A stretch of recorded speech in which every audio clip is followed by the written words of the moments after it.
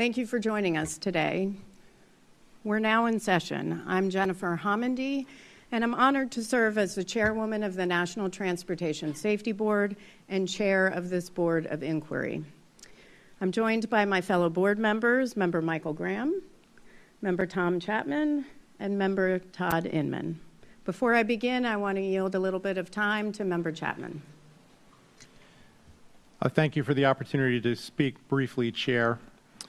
With regret, I'm going to excuse myself from this morning's session and for the remainder of the investigative hearing. Before doing so, I want to explain why I will not be participating in the hearing nor any of the proceedings related to this investigation going forward. As I have formally disclosed in various public financial disclosure filings, my family and I continue to receive flight privileges from American Airlines pursuant to an executive change in control and severance benefits agreement. That is an arrangement which dates to a circumstance and time much earlier in my professional career. American Airlines is not a formal party to the investigation. However, I am recusing myself from further participation in light of the business and corporate relationship between American Airlines and PSA Airlines, which is a party, of course. I commend our team and all of you participating in the hearing for your contributions.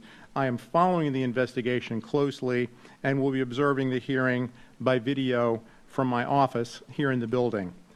A thorough determination and examination of the facts is owed to those who lost their lives in this terrible tragedy and to their loved ones who are grieving the unimaginable loss. I know that some of those folks are here today and will be with us throughout the next few days. Our hearts go out to you. I'm confident the lessons learned from this investigation will help ensure such a tragedy can never be repeated. Chair, that concludes my remarks, and my thanks again for the opportunity to explain my situation. Thank you, Member Chapman. And for those in the audience who may not be familiar, that's pretty standard. We all have different recusals that we come on board with, and so I appreciate that, Member Chapman, and we'll see you later. Member Graham, Member Inman, and I will comprise the Board of Inquiry for this investigative hearing. The notice for the hearing was published in the Federal Register on July 11th, 2025. I now recognize our hearing officer, Dr. Dan Bauer. Thank you, Chairwoman Homendy. Before we get started with today's meeting, please silence your electronic devices if you have not already done so. Restrooms are in the lobby to the left as you are exiting the boardroom. We will now share important safety information for those here in person.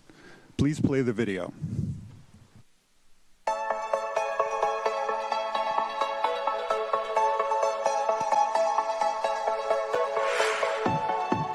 Hello and welcome to the NTSB boardroom. Before we get started with today's meeting, I'd like to quickly walk you through our emergency procedures. First things first, please take a moment to silence your phones or other electronic devices. If you need the restrooms, they're just outside the boardroom on the left side of the lobby. Now, in case of an emergency, here's what you need to know. If someone experiences a medical emergency, our on-site Federal Protective Service officers are trained to respond.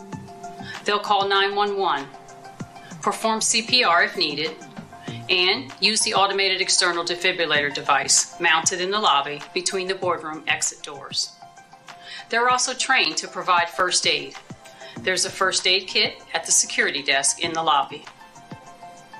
If we're asked to shelter in place, like during severe weather or a security incident, please stay seated and listen for instructions. Our security team will manage the situation and let us know when it's safe to leave. If the fire alarm sounds, please follow NTSB staff to the nearest exit. There are two main options. You can exit via the stairs next to the stage, or you can exit the same way you came in through the lobby. Please walk, don't run.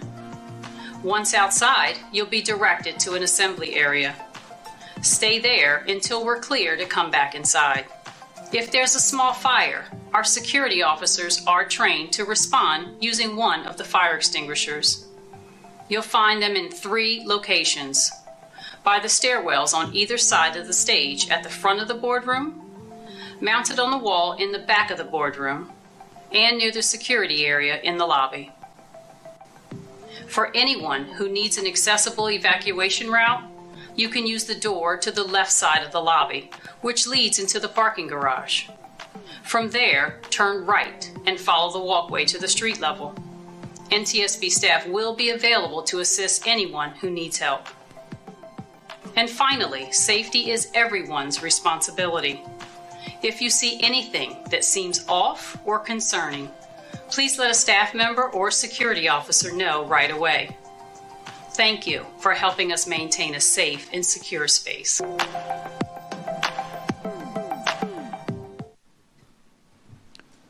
Chairwoman Hamady, that concludes my remarks. Thank you very much, Dr. Bauer, and thank you to Sherry for that video. For those who may not be familiar with the National Transportation Safety Board, we're an independent federal agency that's charged by Congress with investigating every civil aviation accident in the United States and significant events in other modes of transportation. At the conclusion of our investigations, we issue a final report that's deliberated at a public meeting and includes factual information gathered in the course of that investigation, analysis of that factual information, a set of findings, and a probable cause or causes. We also issue safety recommendations aimed at preventing recurrence of that accident or incident. The NTSB strives to identify and report accurately all relevant facts, conditions, and circumstances relating to each accident and incident we investigate. And when necessary, we hold investigative hearings. An investigative hearing allows the NTSB to gather sworn testimony from witnesses on issues identified by the investigative team for a specific event or systemic safety issues. Investigative hearings are fact-finding proceedings. The purpose is to receive testimony and evidence which may be of aid in determining the cause of an accident. This hearing is a critical part of our ongoing investigation of the fatal mid-air collision involving a Sikorsky UH-60 Lima operated by the U.S. Army under the call sign PAT-25 and PSA Airlines Flight 5342, a CRJ 700, that occurred over the Potomac River near Ronald Reagan Washington National Airport at about 8:48 p.m. Eastern Standard Time on January 29, 2025. As a result of that collision, the 2 pilots, 2 flight attendants, and 60 passengers aboard the airplane and all 3 crew members aboard the helicopter were fatally injured. Both aircraft were destroyed by impact forces. I'd like to take a moment to address the families who lost loved ones in this tragedy. On behalf of the entire agency, we are so sorry for your loss. We wish we would have met you in different circumstances, but please know that we are working diligently to make sure we know what occurred, how it occurred, and to prevent it from ever happening again. On behalf of everyone at the NTSB, we also are providing a transportation disaster assistance team today to be here to provide support for each of you. Can our colleagues from TDA stand just to make sure you know where they are in the audience? If you need anything, please don't hesitate to call upon them. I also want to thank the American Red Cross for being here. Volunteer mental health clinicians from the Red Cross will be here for the duration of this hearing to provide emotional support for anyone attending. Again, please know that your loved ones are why we fight so hard for safety. They are why we are meeting here today for this investigative hearing. Thank you. I do also want to commend each of you for your remarkable selflessness. In the wake of a tragedy, you have courageously spoken out and advocated for important reforms to save lives and improve aviation safety. I hope the information that we uncover during this hearing will support your efforts. Among those who perished on January 29th were 3 brave and highly respected soldiers who dedicated their lives to defending our nation. To their families, I say, you made their service possible. Alongside our condolences, please accept our enduring gratitude on behalf of a grateful nation. The contributions of military families like yours, through your love, your support, and your resilience, cannot be overstated. I'd also like to acknowledge and honor the many active duty service members and military veterans here today, as well as their families. Thank you for your unwavering commitment to our nation. Each of us is forever in your debt. I specifically want to thank Colonel Matthew Parker. He was our party representative for the Army, and I appreciate your support. Finally, I also want to thank the first responders on behalf of the board. Over 90 organizations responded to the scene of this tragedy to support search and recovery efforts and assist us in our investigative work. Law enforcement, fire officials, dive teams, federal, state, and local agencies. We don't often talk about it, but they're human too. And what they experience can also be quite difficult. So thank you all for your public service, your dedication, and your heart. I'd now like to introduce the NTSB staff. Next to Dan in the front row, we have Mr. Bryce Banning, who's our investigator in charge, or IIC, of this investigation. Mr. Chihoon Shin, aerospace engineer for helicopters. Ms. Marie Moeller, mechanical engineer for vehicle performance. Mr. Sean Payne, branch chief for Vehicle Recorders Division. And Mr. Michael Portman, aerospace engineer, recorder specialist. In the middle row, we have Mr. Brian Soper, lead aviation accident investigator, air traffic control. We have Ms. Sarah Lewis, aviation accident investigator, air traffic control. Dr. Catherine Wilson, senior human performance investigator. Dr. William Bramble, National Resource Specialist, Human Performance. Captain Rocky Stone, Aviation Accident Investigator, Air Carrier Operations. And Captain Van McKinney, Aerospace Engineer, Helicopters. In the back row, we have Mr. Brian Fuchs, Materials Engineer, who will operate the audio visuals. Mr. Anthony Lamb, Transportation Safety Specialist, who will operate the timer. Dr. Jana Price, Transportation Safety Specialist. Dr. Lauren Groff, Chief Data Scientist. Mr. John Flynn, Aerospace Engineer, Systems. And Mr. Tim LeBaron, Director, Office of Aviation Safety. And behind me is Mr. Daniel Baranovsky, who will provide legal support. Now let's turn to the parties of the hearing. Thank you for all your cooperation with our investigation to date. Federal regulations guide how we designate parties to an NTSB investigative hearing.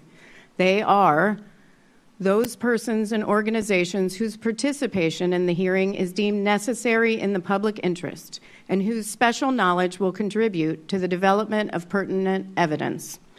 The parties to this hearing have been designated in accordance with these regulations and selected for their technical expertise in their respective fields.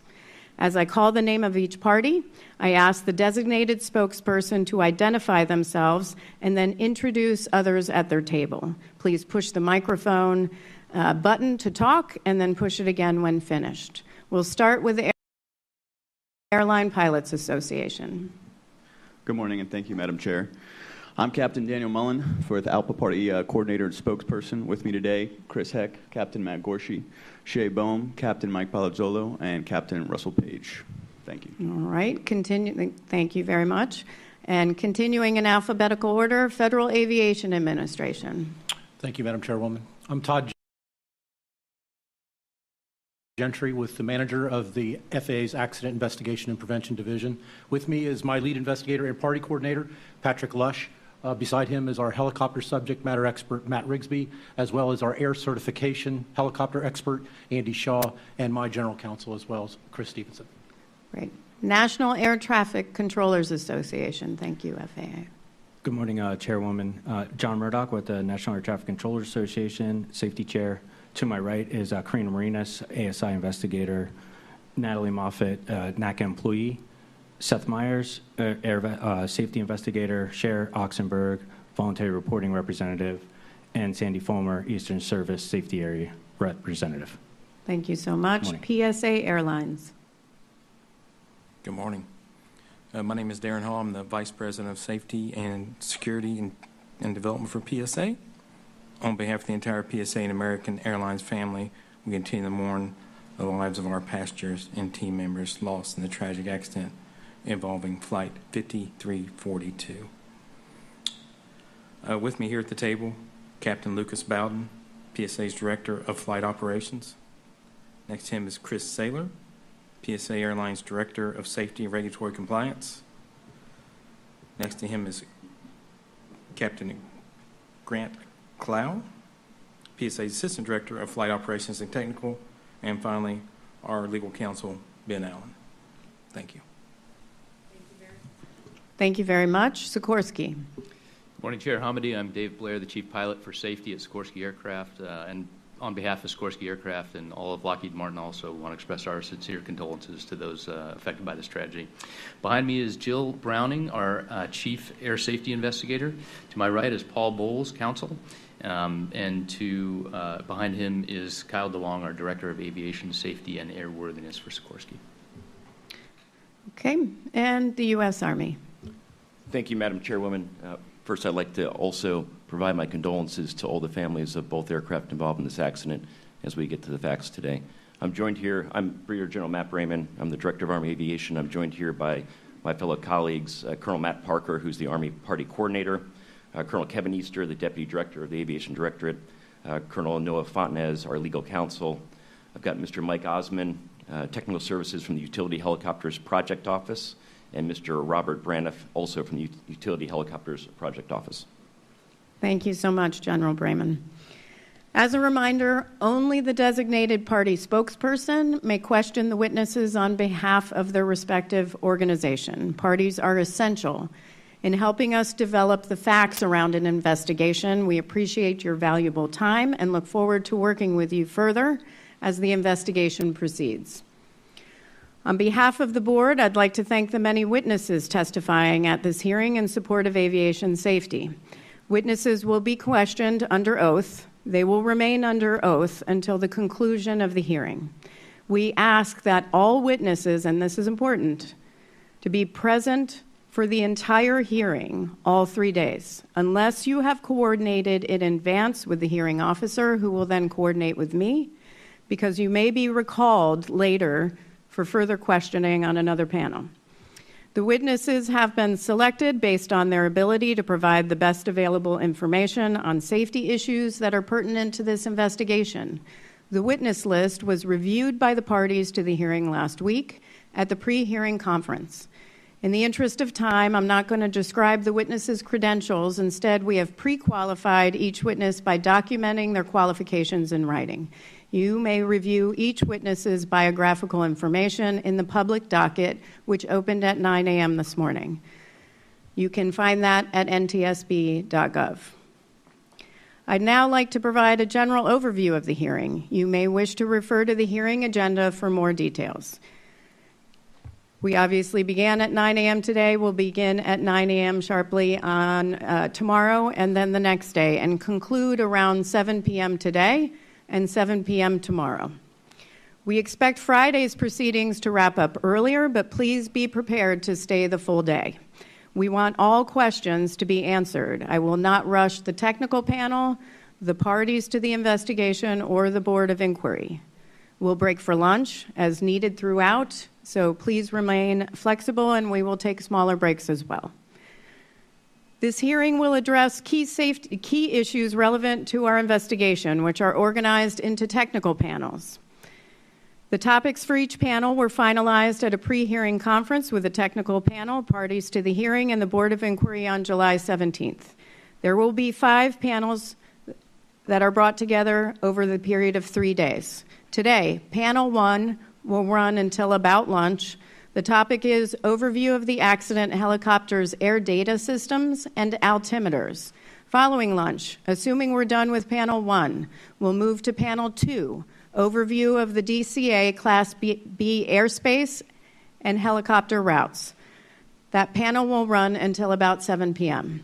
Tomorrow, we'll begin with panel 3, training, guidance, and procedures applicable to DCA air traffic control, which will take us to the lunch break. Following that, assuming we're done with panel 3, we'll move on to panel 4, overview of collision avoidance technology, which will take us until about 7 p.m. The last panel of the hearing, panel 5, will take place on Friday, and that will cover safety data and safety management systems at various organizations. Again, please be prepared to stay that full day. We'll follow the same process for all panels. Dr. Bauer will introduce the topics to be addressed, as well as the technical panel members and witnesses. I'll swear in the witnesses who will be questioned in the following order. First, by the NTSB technical panel. Next, by the parties to the hearing. And finally, by the Board of Inquiry. Parties will have designated time during each panel to question the witnesses. During party questions, I'll recognize each organization one by one, round-robin style. Each party will keep their questions to 5 minutes or less. We have a timer to help you stay on track. Given that there are 6 parties to the hearing, we should have time to accommodate 2 rounds of questions per party. That goes for all panels. I'll make all rulings on the admissibility of exhibits, appropriateness of questions, and pertinence of proffered testimony. If a party spokesperson objects to any question asked during the hearing or wishes to discuss the admissibility of an exhibit or the pertinence of proffered testimony, please raise your hand and wait to be recognized by me. A word about conduct. This is not an adversarial hearing. The board does not permit cross-examination of witnesses in the legal sense, nor do we permit questions related to fault, outside litigation, or legal liability in general. Such questions are not relevant to the fact-finding purposes of an investigative hearing conducted by the NTSB or our statutory mission. This does not mean difficult questions won't be asked. They will be, and they should be. This is an investigation. We are here to improve safety. That is our sole focus. So with that, Dr. Bauer, please describe the exhibits. Thank you, Chairwoman Homendy. Exhibits for this hearing include reports produced by NTSB investigative staff, videos, and other documents submitted by the technical panel members, witnesses, and parties to support the testimony and questions you will hear over the next 3 days. The exhibits for this hearing are in the docket. The docket number is SA-544. That's Sierra Alpha 544. The NTSB is authorized by statute to disclose information to carry out its mission, but we protect confidentiality and proprietary information to the extent possible. As such, the exhibits contain redactions. These are the results of negotiations between the parties and the NTSB regarding the disclosure of information claimed to be personally identifiable, security sensitive, or proprietary in nature. Though redacted, the exhibits contain sufficient information so that members of the public can refer to them during the hearing and throughout the NTSB investigation. The exhibits entered into the record in any presentations, along with other records of the investigation, become part of the NTSB public docket and are available via the NTSB website, ntsb.gov. The public docket opened this morning. Party spokespersons and witnesses have been provided electronic copies of the public docket containing the exhibits identified above. The docket is located on the investigation page, which you can access in one of two ways: by visiting ntsb.gov, or if you've joined us in person, you can scan the QR code on the hearing agenda. On the investigation page, you will find the link to the public docket on the right-hand side, just below the map. A transcript of the testimony taken during the hearing will be prepared and entered into the docket as soon as possible. In addition, Mr. Baranovsky will keep a list of any documents admitted during the hearing that are not currently exhibits in the NTSB public docket. These documents will be submitted after the hearing and entered into the docket. As a reminder, if a party to the hearing has a new exhibit to propose in accordance with 49 CFR section 845.9, it will not be admitted unless the chairwoman determines that a good cause has been shown. While parties do not participate in the analysis of evidence, parties can submit written comments for our consideration. This is where parties can state their views for the record, such as the potential conclusions that may be drawn. We strongly encourage the parties to submit written comments, which are beneficial to our analysis. Our regulations provide two separate opportunities to do so. First, parties may submit comments on the hearing. Per 49 CFR section 845.13, following the investigative hearing, any party to the hearing may submit proposed findings to be drawn from the testimony and exhibits, a probable cause, and proposed safety recommendations designed to prevent future accidents or incidents. The proposals shall be submitted within the time specified by the investigative hearing officer at the close of the hearing and shall be made part of the public docket. Parties to the investigative hearing shall serve copies of their proposals on all other parties to the hearing. Such comments are due to me, the hearing officer, within 30 calendar days after the close of the hearing, by September 1, 2025. We ask that any submissions be sent to us electronically. The second opportunity to submit comments is through the traditional party submission process outlined in 49 CFR section 831.14. Any party to the investigation may submit to the NTSB written proposed findings to be drawn from the evidence produced during the course of the investigation, a probable cause, and/or proposed safety recommendations designed to prevent future accidents. A due date for this submission will be provided by the investigator in charge at a later time. Parties may avail themselves of one, both, or neither of these opportunities. If you do send comments at any point, they will be included in the public docket.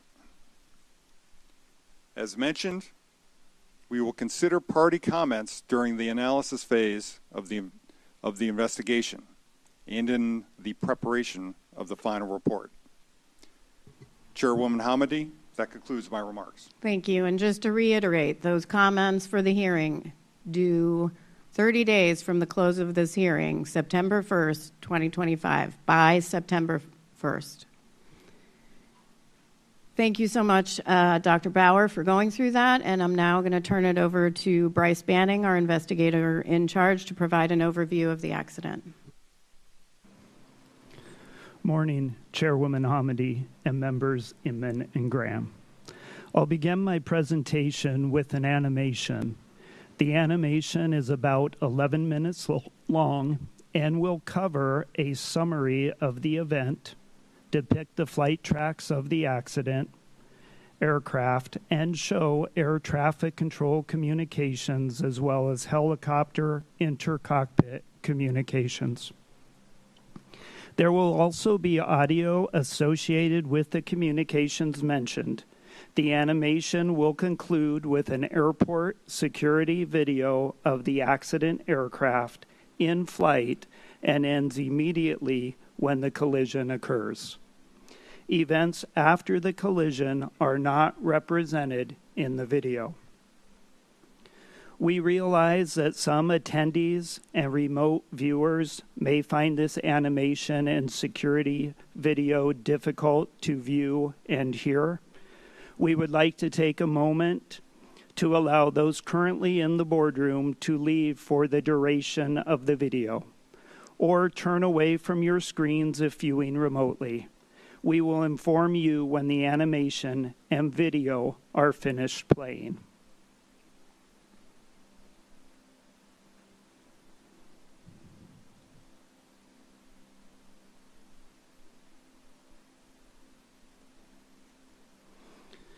We will begin the animation now.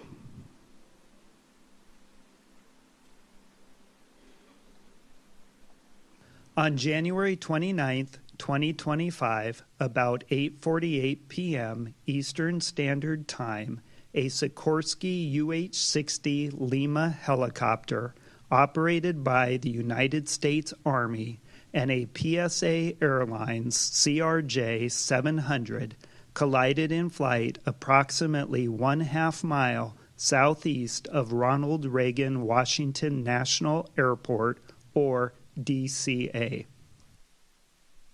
The 2 pilots, 2 flight attendants, and 60 passengers on board the airplane, and all 3 crew members on board the helicopter were fatally injured. The military helicopter flight originated from Davison Army Airfield, Fort Belvoir, Virginia.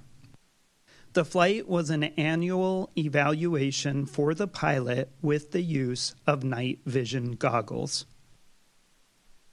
The airplane was operated by PSA Airlines, doing business as American Airlines Flight 5342, a scheduled domestic passenger flight under Title 14 of the Code of Federal Regulations, Part 121, from Wichita, Kansas to Washington, D.C. Night visual meteorological conditions prevailed at the time of the accident. In the radio communications, the accident airplane was using call sign Blue Streak 5342, and the Army helicopter was using call sign Pat 25. The Federal Aviation Administration provides charts that specify helicopter routes to facilitate operations in high-traffic areas. The helicopter routes have no defined lateral boundaries, but they do have maximum altitude limits. The helicopter routes are depicted by a blue line on the Google Earth image. Helicopter Route 1's western section begins in Cabin John, Maryland, and follows the Potomac River southeast to Washington, D.C., through the Tidal Basin and the Washington Channel to Haines Point, and then turns east along the Anacostia River. At the time of the accident, Helicopter Route 4 intercepted Route 1 at Haines Point and continued south along the Potomac River's eastern shore past DCA and the Wilson Bridge. North of Chain Bridge, the maximum altitude is 1,300 feet. Between Chain Bridge and Key Bridge, the maximum altitude is 700 feet. Between Key Bridge and Memorial Bridge, the maximum altitude is 300 feet, and south of Memorial Bridge, to the Wilson Bridge, the maximum altitude is 200 feet. At 8:33 p.m., 15 minutes before the collision, Pat 25 requested permission to travel from Cabin John along Helicopter Route 1 to Helicopter Route 4 to Davison Army Airfield. The DCA local controller approved the request. Pat 25 is looking for Cabin John, Route 1, Route 4 to Davison. Pat 25 approved. There was no communication between Pat 25 and the DCA local controller for 12 minutes. At 8:39 p.m., 9 minutes before the collision, Flight 5342 was cleared for the Mount Vernon Visual Runway 1 approach to DCA by Potomac Terminal Radar Approach Control. Select in-cockpit communications between the instructor and the pilot in Pat 25, primarily about altitude, will be shown on a black background in the animation. At 8:43 p.m., 5 minutes before the collision, Flight 5342 was handed off to the DCA Tower Local Controller. The local controller asked the crew of Flight 5342 if they could switch their approach from runway 1 to runway 33. Bushview 5342, Washington Tower 1 star 32017, gust 25. Can you check runway 33? The crew accepted the change and they were cleared to land on runway 33. This magnified satellite photograph shows the locations of runway 1 and runway 33 at DCA. Yeah, we can do 33 for Bushview 5342. Bushview 5342 at the Wilson Bridge, change to start for runway 33, clears to land.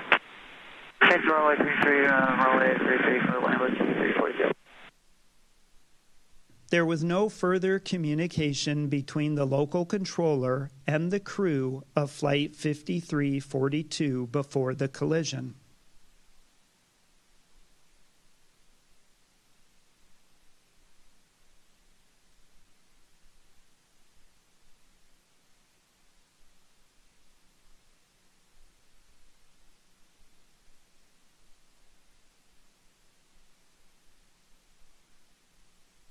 The following animation shows the positions and altitudes of the accident aircraft for the final 3 minutes before the collision.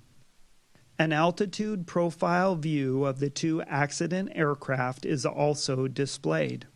Audio of the air traffic control communications will be played during the animation. The local controller was operating on 2 channels. While all aircraft could hear the local controller, helicopter crews could only hear radio transmissions from other helicopters, and airplane crews could only hear transmissions from other airplanes. Only communications between the local controller and Pat 25 will be shown in text on the screen. The controller twice advised the crew of Pat 25 about the conflicting traffic on approach and circling to land for runway 33. Both times the crew of Pat 25 reported that they had the traffic in sight and requested to maintain visual separation. The controller approved the request both times. Pat 25, traffic just off the Wilson Bridge to CRJ at 1,200 feet, circle runway 33. This separation approved. American 1630 Tower, runway 1, lot boy, traffic throughout circle runway 33, this traffic on 6 mile funnel. Flight up runway 1, American 1630. Tower Muscle 7, approaching Springfield, request around 3, runway 1. Most 7, stand by. Bushview 5307, keep rolling out to November, ground 47, good day. November 307.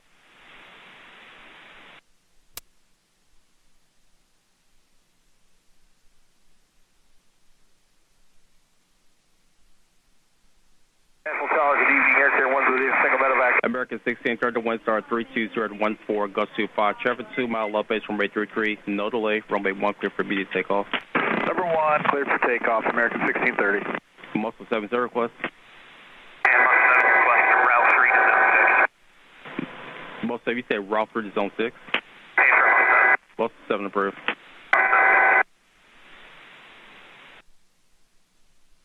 American 472, National Tower, good evening. Air Carrier 1 with you. Single medevac helicopter 1000 feet, 29901 on the altimeter. Requesting zone 6 for Fairfax. Medevac Air Carrier 1 Washington Tower, National Altimeter 29900. Approved to Washington class, Robert Space for Orlando Sheridan Fairfax. 29990 for Air Carrier 1, copy.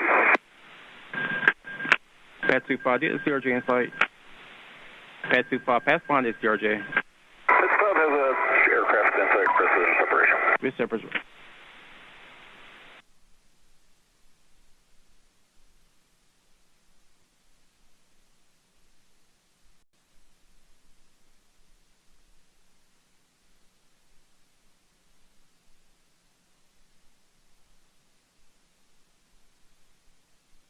The following video shows the airplane and helicopter leading up to the point of collision.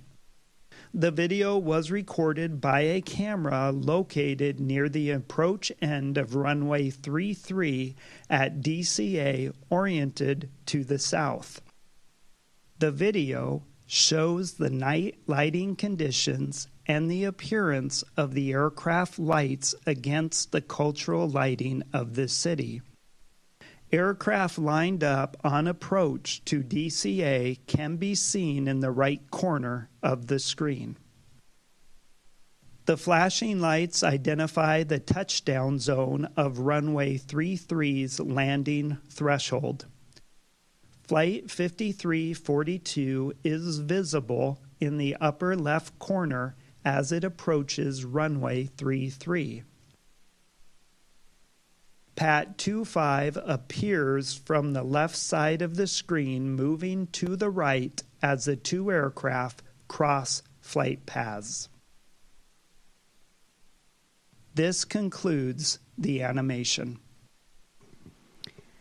Thank you, Mr. Banning. We're going to turn to the first panel. So, Dr. Bauer, will you please provide an overview of the panel topics and introduce the technical panel and the witnesses? Chairwoman Hamidi, the first panel is overview of the accident helicopters, air data systems, and altimeters. The panels will address helicopter static pressure and pressure altimeter systems, static system error and instrument error of the altimeter, total error effects on the accuracy of barometric altitude, military and civilian design requirements for helicopter air data systems and altimeters, design challenges for helicopter air data systems and altimeters, helicopter altimeter accuracy, standards, checks, and verification, and how accuracy of parametric data is verified and maintained for both civil and military flight data recorders. The NTSB technical panel, starting on my right, is composed of Mr. Chihoon Shin, aerospace engineer, helicopters, Ms. Marie Moeller, mechanical engineer, vehicle performance, Mr. Sean Payne, branch chief, vehicle recorder division, and Mr. Michael Portman, aerospace engineer, recorder specialist. Witnesses for panel 1 are composed of the following individuals, starting from my left, nearest the board members. Mr. Dan Cooper, Senior Technical Fellow for Avionics, Systems Integration and Test with Sikorsky. Mr. Lance Gant, Chief Scientist and Technical Advisor for Rotorcraft with the Federal Aviation Administration. Chief Warrant Officer Colleen Lewis, Department of Evaluation and Standardization with the U.S. Army. Mr. Steve Bradham, Chief Airworthiness Engineer with the U.S. Army.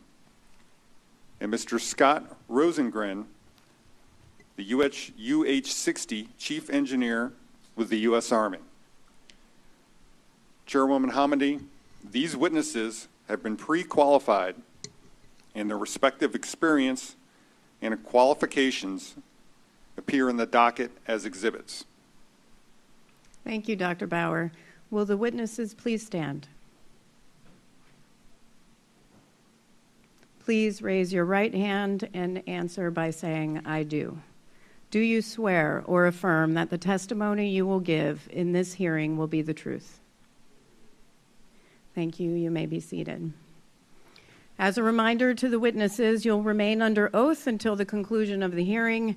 We ask, and this is very important, we ask that you answer questions factually. Please avoid analysis or any speculation. If there's a question about the question, if it leads to speculation or you think it might, just direct the question to me and I'll make sure to clarify.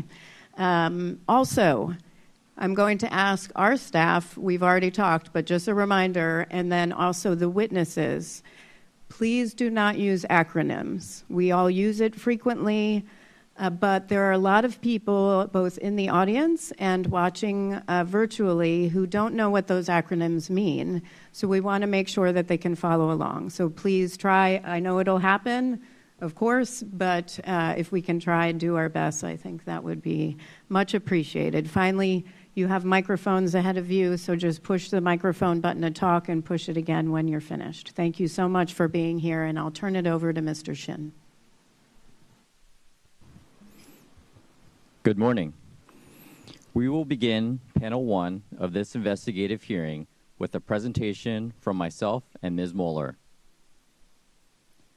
The purpose of this panel is to discuss the air data system and altimeters on the UH-60L Black Hawk helicopter. Investigators identified discrepancies related to the accident helicopter's altitude, leading to additional investigative work to determine the validity of the altitude information displayed to UH-60L pilots and the altitude data recorded by the helicopter's Flight Data Recorder, or FDR. To begin, it's important to start with some definitions of altitude, which is an aircraft's height above some reference point. In this image, there's an example of 2 different ways that altitude can be measured, above mean sea level and above ground level. We will discuss pressure altitude, which is then corrected to height above mean sea level, and radio altitude, which is measured by bouncing radio waves off a surface below the aircraft to determine its height above ground. A third type of altitude, GPS geometric altitude, will also be referenced. Generally, atmospheric pressure decreases with increased altitude. The air is thinner on top of Mount Everest compared to near sea level, such as Washington, D.C. The International Standard Atmosphere Model, or ISA model, defines an altitude for a baseline pressure of 29.92 inches of mercury at sea level. If you measure the static air pressure around an aircraft, it can be compared to the ISA model to determine how high the aircraft is. However, as you know from weather forecasts, atmospheric pressure can change, so a correction factor for local atmospheric conditions is needed to be applied to more accurately determine an aircraft's height above sea level. A barometric altimeter is essentially a barometer that measures static air pressure and displays an altitude in feet. The image on the right shows a UH-60L barometric altimeter. Local atmospheric conditions that necessitate a correction factor can be applied to the altimeter using a barometric adjustment knob. This local altimeter setting corrects the ambient pressure altitude to the helicopter's altitude above mean sea level. The barometric setting for the altimeter is shown on a 4-digit counter in the altimeter setting window, also known as the Colesman window. Local altimeter settings are broadcast on Automatic Terminal Information Service, or ATIS, and by Air Traffic Control, or ATC. Multiple cockpit instruments, including the barometric altimeter, measure static air pressure surrounding an aircraft as part of their function. Static ports supply static air pressure to these instruments via a series of tubes. Static ports can be located on the fuselage as shown in the yellow arrows in this image. Static ports can also be incorporated into a pitot tube, which is called a pitot-static probe. The UH-60L helicopter, as shown in the image on the right, has 2 pitot-static probes that are located on the left and right sides of the cockpit roof, immediately aft of the cockpit doors. The UH-60L helicopter has 2 independent static systems, identified as Static 1 and Static 2. Each pitot-static probe has 1 port for its pitot system, 2 ports for its Static 1 system, and 2 ports for its Static 2 system. The right pilot's barometric altimeter uses static air pressure from the Static 1 system, while the left pilot's barometric altimeter uses static air pressure from the Static 2 system. The simplified diagram on the right shows how the Static 1 system supplies static air pressure to the right pilot's barometric altimeter. An air data transducer also uses static air pressure supplied by the Static 1 system. Outputs from the air data transducer are used by multiple helicopter systems. One of these systems is the remote data concentrator, which receives uncorrected pressure altitude data and supplies that data to the Integrated Vehicle Health Monitoring System, or IVHMS, which includes the Helicopter Flight Data Recorder, or FDR. Next, Ms. Moeller will discuss the pressure altitude data from the Black Hawk's FDR that was analyzed for this investigation. With that explanation of pressure altitude and barometric altimeters, I'm now going to discuss the altitudes recorded by the accident helicopter. This plot shows the FDR recorded pressure altitude in blue for a portion of the flight. The blue dotted line is the pressure altitude corrected for the local altimeter setting.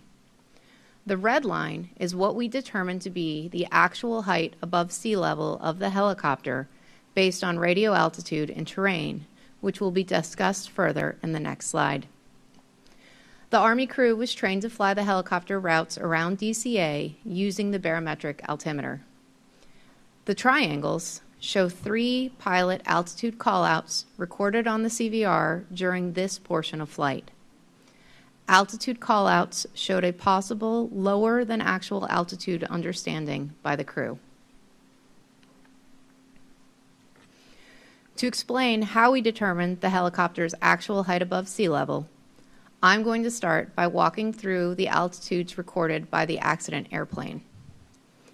The CRJ recorded 3 types of altitude measurements: pressure, radio, and geometric. As discussed at the beginning of the presentation, radio altitude is measured by bouncing radio waves off the terrain below an aircraft, and geometric altitude is determined by GPS satellite triangulation.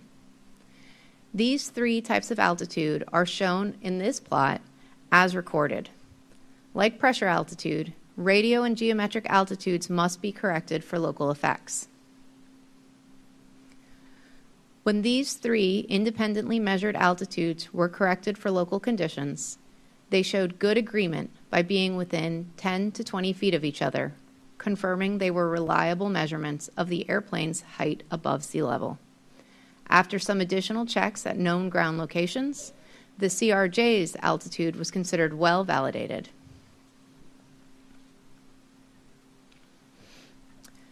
This plot shows the CRJ's corrected pressure and radio altitudes as solid lines, and the Blackhawk's corrected pressure and radio altitudes as dotted lines for the end of the flight. The Blackhawk was not broadcasting to ADSB, so no geometric altitude was available for comparison. For the final 5 minutes of flight, the helicopter was flying over the tidal portion of the Potomac River, so the radio altitude would be equal to the height above sea level. Additionally, later testing of similar helicopters, which will be discussed next, showed good agreement between geometric and radio altitudes while over the river, adding an additional level of confidence to the radio altitude's accuracy. While the radio altitudes of the CRJ and the helicopter, which are shown as red lines, were within 10 feet at the approximate time of impact, the helicopter corrected pressure altitude was 100 feet lower than the CRJ's corrected pressure altitude.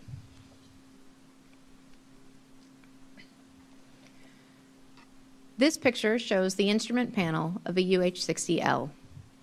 On the right side of the image, the radio altimeter is circled in red, and the barometric altimeter is circled in green. The discrepancies between the radio and pressure altitudes recorded on the accident flight data recorder and questions about what altitude was displayed to the crew based on their altitude callouts led to a series of altimeter tests. 3 UH-60L helicopters from the same battalion as the accident aircraft flew a formation flight where the right seat pilots wore cameras to record the instrument panel. After the flight, the data recorders for each helicopter were downloaded for comparison to the in-cockpit instrumentation videos. This led the lead helicopter was broadcasting to ADSB, so geometric altitude for that aircraft was also recorded. The altimeter testing found that on the ground, before the engines were started, the barometric altimeters of all 3 helicopters were within 20 to 45 feet of the field elevation, which would be considered within tolerance. Once the main rotor was producing enough lift to hover, the barometric altimeter readings dropped significantly and were lower than the helicopter's actual on-the-ground elevation or hover altitude. Notably, the barometric altimeters continued to be 80 to 130 feet lower than the helicopter's determined altitude above sea level when flying at speed over the tidal portion of the Potomac River later in the test. Additionally, the corrected pressure altitude recorded on the data recorders did not match the video captured barometric altimeter readings on the ground for any helicopter, but did show good agreement when flying over the Potomac for 2 of the helicopters. The results of the flight tests led to on-ground tests of the pitot-static systems for each helicopter. For these checks, the pitot-static probes are connected to a test rig that simulates set altitudes by increasing or decreasing the pressure the probes see. The altimeters on 2 of the test helicopters performed well. On the 3rd helicopter, the altimeters still performed within or near the tolerance, but were less accurate. So, while the altimeters showed an 80 to 130 foot differences in flight, they were within 20 to 55 feet under a controlled test environment.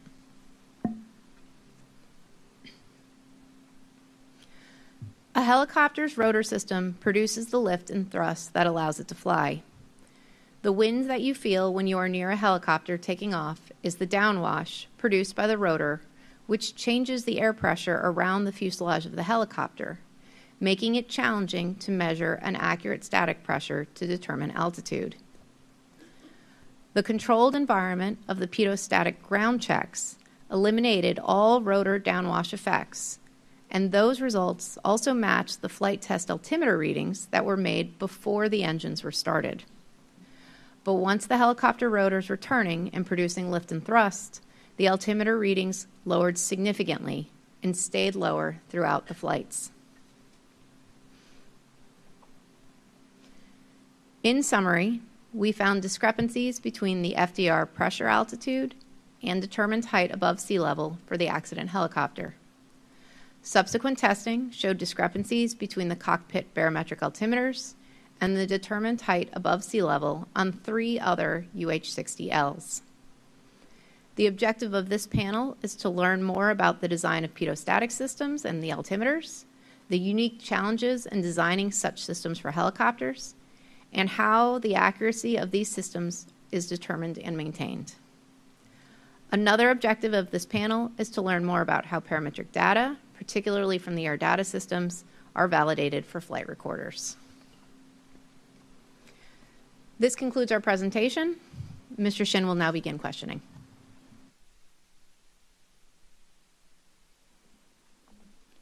For the witnesses for this panel, we'll ask our questions in 3 distinct topic areas: air data system design, pilot operational considerations with the barometric altimeter, and air data accuracy for flight recorders.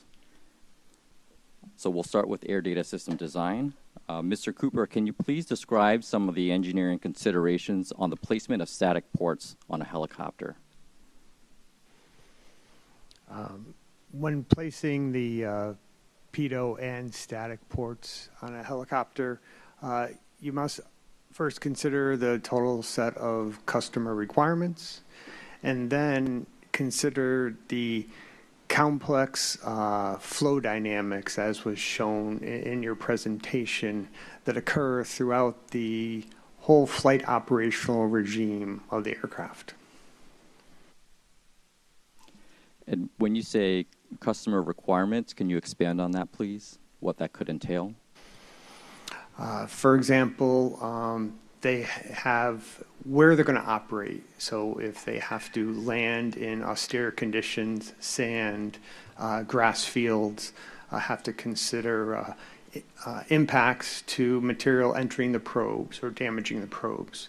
Must consider maintenance operations on the aircraft. If the probes are placed lower, there is risk, of course, to the maintainers bumping in injury as well as damaging the probes.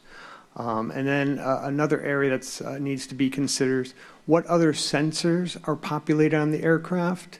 Those sensors have their own needs for placement to meet their performance requirements, and they can create disturbed airflow in themselves in different locations that, of course, would affect that probe location. And Mr. Cooper, how does the location of the static port affect the cockpit instrument readings during different regimes of helicopter flight, such as hover, cruise, sideways flight, backwards flight? It's a function of the static position error that exists in those different regimes of flight. So the helicopter has, of course, a wide operational movement, forward, rear, sideward, rearward flight, as well as side slip limits. The static port placement must be able to handle the whole regime, although accuracy is normally presented in forward flight. And Mr. Cooper, how are the aerodynamic effects of the cockpit instrument readings due to placement of the static ports identified during the design phase for the air data system? When this aircraft was originally designed in the late 70s, placement was done by experience and general practice. Military helicopters from Sikorsky at that time placed the probes over the cockpit and was generally found to meet the requirements. Of course, today, computational fluid dynamics could be used to analyze, but in the late 70s, that was an opportunity. So the placement is made, and then flight test is utilized to gather the data to identify the resulting error of that placement. And is there a design target for the amount of difference between indicated altitude and the actual altitude for the helicopter when designing a system? Can you clarify, please? So for the difference between what's indicated in the cockpit instrument to where the helicopter is actually at for altitude, is there a target during the design phase that you try to achieve for the placement of the ports for certain airspeeds? For the UH-60, it would be based on any government requirements. And what about for commercial helicopters that Sikorsky has designed? Again, it depends on the category it's being certified. FAR 291325, provides guidance for static position error, as well as it provides wording that you must use a certified altimeter. Okay.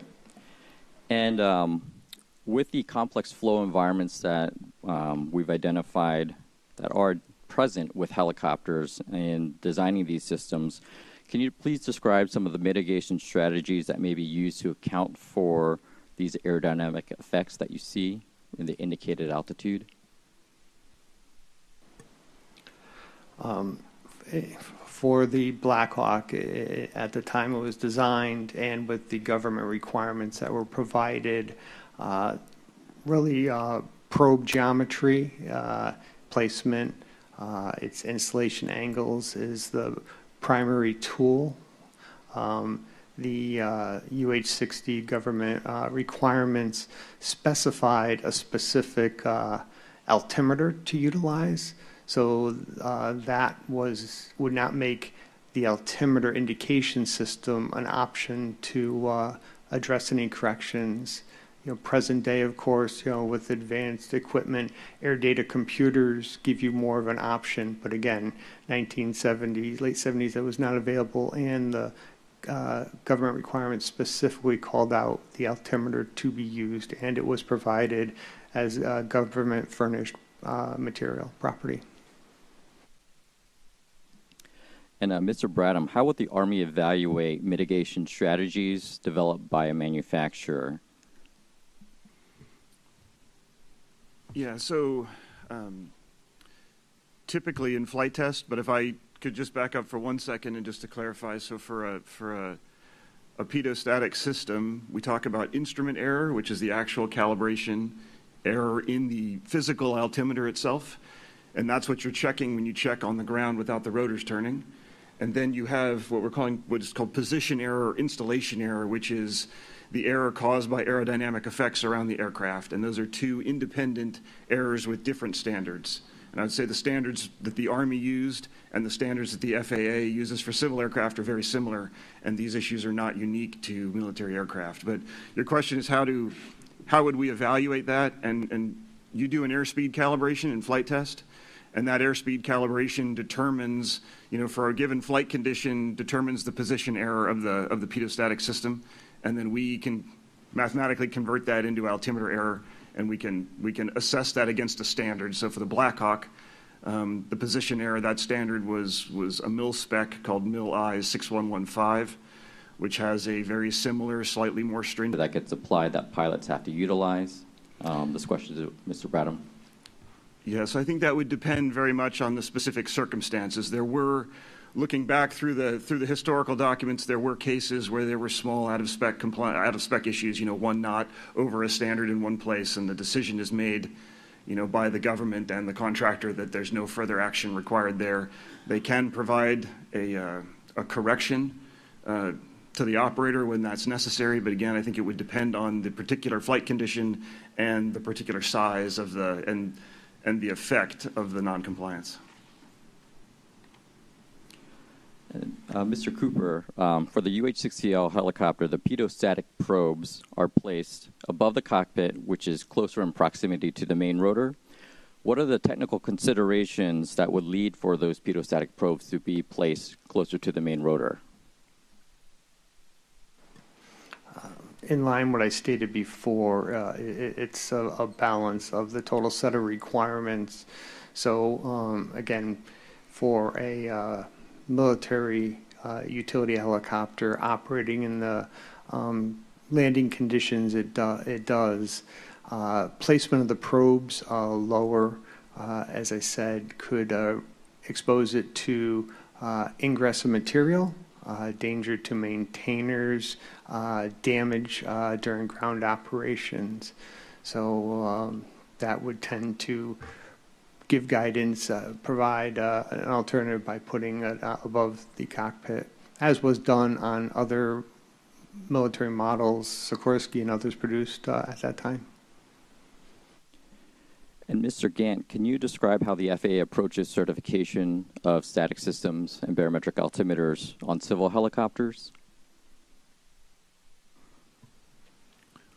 Yeah, so as mentioned previously, for altimeters in civil transport category helicopters, that is regulated by Federal Aviation Regulation 29.1325 for altimeters. And the expectation is that the applicant for certification would comply with all the requirements within that paragraph, including the position air requirements that are in there. There are allowable tolerances. And from the FAA's perspective, would there be a concern with the placement of the pedostatic probes as seen on the Black Hawk? I don't have any opinion on that. I think there's different ways to design, just as you've shown in your presentation. Maybe typical today is more on static port locations on the fuselage, but there have been many instances where static ports are also co-located with the pedo system. So again, it comes down with compliance to the requirements and not necessarily the aspects of whether that's incorporated one way or the other. And Mr. Cooper, aside from customer requirements, what would be other technical considerations to select a pedostatic probe versus a pedo probe with a separate static port that's on the fuselage? Again, I sorry to come back to it, but it is the total set of requirements. In that picture you showed for the fuselage placement, that was a Naval Hawk aircraft, a Sikorsky produced Naval Hawk aircraft, but it does not have a requirement for a sliding cabin, or also known as the gunner's window. So that area would be covered when the gunner's window is in the open position, as it can be in flight. So that would take that location, that example you've shown. It comes down to available real estate, the dynamic conditions in that area. In your discussions with me earlier, you mentioned tail ports, static ports, but again, there's equipment on the Black Hawk that would impact that operation. It's considering all the requirements that the helicopter must meet, what's fitted to achieve that, and what available area on the fuselage can be utilized, and then with that, understanding the dynamic conditions that may be present on that fuselage if it's static, if it's suitable for a static port. And Mr. Bradham, aside from the static 1 and static 2 systems on the Black Hawk, are there alternate static sources? No, not on the Black Hawk. The S1 and S2 are redundant, and each static system, as you mentioned in your presentation, pulls from each side's pitot tube. So S1's fed from both right and left, and S2's fed from both right and left. Okay. Can you please, Mr. Cooper, this question's for you. Can you please describe the types of errors that can add up to ultimately affect the indicated altitude on the barometric altimeter? As was stated by the other gentleman, there's two prime areas. One of them has several contributions, but there's the static source error, and then there is the instrument error. The instrument error for this altimeter has several factors that builds up to its estimated error. Instrument error, consider a tolerance. There's a plus and minus. So when you come up with that error, there could be in the plus direction or the minus. Static source error, which is identified, the resulting is identified during flight test. It's usually a number as a function of airspeed, and it is not constant, but I would not call it a tolerance. There's not a plus or minus. There is a number that's identified during flight test as a function of airspeed. And Mr. Bradham, from the airworthiness perspective, how are the stack up of these errors managed by the Army? So for the from an airworthiness perspective, right, we have standards for each of the individual errors as they occur. So instrument error, so for the altimeter itself was handled for the Blackhawk by mil spec. It was a mil spec. It was 81852 and 81851, and that lays out a number of individual tests under specific conditions for a number of specific errors. So for example, inside the altimeter, there's two separate calibration tests, one for the Colesman window gearing and one for the expanding aneroid capsules. And there's different standards for those, and those are independent errors. So we don't have a standard to roll all that together. We do it by each individual error that occurs to make sure it meets tolerance. And I believe that's how it's done, not just in the Army. But then you have position error, and as I said, that's a mil spec 6115 alpha, which has a standard for that. So and then so that's how we manage it. Each one of the errors has its own tolerance defined, and there's corresponding civil standards. The FAA has a TSO, a technical standard order, that defines altimeter instrument error, and FAR Part 29 talks about altimeter position error, same as the mil specs used to. Mr. Cooper, can you tell me about other designs for barometric altimeters? In this case, the accident helicopter's barometric altimeters uses aneroid wafers or capsules, as Mr. Bradham mentioned. Can you tell me more about other designs that ultimately allow for higher precision and accuracy for barometric altitude or pressure altitude? So first, the time period, that was a common design. And as I said, the government requirements, that altimeter was specified to be used and was provided by the government. As time has gone on, and certainly current day, air data computers became available, which provided they did not have the mechanical wafers, the mechanical indicating dial. They did not have the mechanical correction for the Colesman window. So those errors could come out. So the implementation of air data computer, which requires a different display medium, allows you to achieve a lower error at the instrument error analogy. And Mr. Bradham, what are the factors that are considered in transitioning existing helicopters to newer technologies such that Mr. Cooper just talked about? From an airworthiness perspective, we're just looking to see if it meets all the standard requirements. I would say that, the Army and DoD, we've moved away from the very prescriptive mil specs, and we use commercial standards more typically going forward.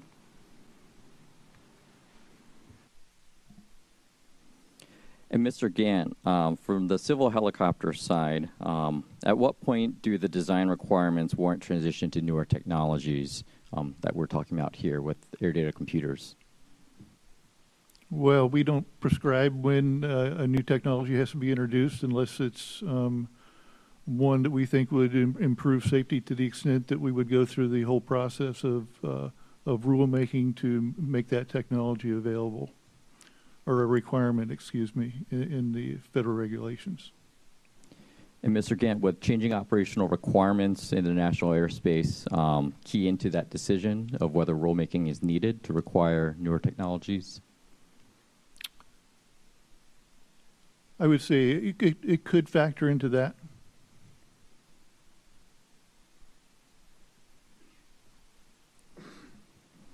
And this question is for both Mr. Cooper and Mr. Bradham. Aside from rotor wash considerations, what other challenges are there in designing an air data system that provides accurate indicated altitude to the pilots?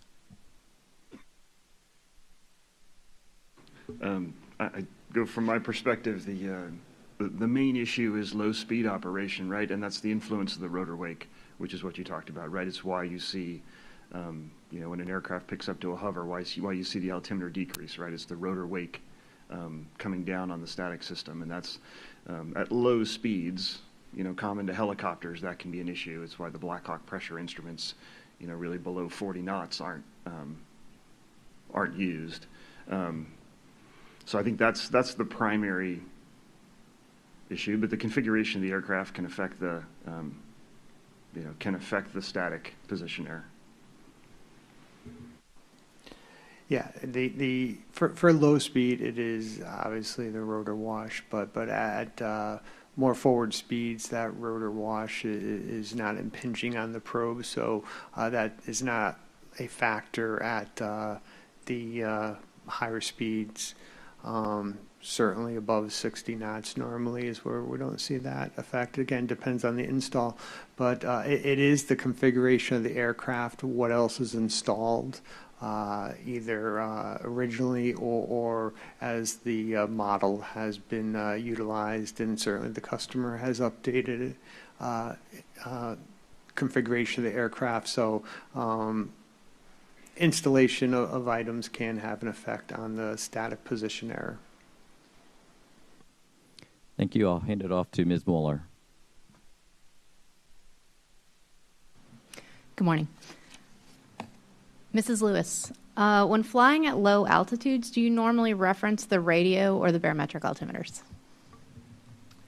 In my experience, when flying at low altitude, I would be referencing the radar altimeter. And when would you transition roughly between the two? In my experience, certainly 200 feet and below, I would be referencing the radar altimeter. However, if I was flying on a published MSL route, I would be referencing barometric altitude. Ms. Lewis, can you go over the procedure for setting up the barometric altimeter and checking it before flight? Yes, as part of the cockpit equipment checks, the barometric altimeters are set on the ground before the aircraft is started, and the requirement for the Army is that they are within 70 feet of field elevation. And where do you get the barometric setting from, usually? From ATIS, the Automated Terminal Information System. Thank you.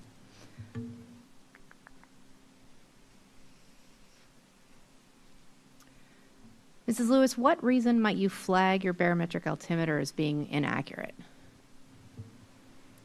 Aside from the initial check on the ground, in my experience, the only reason I would have to question my altimeter would be if ATC were to call me and question what altitude I was flying at, if I was supposed to be flying at an assigned altitude or on a route at a particular altitude.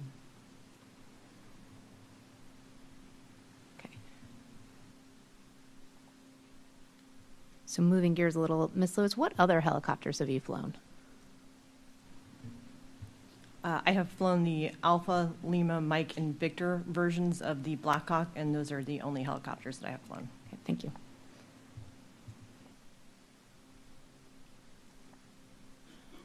So on those other models, have you seen any differences between the Lima model and those helicopters for the barometric altimeter? Can you clarify the question, please?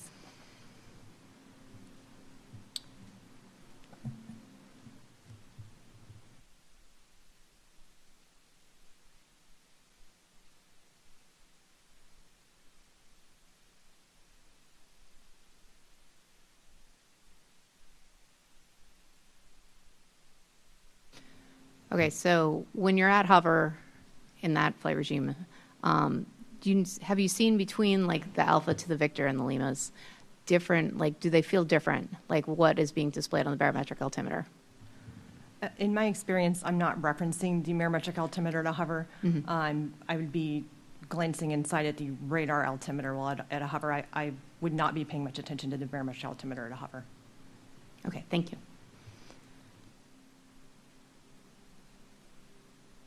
Mr. Bradham, could you please describe the standards related to the design of the static system for the Army helicopters?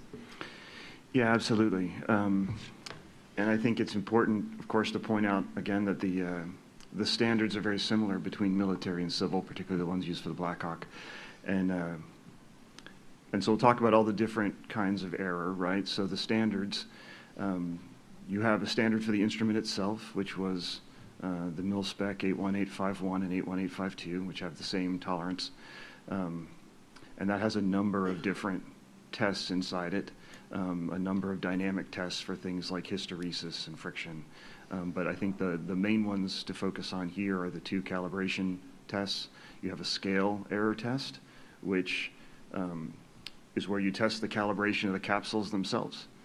And then you have a barometric scale setting test where you test the calibration of the Colesman window gearing itself. So you have standards for each one of those, and those standards vary by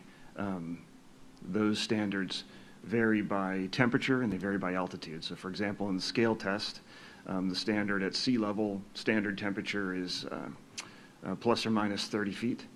But at 500 feet, that's plus or minus 35 feet. It changes. At extreme temperature, that can go to as far as 60 feet. And then the barometric scale setting is generally plus or minus 25 feet, but it too changes. And that's very similar to the FAA TSO, which is based on a Society of Automotive Engineers standard.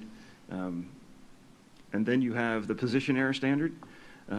As we talked about, that's for aerodynamic effects on the system, and that's in this case that was from MIL I 6115, which is plus or minus 25 feet per 100 knots of airspeed, and that's very similar to Part 29, which is 30 feet per 100 knots of airspeed. And then I'll just mention it here, just that if you compare radar altimeter to baro altimeter, you have to keep in mind that radar is measuring true altitude, like if you put a tape measure out the aircraft to the ground. Pressure altitude is measuring a pressure altitude based on a temperature assumption, and so you have to correct for non-standard temperature as well. Thank you. Thank you. So, Mr. Cooper, what amount of difference between the barometric altimeter and the helicopter's actual height is expected for UH-60L?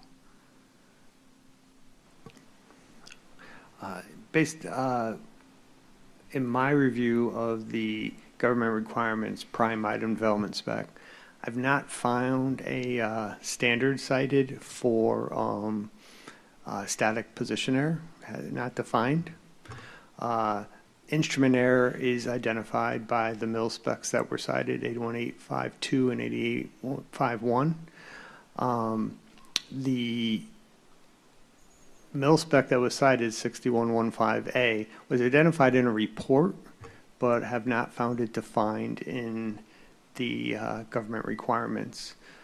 So ultimately, the resulting error was identified by flight test.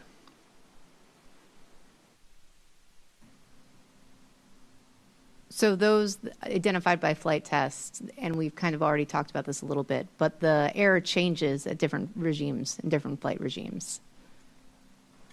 So yes, the flight test data is presented as altitude error as a function of airspeed. So it is not necessarily constant number. And as in the report for the UH-60 ALPA, which the configuration is the same for the Lima, it is changing for the clean configuration, so I can't give you a singular number. For the configuration, it's called high drag. It's when the external storage support system also called ESSS, and we often, at least in Sikorsky, call it ESSS, so there's a lot of acronyms used there in case I say it again. That also has a different static source error curve. That one is more consistent, though, and is a nominal above, I believe, 40 knots is a nominal 50 foot. I'll have to check on the speed, but it is, as you stated before, as is the clean, higher in a hover, but in forward flight, it's a nominal 50 in that configuration. Thank you. Oh, and just for people who are listening, the ESSS, or the picture of the accident helicopter, the wing tanks out the side. Right. So how does Sikorsky manage that difference in altitude? What is it that you produce for the operator and the crew? So the flight manual is approved by the Army. Its content is that which is approved by the Army. In the report of the test I cited, in that document, it recommended that the curves for the altitude position error for the clean, as well as the high drag external storage support system, be included in the flight manual, but it ultimately was not included in the approved version. Thank you. So, Mr. Bradham, Mr. Cooper was just saying about how the flight manual discusses the differences for the clean configuration helicopter, but it didn't make it into the Army flight manual, the differences for the ESSS system. I'm sorry, just clarification. Both altitude errors Both are not sets in of the altitude file. errors, Just sorry. for clarification. Do we believe that crews should be informed of this difference? So for the external storage support system for ESSS, yeah, that level of position error between 80 knots and 100 knots of about 40 to 50 feet, that level of position error was identified, in the original qualification of the system. We verified that level of error exists through the L. We've looked for records of the discussion. At the time, there would have been an operator's manual content review board, and we've looked for a record of the discussion about altitude. We've not found a record of a discussion about whether, about a decision to include or exclude that information. I think it's important to put that information in context when you're thinking about what to provide to an aviator in their manual, right? So that particular error has no influence on performance planning. And you got to put the size of that error in context. So we're talking about something that's 15 to 25 feet above the spec. And, in my experience, typical aircraft separation distances are 500 feet or more. So it would be, I'd be speculating if I went to the reason of why they made a decision not to put that information in the manual. But we've looked for that and not found that record. Okay, thank you. Thank you.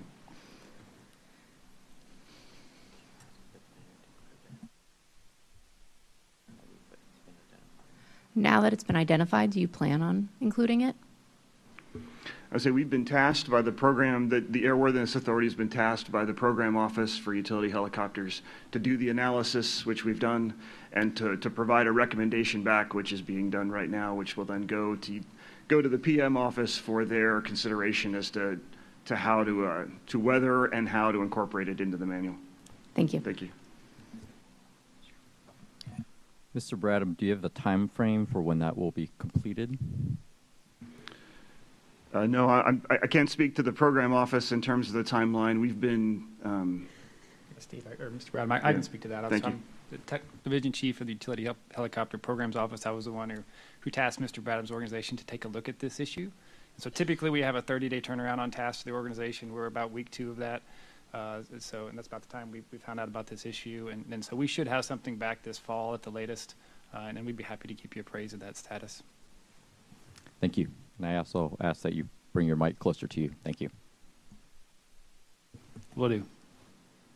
All right, Ms. Lewis, During our investigation, we saw the 80 to 130 foot differences between the barometric altimeters and then the radio and the geometric altitudes. Would you, as a pilot, consider this amount of difference impactful to your operation? In my experience, a difference in 80 feet or so between the radar altitude and the barometric altitude would not be cause for alarm. Generally, I'm relying more heavily on one altitude instrument versus the other, depending on what I'm doing and what altitude I'm at. So I'm generally not looking at both and trying to figure out the difference between the two, depending on what I'm doing on that particular flight.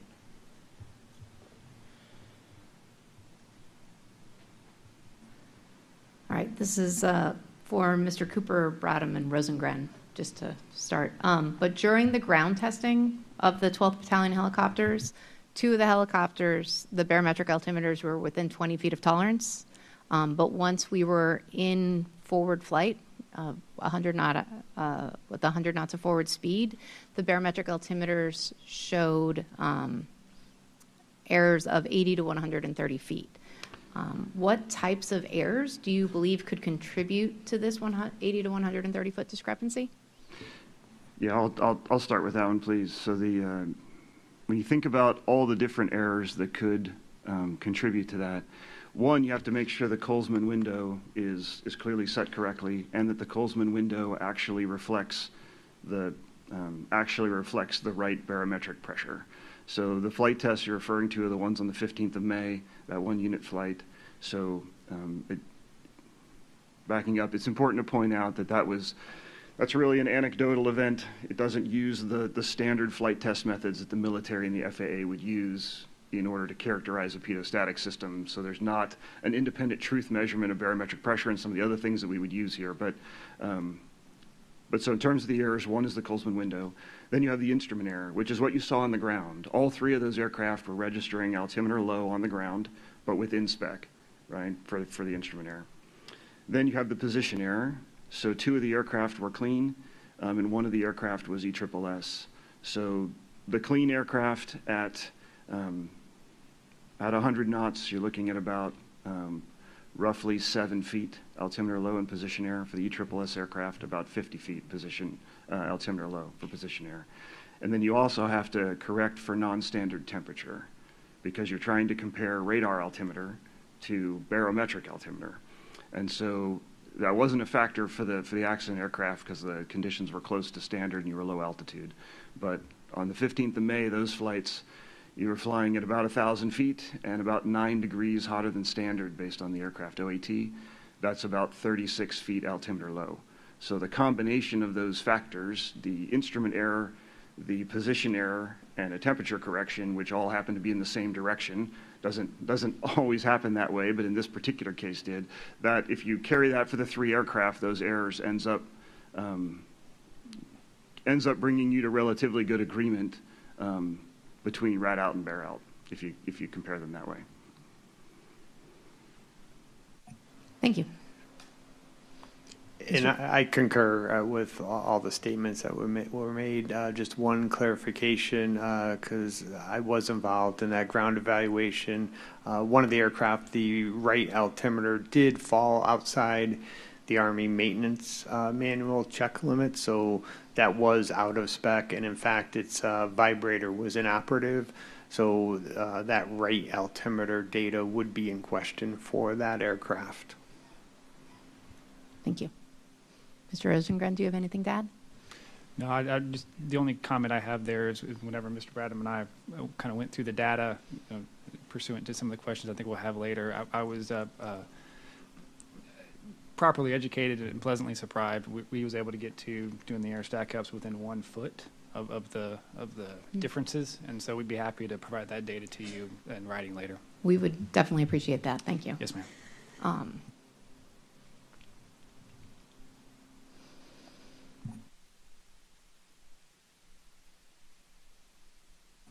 So continuing on that, and you were talking about how it is anecdotal, and we do recognize that 3 helicopters is quite a small data, is a very small sample set. but it did line up with the existence of a possible wider discrepancy. And you have looked into that, clearly. Is there additional testing planned between the Army and Sikorsky? So from an airworthiness perspective, we've gone back through the data, and we have airspeed calibration data for the Lima. We understand the static position error. So we don't have any flight testing planned. I'd leave that to the program office if they have other thoughts relative to that. Yeah, no, as I mentioned earlier, I was as initial receipt of the data from the flight test and adult flight test you mentioned, I wanted to look into it, and I asked Mr. Bradham's organization to please let's get together and try to understand what's going on here to see if there is an issue. And again, after stepping through all of the various sources of error, and again, it's a very piece-part manner, everything was within specification minus the discrepancy we've tasked them to look into. And so I don't see any need from a safety or airworthiness perspective to do any changes for the Lima helicopter. From my perspective, I advise the colonel who advises the Army the safety of the aircraft. My perspective is this is a safe aircraft. Yeah, and we can, if you'd like, we can talk to the difference between the recorded pressure altitude in the recorder. Yeah, oh, cool. Thank you.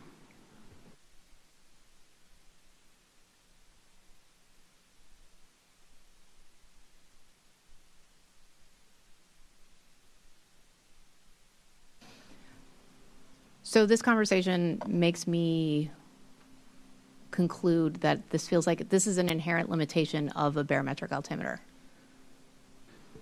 That based on all the information we've worked together and along with our Sikorsky friends, I believe this is the expected errors in an altimeter system. So when we provide that data to an aircrew, there should be an expectation, as I believe they're trained to have that expectation, plus minus 100 feet or so.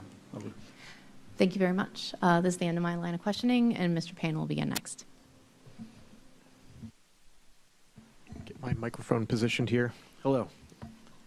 I'm going to follow on with specifically pilot operational considerations, and we talked a bit more about stacking errors, and we touched upon setting the Colesman window correctly. I'm going to come back to that.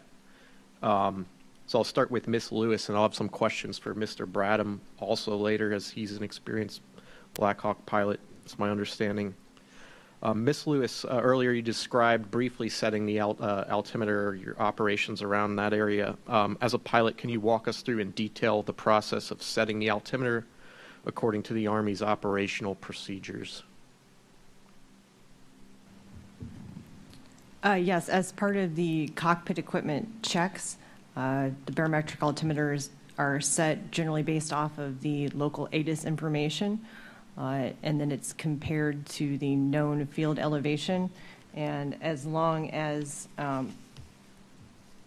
there's not more than a 70-foot error, then the altimeter is considered reliable for flight. Sure. I want to get into a bit of a discussion about the known field elevation. So you cross-check, obviously. Once you've set the altimeter according to the ATIS, there's a 70-foot allowance. My next question goes into, how do you determine the field elevation for those who are unfamiliar in the audience? Where do you get that data from? Field elevation is published on airport diagrams. It's published on approach place. It's published in a number of places for airports that we operate in and out of. Sure, for operational airports. So continuing on with maybe where your unit was based, is it tribal knowledge or an official part of Army procedures to discuss if there's changes in elevation between where the measurement is taken, which for FAA airports typically at the highest point on the runway, if you're starting or performing that check, as you said, prior to rotors turning, are you do the Army's procedures account for a difference in the airport topography when you make that check and try to fall within the 70 feet? The Army procedure is to check tower setting against the setting for field elevation, and that it's unreliable for flight if more than 70-foot error exists. Sure. Okay. Can you recall a circumstance where the published field elevation varied significantly from where you initiated the checklist procedure in your career? As part of the checklist procedure, we don't attempt to determine if the elevation is different based on where the aircraft is parked.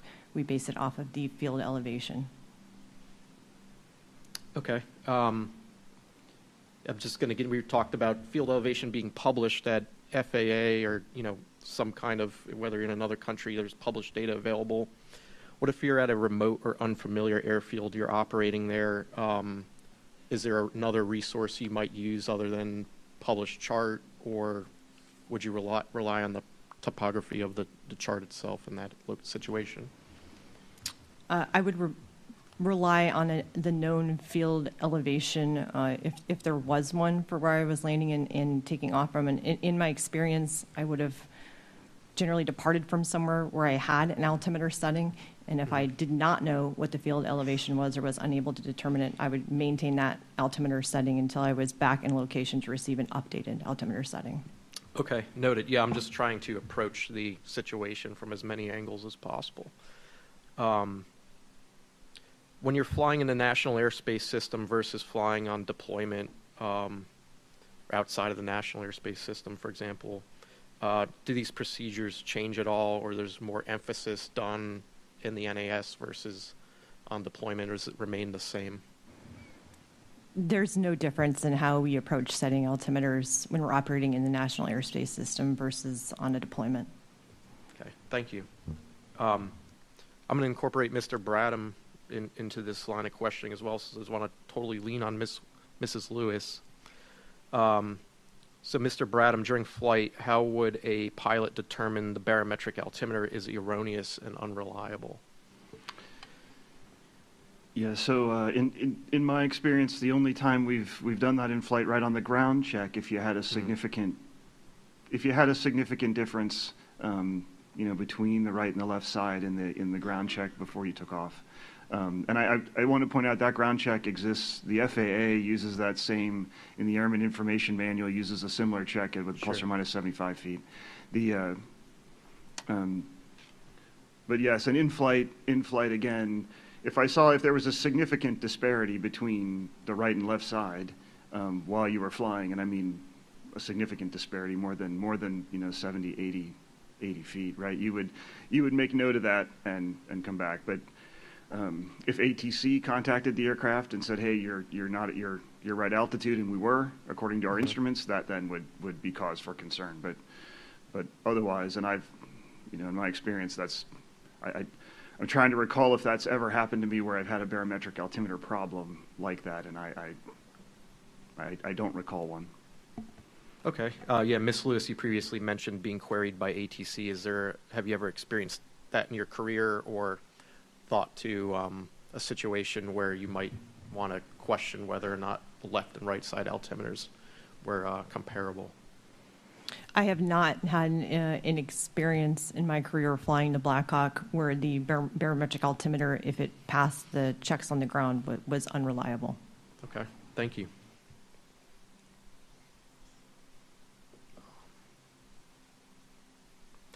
Let's say hypothetically you had a crew and the two pilots did detect an offset between the right and left baro altimeters. I'll start with Ms. Lewis. What would they do? And then as a follow-up, would there be anything in the Army's operational procedures that would require the pilots to make a report or report it to maintenance?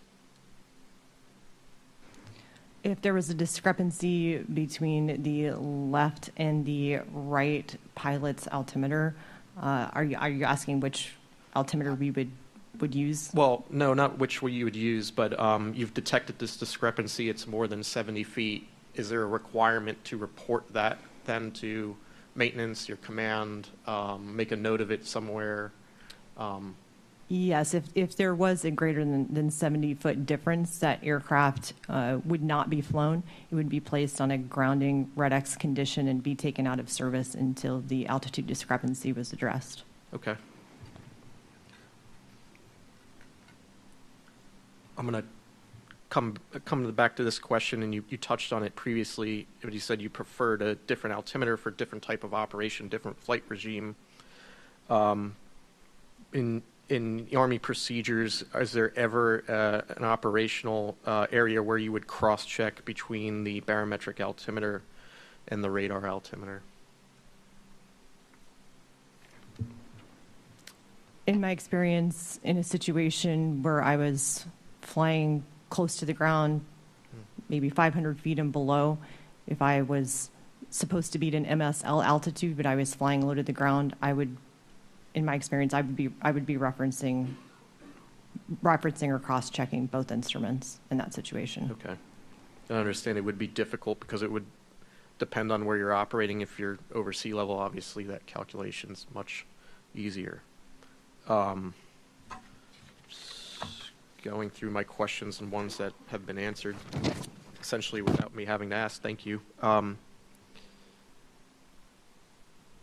Getting more into a bit of an acuity discussion. So it's discussed in our internal investigation. If you're flying in visual conditions during the day, what would the altitude visually that the pilot could recognize, would 100 feet difference be something that pilots are trained to know visually without reference to any instruments versus maybe 1,000 feet?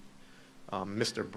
Bradham or Ms. Lewis can take that. Yeah, I'll give my experience. Yeah. And when you're very low to the ground, that's true, right? To be able to tell the difference between 100 feet and 200 feet, I would say yes. But at a much higher altitude than the difference between 4,000 feet and 4,100 feet, no. Right. Yeah, exactly. If you're at higher altitude, also you can maybe tell the difference of thousands versus lower. Let's see. Would this change at night? If you were, low level flight, you say, I can tell the difference between 100 and 200 feet at night. Would you expect that calculation to be the same? I'll ask Ms. Lewis.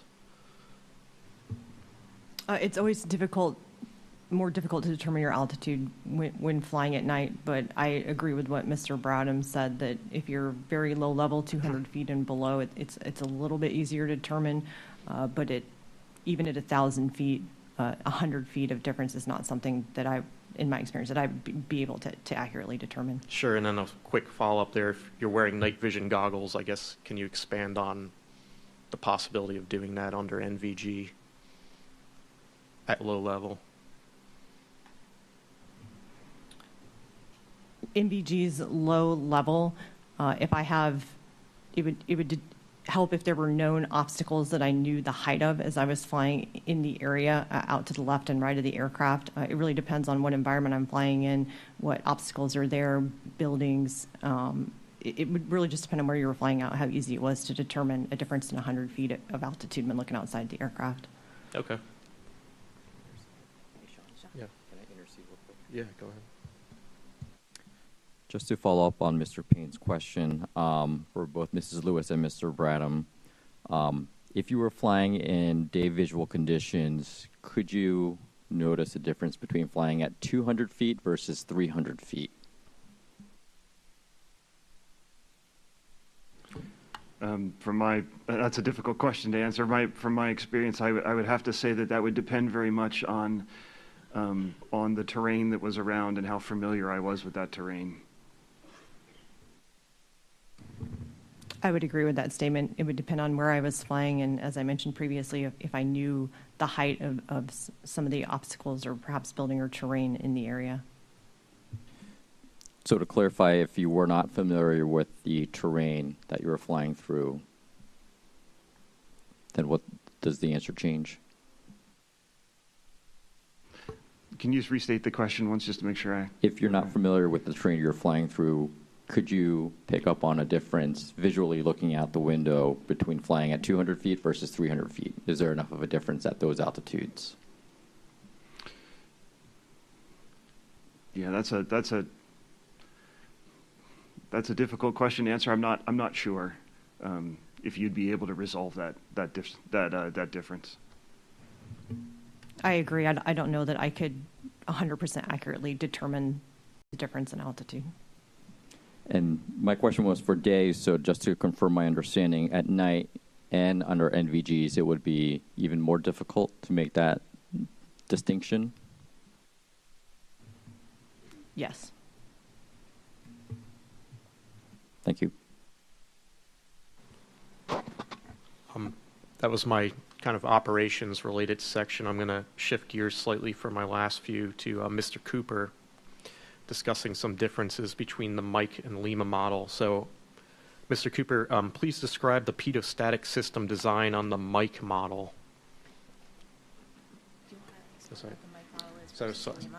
Sorry, for the audience, the Mike model would be a newer version of the helicopter. If you want to just expand on that rather than me explain why don't we just talk about the differences as well?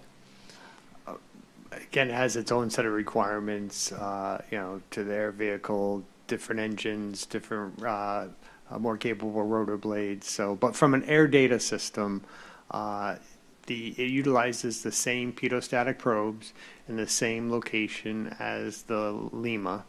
That is unchanged. It employs air data computers, ADCs.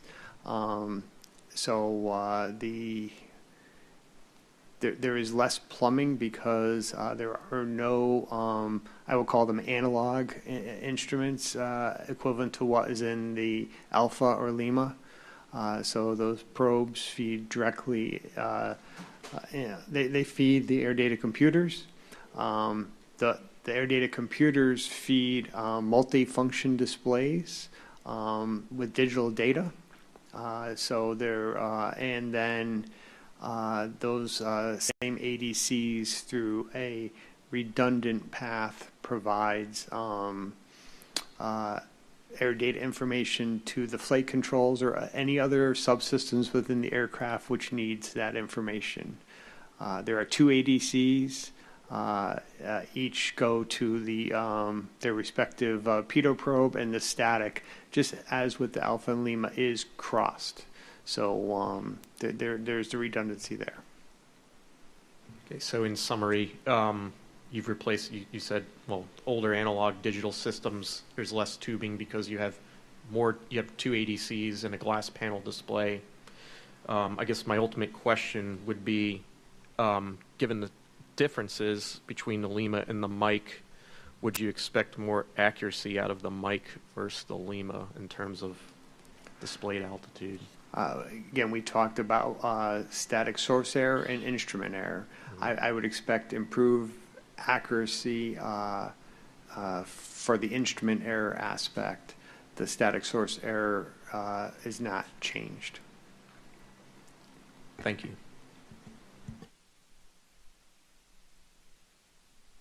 I'm going to pass the microphone over to Michael Portman, aerospace engineer from the Flight Recorders Lab. He's going to discuss air data accuracy for flight recorders.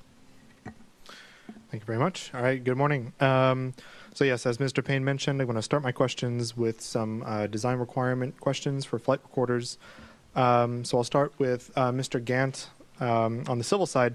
What requirements exist for flight recorders in civil helicopters? So for flight data recorders, there's a requirement in Part 91, which are the general operating rules, that if you are operating a multi-engine turbine-powered helicopter with a seating or passenger capacity of 10 or more, you must have a flight data recorder that records the parameters that are contained in an appendix. I think it's Appendix E, but of Part 91 that lists all the parameters as well as the accuracy requirements for those parameters. Okay, and that was for Part 91. Are there equivalents in other operating parts as well? Yeah, Part 135 has a very similar requirement for, again, multi-engine turbine air-powered helicopters with 10 or more passenger seating capacity. There's another break if you have a helicopter that carries 20 or more. There's a different FDR requirement, but still one. Okay. Can you expand for a moment on, you mentioned that included in these appendices, there's also standards for accuracy of the data. Can you expand on that a little bit, specifically if you know anything about the altitude data? Yeah, I think in the Part 91 Appendix E, I'll say the standards as I read them are fairly loose. I mean, for accuracy for the altimeter, I think it reads from anywhere from plus or minus 100 to up to plus or minus 750 feet with a resolution of, I can't remember, either 130 feet or 150 feet on readout. Thank you. One more question for you, Mr. Gant. What methods does the FAA require to ensure the continued accuracy of recorded flight data? Yeah, so there's no specific rule that says how often you need to be, I'll say, interrogating a installed FDR to see if it's still providing realistic data. However, in the technical standard order, as well as in our advisory material, it is incumbent upon either the manufacturer of the FDR or the installer to come up with a maintenance program. And then our recommendation in the advisory material and AC 21-141B is that a reasonableness check for the FDR should not exceed being done beyond 18 months.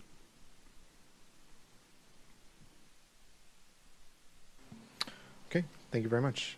Turning to Mr. Rosengren.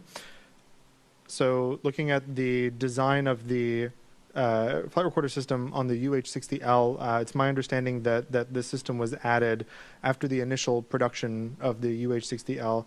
Can you just explain a little bit about when that occurred and what the motivation was for installing that system?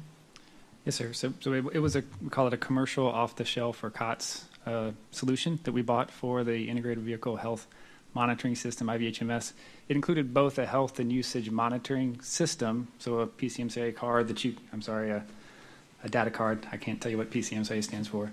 A data card that you could pull out and download the parametric data that's also sent to the flight data recorder that we used for accident investigation, such as this.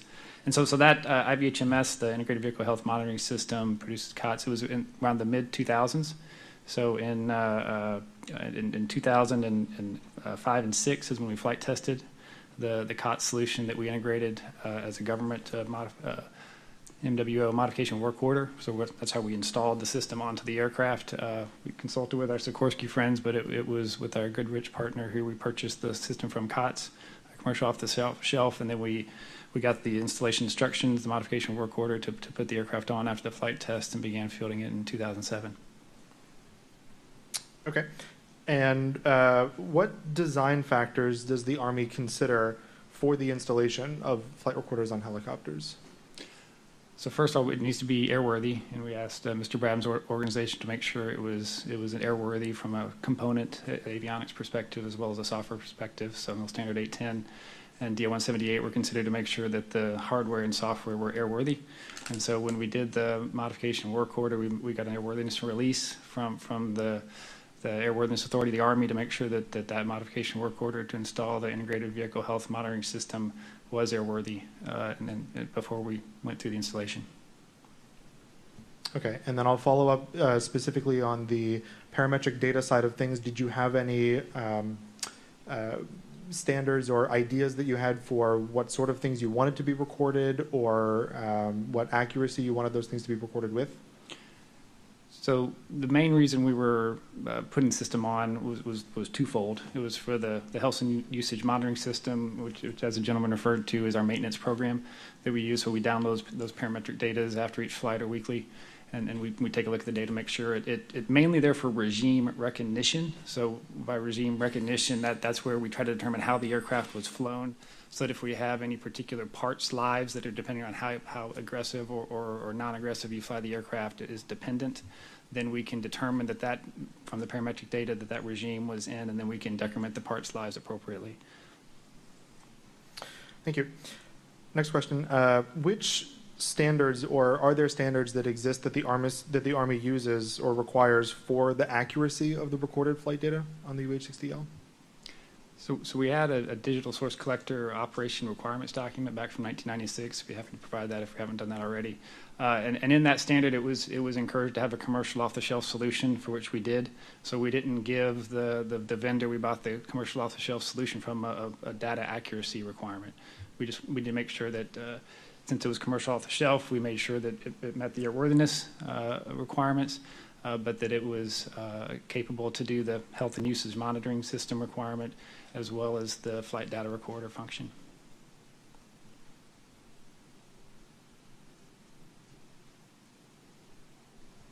Thank you.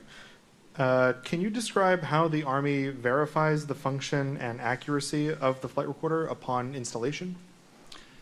Yeah, so at the end of the modification work order, there's a maintenance test flight that's performed.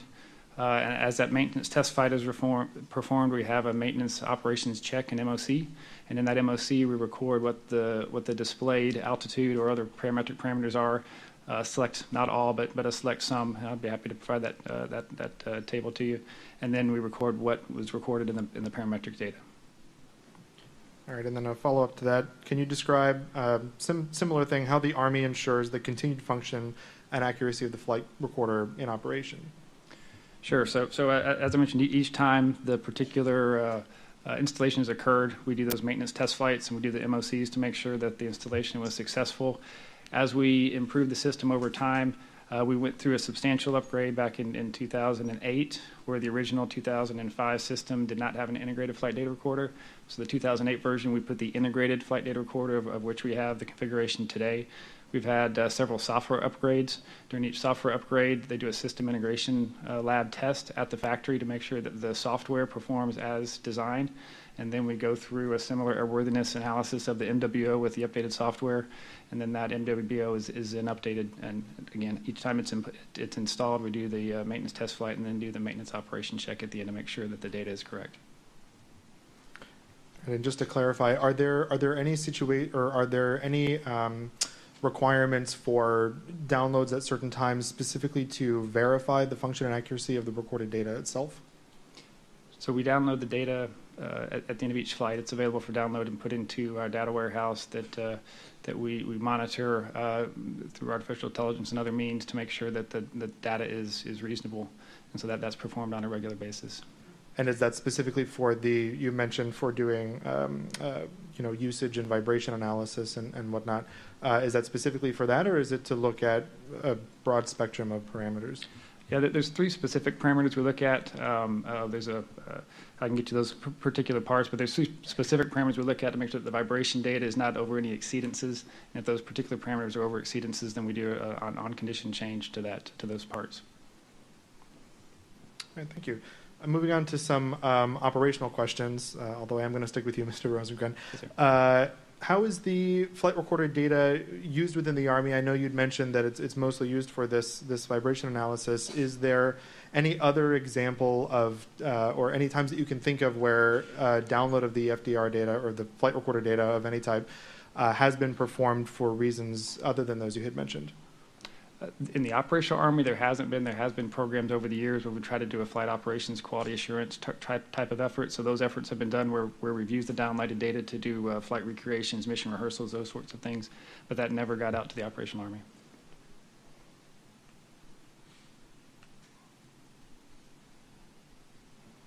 Okay.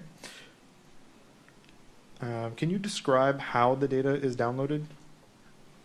Sure. There's the data card that gets pulled out of the system, and then that's taken to an aircraft notebook, a laptop computer, and you input into the laptop computer, and then there's a procedure to extract the files and get it into the cloud-based system where we store our data.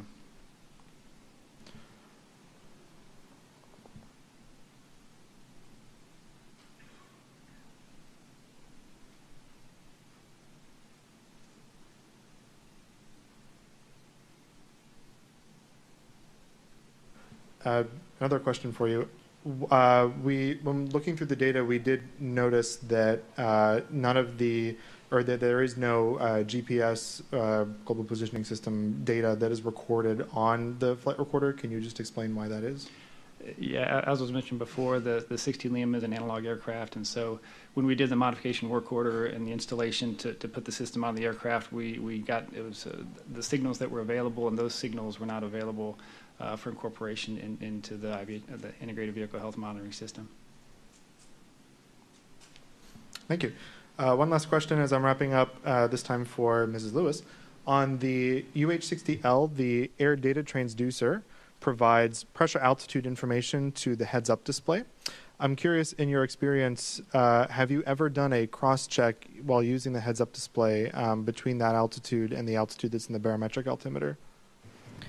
Sir, in my experience, using the heads-up display would be for low-level flight under night vision goggles, and I would not be referencing barometric altitude in my heads-up display.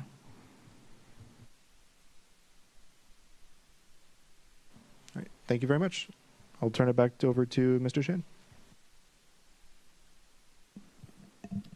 Mr. Fuchs, can you pull up Exhibit 7 Kilo Juliet, page 23?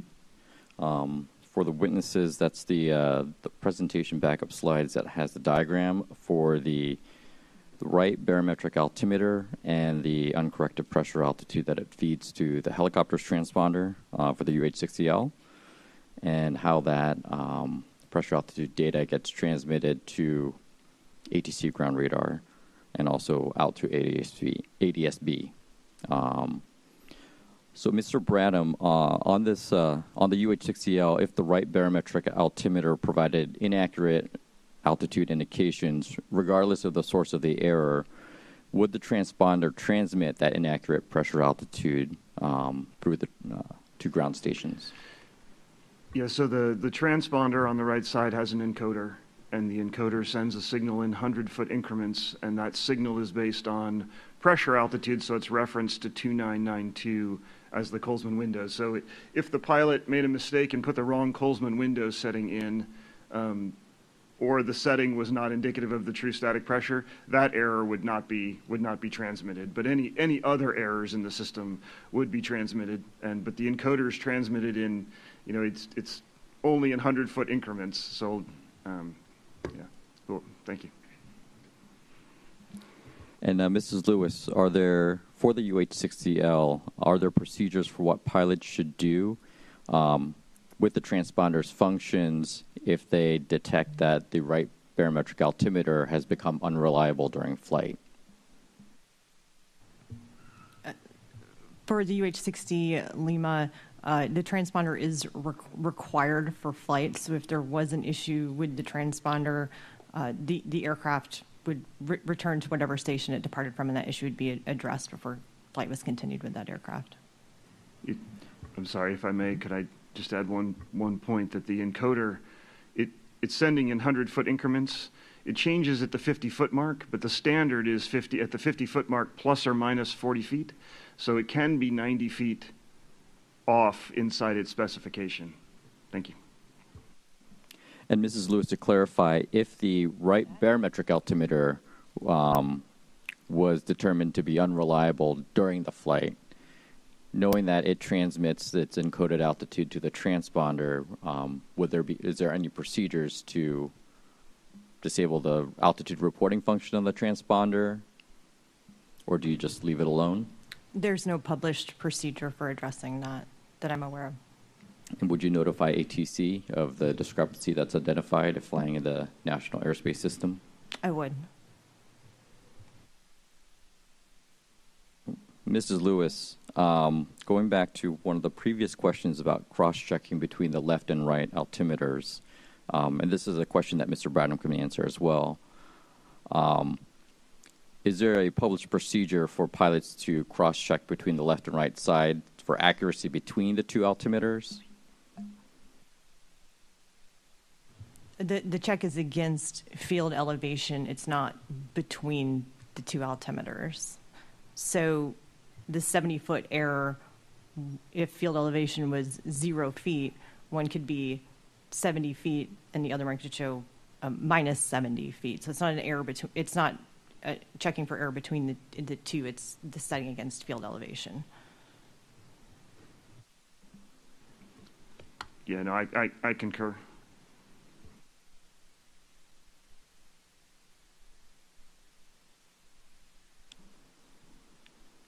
And if there was a discrepancy between the left and right barometric altimeters identified during flight, let's say on the order of 100 feet, Mrs. Lewis, how would you verbalize that, or how would you triage that with the other pilot? If there was a difference of around 100 feet, 100 feet, that's to maintain within 100 feet of altitude is the standard for us flying. So if it was right at about 100 feet, that would not give me much cause for alarm, because it would still be within the standard of maintaining altitude within plus or minus 100 feet.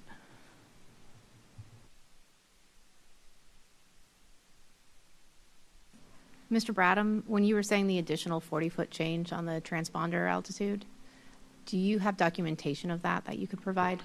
So the encoder standards, it's mil spec 81852, which was the mil spec for the altimeter. When you in the encoder section,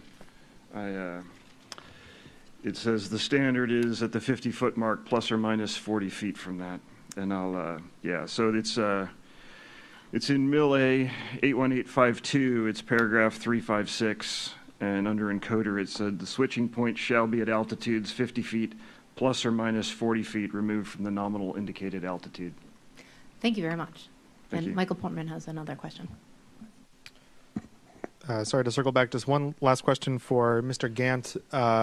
In Part 135, Appendix E, you had mentioned that there were standards for accuracy, in this case for altitude, that can vary between plus or minus 100 feet to plus or minus 700 feet. Can you clarify that those standards are plus or minus 100 feet that is recorded on the FDR as compared to what? I would have to defer that question to get back with you folks. Okay, thank you. All right. Mr. Gant, the FAA has several restricted category UH-60L helicopters that are approved for civil use, including the Lima model. What are the static system and barometric altimeter design requirements for these restricted category helicopters? So the FAA regulations for bringing in surplus military aircraft that have been designed and manufactured for use by the U.S. military, given a satisfactory operating history, which usually is at least 10 years, if they are surplus and they are determined to be airworthy by the FAA, they can come into the system utilizing, I'll say, the military records as well as military flight manuals. There will be no additional showing to the FAA to bring those aircraft and put them on the registry under restricted category. And under restricted category, that severely limits operations, mainly to agricultural, external load operations, and forest and wildlife management, which usually translates into firefighting operations.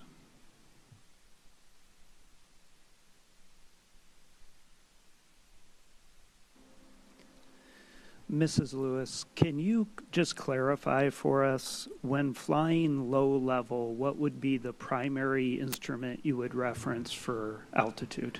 The radar altimeter, in my experience. And would that change when flying on a helicopter route with a ceiling? If it's a published MSL route, I would still be referencing radar altitude, but I would also be taking barometric altitude into more consideration than what I normally would be if I was flying at a low altitude, if that makes sense. Okay. And is that so if I understand you correctly, you'd be referencing low altitude on a MSL route with a ceiling. You'd be referencing both the rad out and the barometric altimeter. Yes. And is that trained or is that a personal technique? There's no standard for which instrument I would be looking at, but if I'm on an MSL route, I would have to be at some point referencing the barometric altitude to maintain the route altitude. Okay.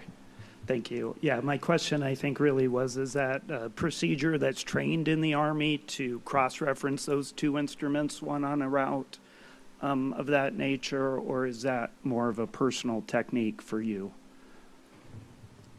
I would say that's more of a personal experience-based technique for me, but also coming back to if I'm on a published MSL route, the only way for me to maintain the prescribed altitude for that route would be to utilize my barometric altimeter as well. Understood. Thank you.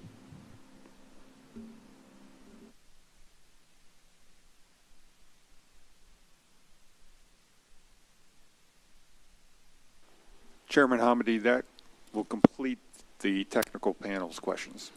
Thank you very much. We're going to take a 15-minute break. We'll be back and start promptly at 11:35.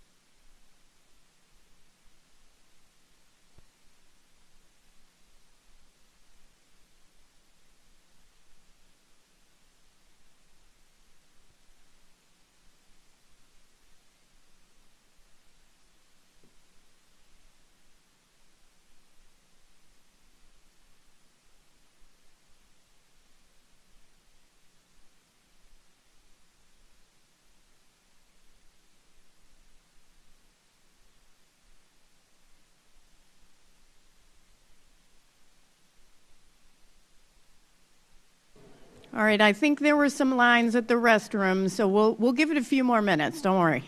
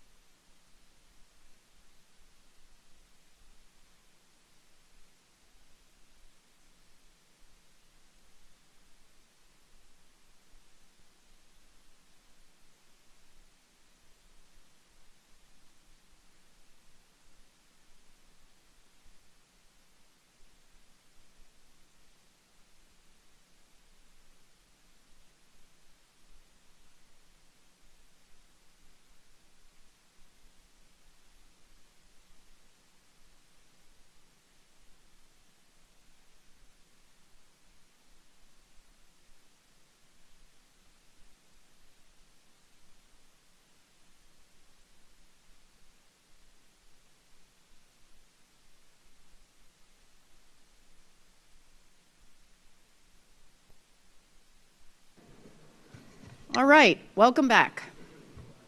We're ready to proceed with witness questions from the parties to the hearing. I'll speak slowly as people take their seats. Okay, each party will have 5 minutes to question the witnesses. We'll have 2 rounds. And parties, please remember you must limit your questions to the topics listed in the agenda. Please also refrain from asking questions that call for speculation or analysis. Finally, remember that only your designated spokesperson may question the witnesses. We'll start with the airline. I'm going to start with alphabetical. We'll change it up every single time.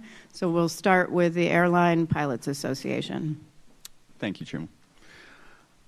This first question is going to be for Chief Warrant Officer, Ms. Lewis. You spoke about referencing barometric altitude while flying an MSL or a mean sea level altitude route.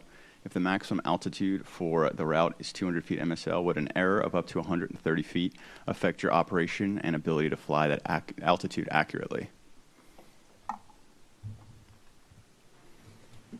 What's the 130-foot error that you're referencing? So that's the specific potential altitude deviation we saw from 100 to 135 or 130 feet of the exemplar aircraft that was flying. So it's the potential barometric altitude discrepancy that we saw between the exemplar helos. No, it would not affect my ability to fly that route as long as the aircraft altimeter setting is within 70 feet of field elevation for both the pilot and co-pilot altimeters. It would not affect my ability to fly that route. Okay. Second question is going to be for Mr. Gant. As previously discussed, the NTSB and the Collins, they calculate a conceptual static error between the two systems.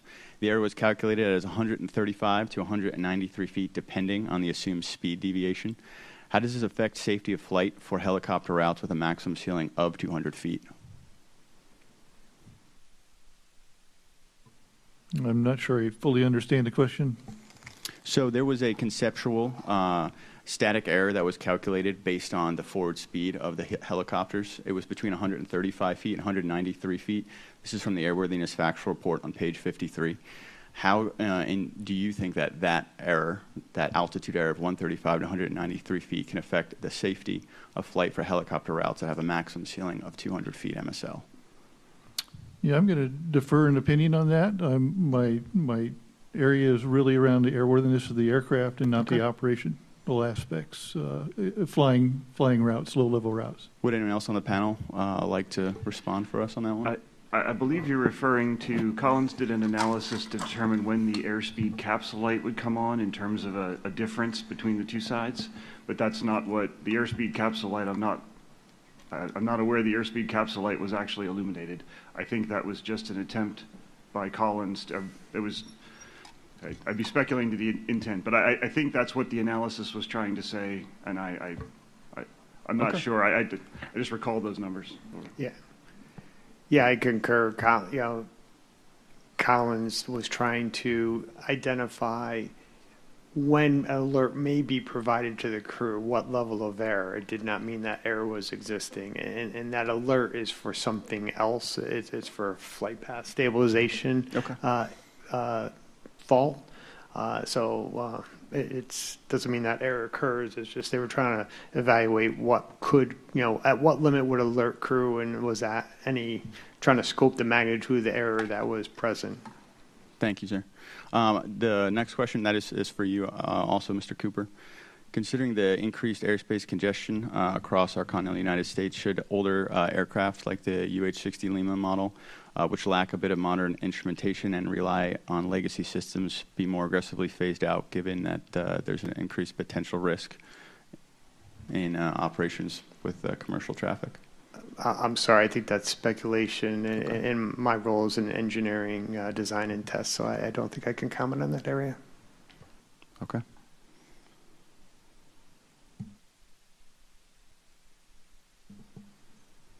Last question for you, Mr. Cooper.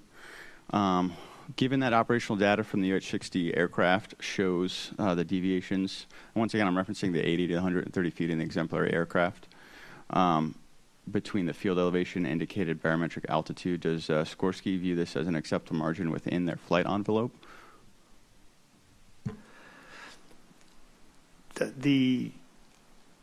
The data that was taken during that evaluation, understand how the test was executed, but as the Army has mentioned, that there were a series of factors, including the fact that one of the aircraft had an altimeter tested post that evaluation that was outside of the maintenance limits, and its vibrator function was not functioning, which in the mil spec for the indicator creates a larger instrument error allowance.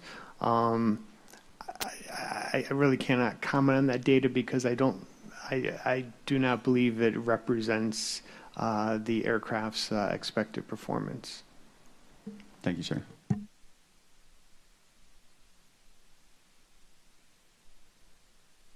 No more questions at this time. Thank you. FAA. Thank you, Madam Chairwoman. Mr. Gant, I just want to clarify one thing with you. Does the FAA evaluate or certify military helicopters to operate in the National Airspace System?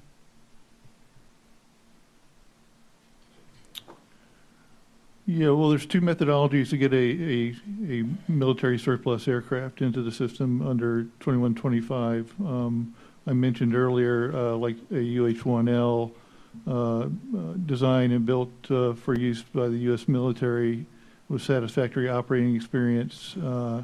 If surplused out and can be determined to be airworthy, it can be accepted without further showing. There are other military helicopters that were derived from a commercial aircraft before it was militarized and went into military service. And in that case, if that aircraft was surplused, you could bring it back into the FAA system, if you will, either under restricted category, or you could return it to its original civilian configuration and get it, I'll say, recertified to the appropriate part that it was certified to originally to get a standard C of A, airworthiness certificate for that aircraft. So there's two paths. Both can lead to just restricted category operations, but either way, you're going to be operating in the NAS with a restricted category airworthiness. Though you're very limited on what you're allowed to do.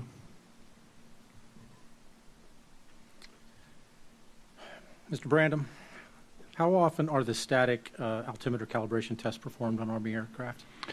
Yeah, so the maintenance, the maintenance that's required is the pedostatic test procedure, and that's done every 12 months, which is, I believe the civil requirement is every 24 months.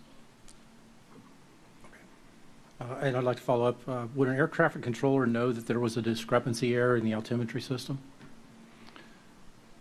So I'm not being a controller. I'm not sure what information they have access to. I would say that certainly controllers, well, I'd be speculating other than to say that controllers must certainly be aware that there are error tolerances for barometric altimeters. Based on what the transponder is sending out, would they see a difference from where the helicopter actually is? Well, the encoding transponder, right, is sending pressure altitude, and it's sending it in 100-foot increments. And again, it has the encoder could be, if the actual altitude is 110 feet, the encoder could send 200 feet. Right. And so if the aircraft error is inside that band, then no, there wouldn't be any difference in what's being transmitted. Okay, thank you. I yield back my time. Thank you very much. We'll go with NADCA, air traffic controllers. Thank you, Chair. We have no questions for the witnesses at this time. Thank you. Thank you. PSA Airlines. Thank you. A couple operational questions here real quick.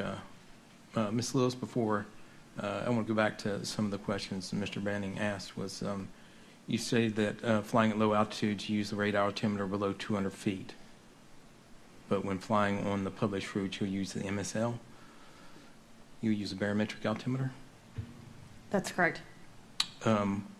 Is there any published standard in the manuals for which altimeter you should be using? Or is it just up to the pilots? There's not, but to go back to what I previously stated, if I'm flying a published MSL route, I would have to be referencing my barometric altimeter to stay on that route. Sure. So is it left up to the pilots to decide which instrument is primary? If I'm flying a published MSL route, I would have to be referencing my barometric altimeter in order to maintain the published route altitude. That's not to say that I wouldn't also be cross-checking my radar altimeter, I'd be referencing multiple instruments as I was flying the route. I would be looking at both, but in order to stay on a route with a published MSL altitude, I would have to be in some part of my cross-check relying on my barometric altimeter. Okay. So, yeah, I understand. And that's basically, is there any briefing that goes in before the flight if you're doing the low altitude flying with your pilot or the pilots up there to discuss which instrument they'll be using or cross-referencing or which one's primary? In my experience, the crew would discuss the altitude of different routes of flight prior to flight, but there would not be a specific discussion as to what instrument we would be looking at in the cockpit along the route of flight. In your experience, which instrument is more accurate? I can't speak to the accuracy. That's a difficult question to answer. As far as my experience, which instrument is more accurate? Both the radar altimeter and the barometric altimeter have tolerances, as Mr. Bradham has discussed, and as long as the aircraft is within those tolerances, I don't have any further reason to question, as a pilot, their accuracy.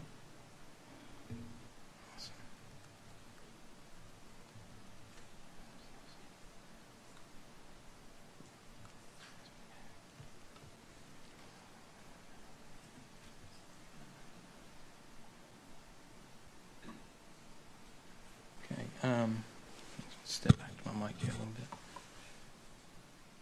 This is for you again, Ms. Lewis. You stated that at 100-foot discrepancy between the altimeters being used by each pilot would be within specs.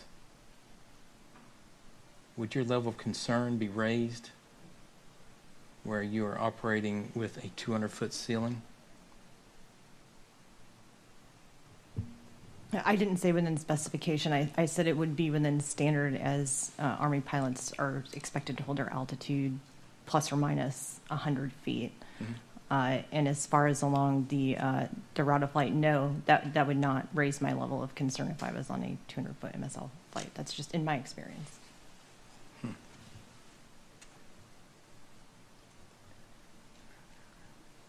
Yeah. Okay. I yield back the rest of my time. I have no more questions. Thank you. Sikorsky. Sikorsky has no questions at this time. U.S. Army.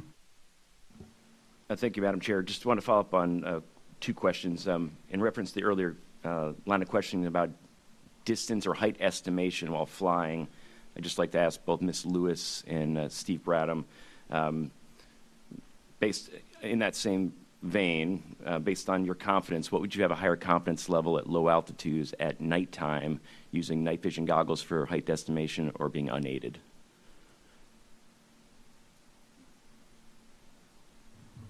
Night vision goggles, sir. Yeah, sir, it's been a long time since I wore night vision goggles, but I'd say night vision goggles.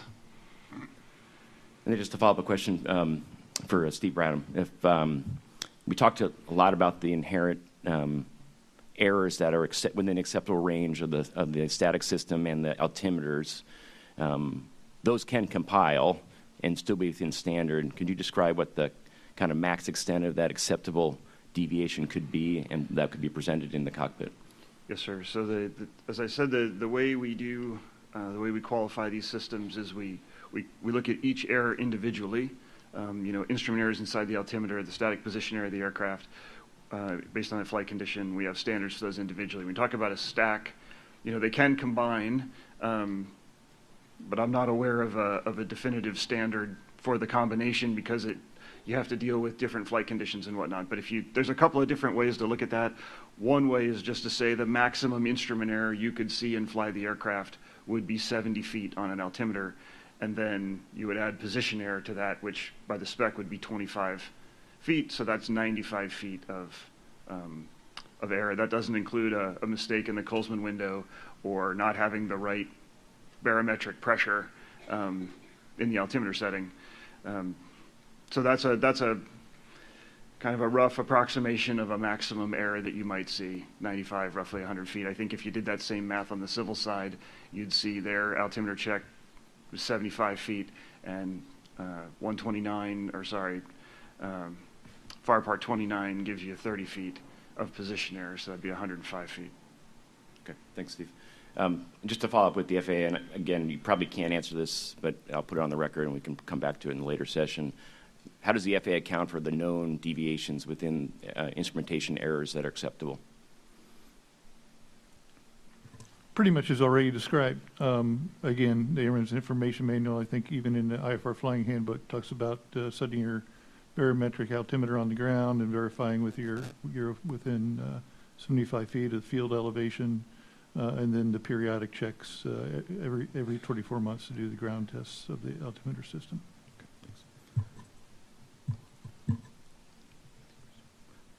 Army has no more questions. Thanks. Thank you very much. We're going to turn to the Board of Inquiry, and I'm going to go ahead and start. Ms. Lewis, I have a few questions. First of all, I just want to clarify. If you're on a published MSL route with maximum altitude of 200 feet, I'm going to be even more clear. You're on the Potomac River, maximum altitude 200 feet. Would you be referencing your barometric altimeter or your radio altimeter? I would reference both, ma'am. You would reference both. And is that by practice or by policy? That would be by practice, ma'am. Okay. Would it surprise you if we interviewed standardization pilots and other pilots at the 12th Battalion who said they relied on the barometric altimeter? Would that surprise me? I would be surprised. I would think most pilots would be cross-checking both in those conditions, ma'am. Mm-hmm. Okay. But is there a policy? No, ma'am. There's no policy of it's by training and by practice specifically to look at. Okay, great. So the formation flight of the 12th Battalion, that the tests we did at Davison Airfield, true altitude is 45 feet. So Ms. Lewis, the barometric altimeter on the ground, no rotors turning for one of the helicopters showed 0 feet. Would that concern you at all, and why not? No, it would not. The field elevation there being 45 feet, that would be within the 70 foot within tolerance. The plus or minus 70 feet. Yes. Okay, and so the expectation once you take off, rotors are turning, you lift, you do a hover check, you take off. Are you thinking about that plus or minus 70 feet, or you've checked it at Davison Airfield and you say, okay, it's within tolerance, I can go? You're not doing math the entire time, correct? I would not be doing math the entire time in my experience. Great. So then you have, so for our test, rotors turning 100%, no collective input, again, 45 feet. All of a sudden, the barometric altimeter drops to negative 25 feet. Is that a concern, and why not? Ma'am, might I speak to that? Yeah, sure. Ma'am, when you pick it up to hover, when you have rotors turning, what you're seeing is the rotor wake influence on the pitot tubes, and it's a standard effect, and I think pilots are aware of that effect, but they're not really looking at barometric altitude because we know below 40 knots. You're looking at radio altitude. Well, yes, ma'am, particularly at low speed. When you pick up to a hover, you're not picking up to a hover based on barometric altitude. Plus, it's within tolerance. Okay. So now you're doing a hover check, drops to negative 50 feet. Any concerns there? No. Okay. Why not? Because I would be looking at radar altitude at a hover, ma'am. Okay, great. And now you are flying over terrain. Your barometric altimeter is negative 50 feet. Radio altimeter is 14 feet. You're at 60 feet. Do you have any concerns about the discrepancy? Off by 110 feet. You're probably not doing math, though, right? You're probably looking at your radio altimeter right then. Yes, that's correct. I would be looking at my radar altimeter at that point in time. Okay, now you're over the Potomac River in this area of the crash. Let's say your barometric altimeter says 1,070 feet. Your radio altimeter says 1,200 feet. There's a difference of 130 feet. Do you question it? You're looking at both. Which one do you go with? You're on an MSL route, max 200 feet, altitude, let's just say 2,000 feet. 1,070 feet, 1,200 feet. I would be referencing my barometric altimeter at that altitude. Okay, and plus you said 100-foot difference, you said is not cause for concern. Correct. So you're looking at your barometric altimeter, which is 1,070 feet. What happens if you're on the Route 4 near the area of this mid-air collision, max 200 feet, and you're looking at your barometric altimeter, which you said you would be looking at, and you know there is a 75 feet between the glide slope and the east bank of the Potomac River?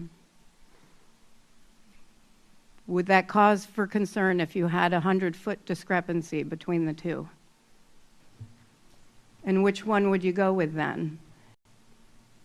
If I knew those facts ahead of time going into that situation, I would be referencing the barometric altitude very heavily, but I would also still be doing that quick cross-check of radio altitude to determine what altitude I was at that point. And that's assuming you knew it? Assuming I knew that ahead of time, yes. Right, okay. Do you think you should know those things? Can you clarify exactly which things? Sorry. Do you think, sorry about that. You think you should know where those, if you're operating at such low altitude, do you think you should know when there's only 75 feet and your max altitude is 200 feet? Yes, I would very much like to know that. Okay, thank you very much. And thank you for your responses. For the Army, have you looked anywhere else in the national airspace to see if this sort of, I'm over time. I'm so sorry. I will add 2 minutes to their time. We'll go on to Member Graham, add 2 minutes to theirs. Not a problem. I'll just let you go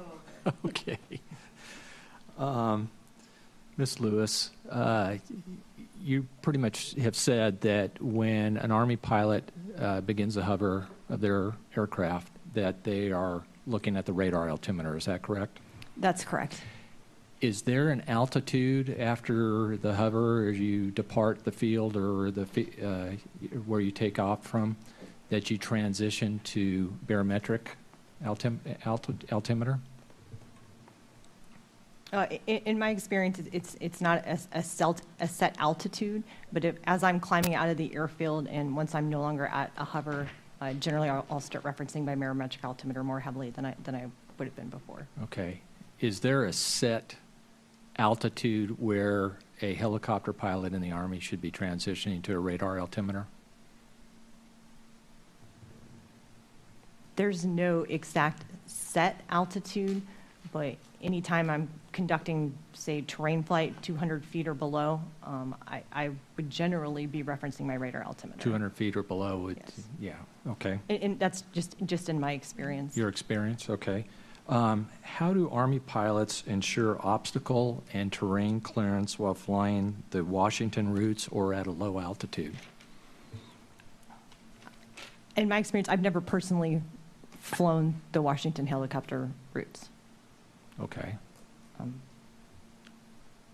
Mr. Bradham, have you flown the routes?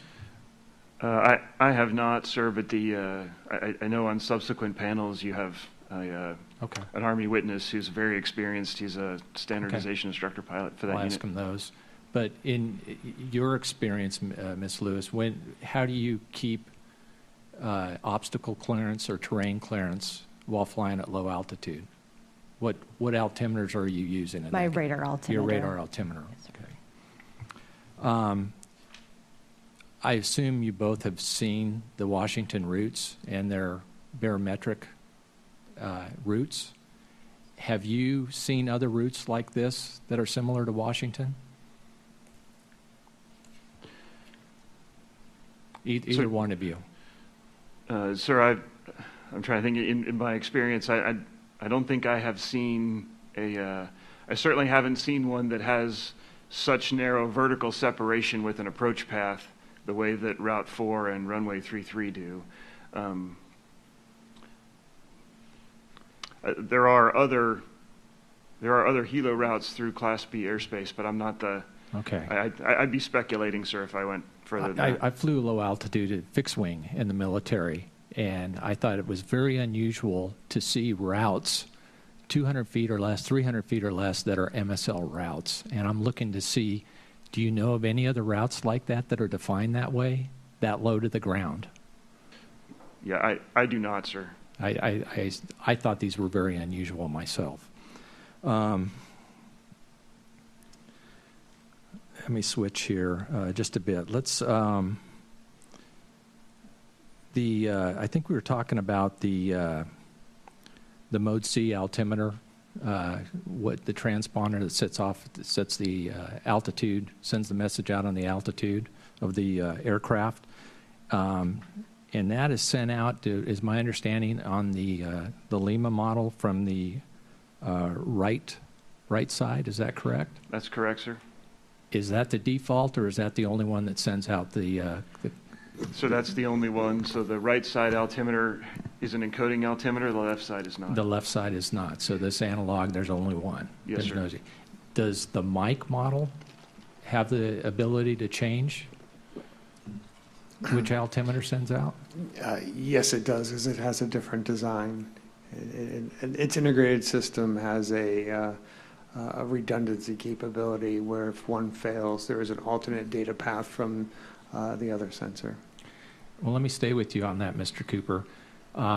So the Lima model, if there's a large altitude split between barometric altimeters, there's going to be no indication to the crew that's alerting them that there's a large split in the altimeter. Is that correct? Other than the crew looking and noticing it, talking about it.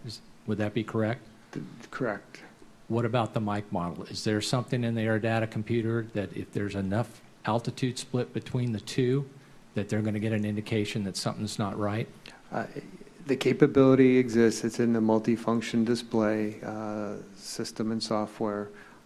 It identifies whether the selected altitude between the pilots is over a limit. Okay. Because the design has the capability to select the same sensor. So it's meant to not only catch sensors, but display issues. So it compares displayed altitude. Most aircraft that I'm aware of, fixed wing and otherwise, that have air data computers, have a system like that and have a maximum split where there's going to be an error that will notify the crew that something's off. Would that be a correct statement? All I can talk to is there are other modern Sikorsky helicopters that also have that miscompare capability. Yeah. In the analog era of the Black Hawk and even the original 76 when it was analog, that capability couldn't be implemented because the hardware means didn't support it. Okay. This aircraft, I believe, was delivered in 2000. Am I correct on that? 2001. 2001. Are they still making the Lima model? It is not in production, no. When was the last year Lima was made? Lima was. I don't have that date. Okay. Does the Army have a plan for phasing out Lima models? Yes, sir. We have a divestiture plan for the Limas that's currently ongoing, and so the plan is to replace the Limas with the mics because they are much more capable, as you've alluded to. What's the average life of a Lima model? Since they came into service 1989 or so, right? Yeah, the first Lima was delivered in October of 1989. And do you know what the average life that the Army is getting out of the Lima? I can provide that data. The specific data is post this investment. I don't have it in front of me now. Okay, that'd be great. Thank you very much. I see my time's up. Member Inman. Thank you, Chair. And Mr. Rosengren, I'm going to start with you. And I will start with this. I thought I was going to be much more frustrated by the second panel, but I'm already that way. So I'm going to ask a very simple question. You just said you don't know the divestiture schedule for these models, correct? No, sir. We know the divestiture schedule. What we don't have, I don't have the data in front of me, is the average life of the lemurs. We can get that down to you by tail number. But earlier you said your only plan right now, based on the work that these experts have done and the research, your plan is that you hope in 2 weeks is to update something in a manual for them to tell them about this discrepancy? That's the only update you plan? No, sir. We've asked our airworthiness organization to give us a recommendation. Once we get that recommendation, if it is determined to be a risk, we hold a system safety working group, which has user representations, safety representation, PM representation, and that safety body, independent safety body, will make a recommendation to the PM and the program executive office, which will be Okay, hang on a second. What are you going to do in 2 weeks? In 2 weeks, we'll get back the analysis from our airworthiness organization, the System Requirements Directorate. So you don't even know if you're going to make any changes based upon the research we've already done? So when we get the data back, then we will take that recommendation from our independent airworthiness organization, and then we will take appropriate steps. Who is your independent airworthiness organization? The System Requirements Directorate is the independent airworthiness organization that Mr. Bradham works for under the Aviation and Missile Command, which is a separate command, a separate four-star command that ultimately reports up to different change. So I guess the bigger question is, are you telling me right now then, from what you've seen already, these Lima models are safe to operate in the national airspace? So based on the specifications of operating the national airspace, we do meet the specifications of operating the national airspace. So with Okay, that, then I'll stop you then. The next question is, are the specifications wrong? So that's something I cannot speak to because I'm not necessarily an expert of flying in the national airspace. But when we receive the requirements, we make sure we comply with the requirements. Okay, who can speak to that? So the FAA provides the requirements for flying in the national airspace. And then the military describes or basically sets the parameters for how to design the airplane or the helicopter? So when for a military aircraft to fly in the national airspace, we have to go through the same qualifications as any commercial aircraft. So we don't own those requirements for flying in the national airspace. We only comply with them. FAA, would you like to comment on that?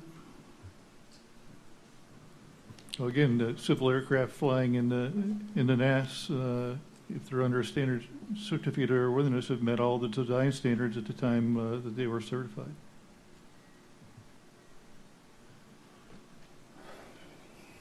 Okay. So I just want to clarify something else because I think it's important because there's a lot of important people that worked on these airplanes. The altimeter differences that they've been discussing recently are not the effect of a maintenance issue, but it's a design issue. Sir, I think what the discrepancies that have been seen can be explained by a stack of the different errors between instrument and static position error, and for example, the temperature effects on the in the 15th of May for that particular set of flights. So I think you can explain that deviation as being within the tolerance band for those different errors. How much tolerance should we have for aviation safety whenever civilian lives are at risk? Yes, sir. Safety is critically No, important. I ask you, how much tolerance for safety should there be when civilian lives are at risk?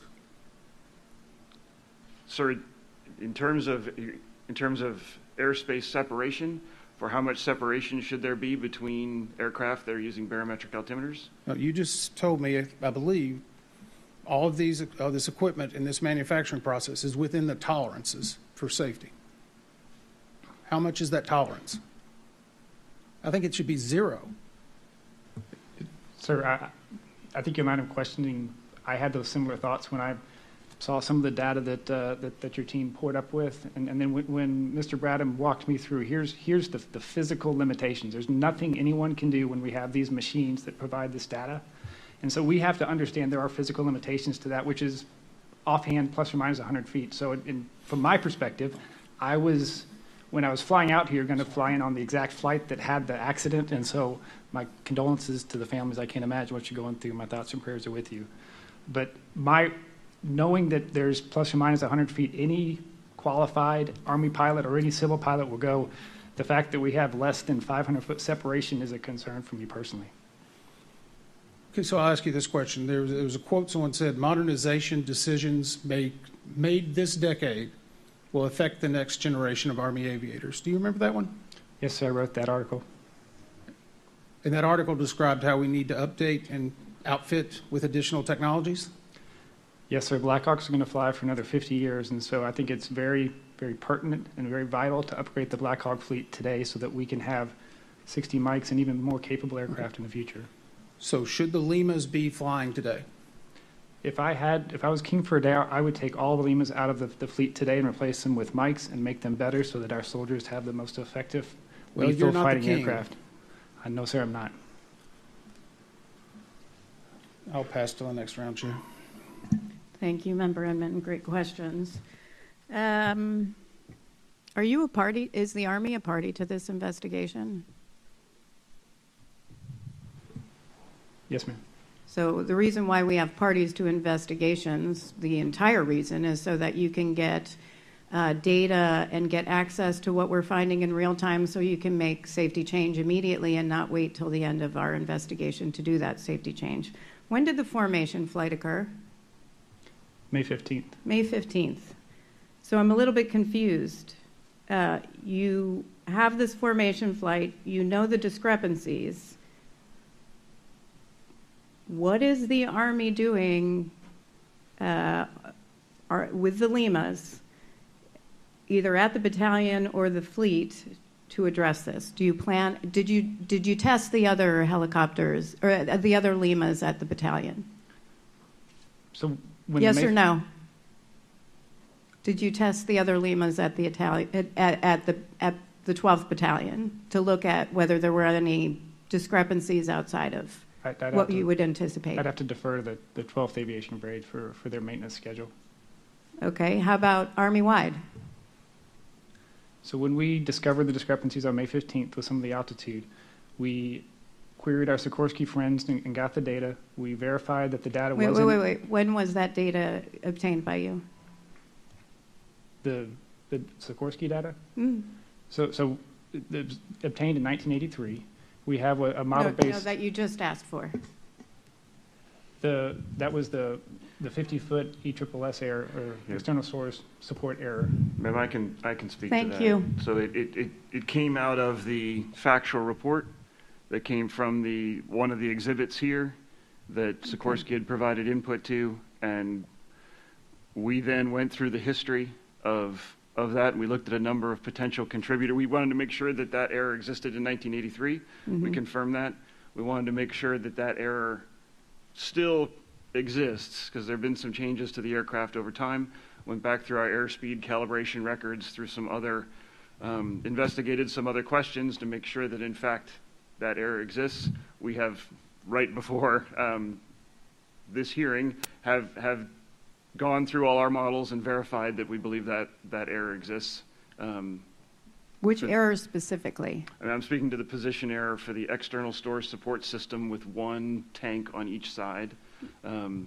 So that position error of about 40 feet at 80 knots and about 50 feet at 100 knots. Okay, so you mentioned, so you do not actually plan to test the other Limas to see if there are any unanticipated discrepancies in barometric altimeters? So based on the flight test records we have today, we don't see a need to test the Limas because the configurations are standard across the fleet. Do you is there other airspace anywhere in the national airspace where this may be similar? Have you checked? Ma'am, we did do a search to look to see if there had been any safety incidents on the Black Hawk related to the pitot-static system. We did not find any. Did you work with FAA to look at the glide slope for any landing aircraft to make sure at any runway at other airports across the nation where you might have this same issue? No, ma'am. Okay. So policy-wise, you said you're putting something in a flight manual? So there's several courses of action that could happen based on the recommendation from our airworthiness organization. We could update the flight manual to include the air table, the air altitude correction table. We could put out an Okay, I'm running out of release. time. I want you to walk us through when that started, what each of the steps are to get to the end of that, to where you have a policy and a manual, or whatever the recommendations are in the airworthiness group. What are each of the steps, and when will that occur? How many steps? I mean, not just how many. Walk us through that process. Sure. Ma'am, so the moment it was identified, the first step was making sure that in fact that error did exist, and that was going through all of our models. That's complete. We've looked at a number of things to try to make sure that that error hasn't been changed over time, and we've verified that. So that analysis is complete. Our aeromechanics group inside our airworthiness organization has completed that analysis. They should be providing the recommendation back over to the program office to provide our recommendation for what should be added to an operator's manual, or how the pilot should be made aware of that altimeter correction for the ESSS configuration, and then that'll go into the PM office for decision. Then there will be a system safety working group that will determine if there needs to be a aviation safety action message for immediate notification, or if it will go into a 2028 process to update the technical publications, or if it'll go in an airworthiness release. So that would be the third and fourth final step. How long will that take? Once we get the memo back, so the recommendation, we can convene within a week, and then following the SysWig, we can determine, if it's an aviation safety action message, and that's coordinated through our aviation and missile command, and that can happen within days. And if it's updated into a manual, we'd first put it in the AWR. Again, that's within days to weeks. If it goes into the manual, the 2028 process is a little bit longer, but we would put it in the AWR first so it's notified, and then the manual change would come out following that. Okay. I need, how long do you believe this entire process will be? So from today, being, let's say, July, the end of July, so by the end of August, the SysWig should have met, and so early September, we should have the direction that'll come out of the System Safety Working Group, and then that'll determine the ASAM, the AWR, and/or the manual path. Okay. So September 15th, ballpark. And that's just the recommendation? No, that's for the final action. That is for the final action? With the caveat that if it is determined to update the manual, that would take a longer process. The AWR would go out in the interim until the operator's manual is updated. Thank you. I got a couple questions on the flight data recorder. As part of our investigation at this point, radio keying was supposed to be recorded per the recorder documentation, but that data was not present. Do we know why? So we sent a team down to a unit in Alabama and verified that data is not being downloaded. We're currently investigating that, and we don't know why that data is currently not being downloaded or not being input into the system. So it's an open issue that we're investigating. Okay, and I assume our investigative team's tied in with that as when you guys know something? Yes, sir. We would let them know okay. when we find something out. Yeah, for you, Mr. Rosengren, you indicated the accuracy of the flight data recorders are checked whenever there's a software upgrade. How often are there software upgrades? So for the for this particular system, there was a substantial software update in 2011, and then there was minor updates in 2013, 2015, and 2017, and we're currently undergoing an effort to make another software upgrade right now. Okay. And you did mention something about there was some thought behind doing a FOQA program with the flight data recorders. Is that correct? Yes, sir. We had an aviation data exploitation capability program back in the mid 2010s. That didn't come to fruition. Okay. Do we know why it didn't? I can't speak to the decision of the acquisition professionals, but I believe it just didn't make it past the certain checkpoints during acquisition programs. Okay, thank you for that. That's all the questions I have for this panel. I want to thank the witnesses. Member Inman. Thank you, Chair. Mr. Rosenberg, I'm going to go back one more time. You're saying middle of September, you're going to inform or hope to inform Army aviators of what?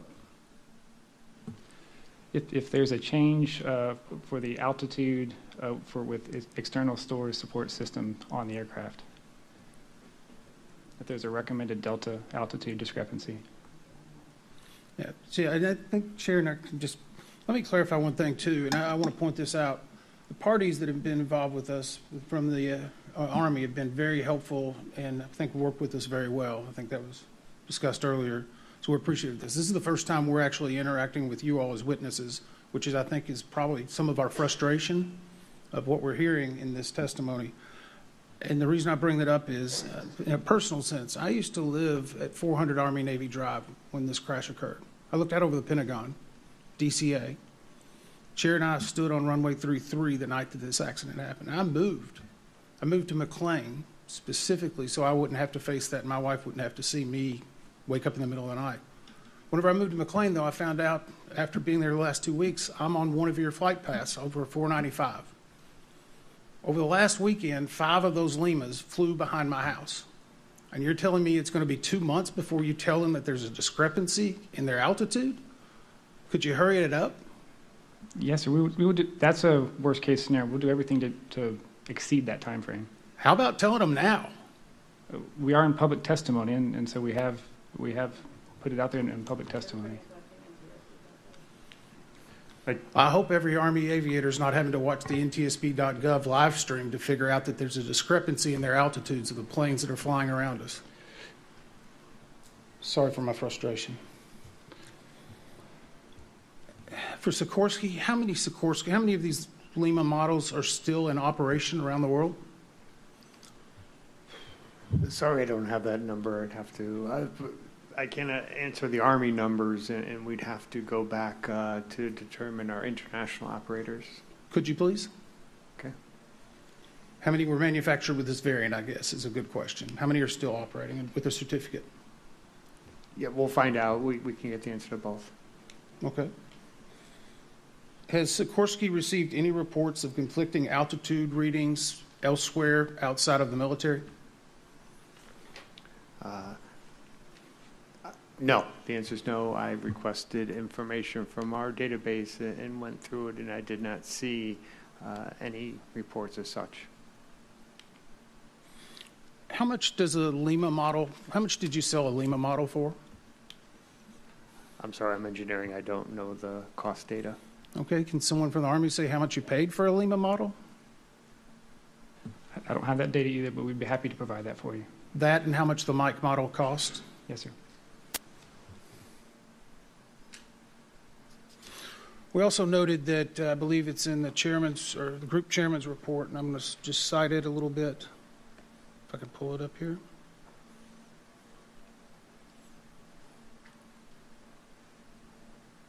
That this altimeter was actually returned for service and reconfigured. Are you aware of that?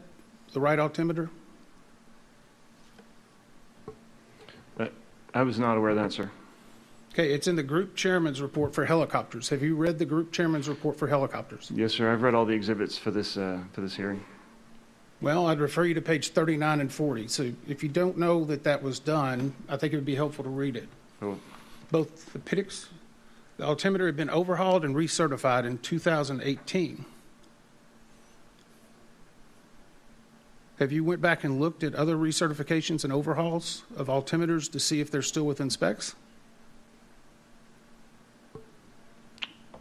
We have not, sir. And the device is a non-condition item, so it's only overhauled once it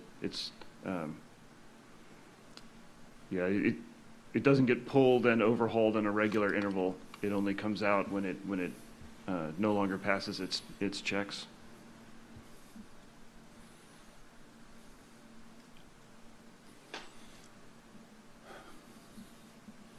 So one final question before my time runs out. So the Army determines the mil spec for not only where the pitot tube is, now I apologize if I'm mispronouncing it, the pitot tube where it goes, but it specifies specifically the altimeter that must be used with it. Is that correct?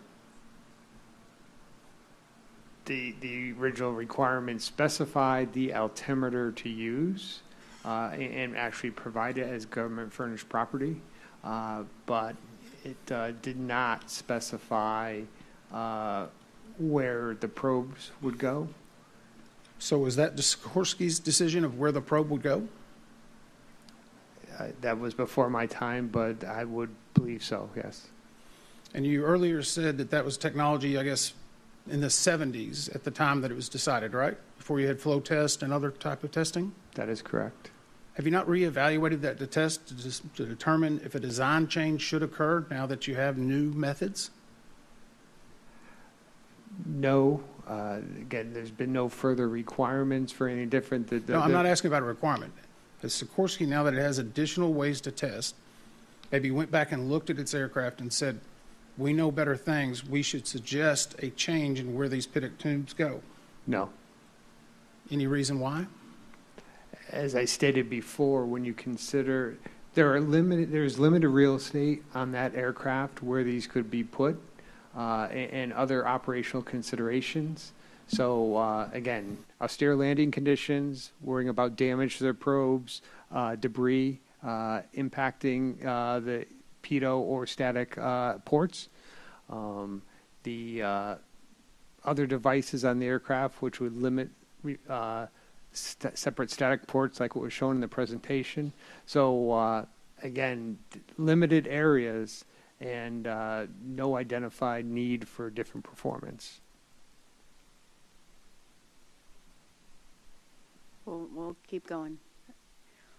All right. While I am asking this question, can Mr. Fuchs, can you pull up, I think we sent it to you, 7 Helo H Appendix A, Table A1. Before I ask that question, though, for the transponder, I just want to go back to the, well, actually, before I go to the transponder, you said, Mr. Rosengren, you had said possibly a safety alert in September or some sort of alert, correct? Yes, ma'am. We could send out an aviation safety action message that would go out to the fleet. Okay. And then when is the first chance for it to go in the manual? So the manual goes through a 2028 process. So that would begin in lieu of going into the manual, we would put it immediately in the airworthiness release that would go fleet-wide. Okay. But manual, that update begins in 2028. So, I'm sorry, 2028 is the form that is submitted to make an operator's manual change, not the calendar year 2028. Okay. But 2028? No, ma'am. Okay. Please be very clear. Yes, ma'am. Alert, manual. So manual, there's a process that uses a Form 2028. And that Form 2028, if it's determined it needs to go into the operator's manual, we would submit that by the September 15th timeline. When it goes into the process of upgrading an operator's manual, that I can't speak to the specifics. I can get you the specific timelines of how when an operator's manual would be updated. Thank you very much. I apologize for the confusion. No, that's okay. Transponder, let's say you're at 260 or 270 feet. What would DCA tower see? So, ma'am, at 260 feet, the tower should see 300. Great. But they get pressure altitude as opposed to what the pilot sees. And 230 or 240? It should be 200. Okay. But there's a plus or minus 40 around the midpoint. Right. Yes, ma'am. Okay. Thank you. Appendix A, Brian, if you can pull that up real quick. So we have a compilation of essentially error allowances. 2 in the static system, 1, 2, 3 barometric altimeter encoder. Well, actually 1, 2, 3, 4, 5, 6, 7 different standards for the barometric altimeter. We've got the ESSS. We've got a clean configuration of the Lima. Are any of these additive? Yes, ma'am. Some are additive, and some are not. The way the table's laid out. So, for example, the encoder is not part of what the pilot sees, so that's not additive. But there are, so there the instrument errors.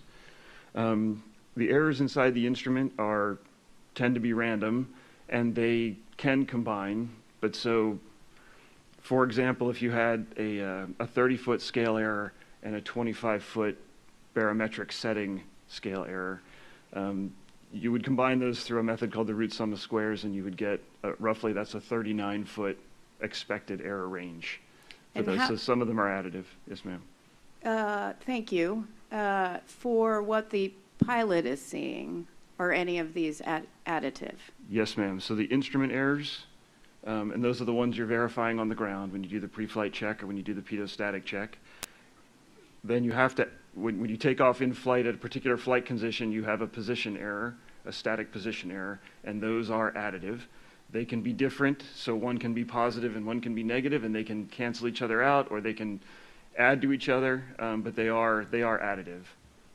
Okay, and does it depend, could it be different by helicopter, or is that fleet-wide? Yeah, ma'am. So the instrument error would be different by altimeter. So the By right side and the altimeter. left side altimeter could have different instrument errors. It's just a random, it's a mechanical error inside the device. But the position error, so for example, the position error at a particular airspeed for a particular flight condition is the same for all the helicopters. Okay, thank you very much. I will ask Member Graham next. Member Inman. Mr. Rosenberg, is your department or your agency, are you responsible for all updates in regard to even maintenance, or is it just flight standards? So my organization is the Utility Helicopter Project Office, and so we're responsible for acquiring new Black Hawk helicopters, and then we coordinate with our life cycle management program, the AMCOM, Aviation Missile Command, on the sustainment of the aircraft. And so we do not have maintenance standards that we own. We're an acquisition organization, not an operational organization. So you buy stuff, you don't use it? So we buy stuff, and then we work with our sister commands to make sure that it's used in accordance with the acquirer's maintenance procedures. Okay, so you're in charge of acquisitions, is that right? Yeah, so we're part of the Assistant Secretary of the Army for the Acquisition, Logistics, and Technology. And so we are the acquisition arm of the Army.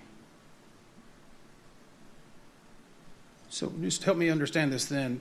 Why does the acquisitions department issue airworthiness directives? So the acquisition, we do not. We get them from our independent airworthiness organization. So AMCOM. You keep pointing to the gentleman to the I'm right. sorry. So Mr. Bradham is my chief airworthiness engineer. So But he reports to you, right? He does not, no, sir. No, sir. Just for clarification, sir, I'm the chief airworthiness engineer, and I work in Futures Command in the Combat Capabilities Development Command Aviation and Missile Center in a group called the Systems Readiness Directorate. So Army Airworthiness Authority is delegated from the commander of Aviation and Missile Command to the director of the Systems Readiness Directorate. So I report through Futures Command, not through the program. My apologies. I thought earlier in the testimony you said my bosses and you pointed to the left. Oh, So often the acquisition, we will task them to give us independent recommendations. That's probably why the gesture might have been that way. So when I tasked Mr. Bradham's organization to give me a recommendation, that was probably, if I recall, maybe. Have you tasked his organization to give you any other recommendations regarding this accident? Many, yes, sir. What were they? I'd have to go through the records. I'd be happy to provide you all the taskings we've done. I believe we've shown. Are there a lot of tasks, a few tasks, 2 tasks? There's many tasks. When Mr. Parker would make a recommendation, we would funnel it through our program executive officer, General Phillips, and then we'd make sure we get all the requests from this acts investigation, give it highest priority, and make sure that we get it tasked and recorded per saving the records for this investigation. Okay. Will you be on another panel, Mr. Rosenberg? No, sir, but I'll be here all week. You think? Okay. I'm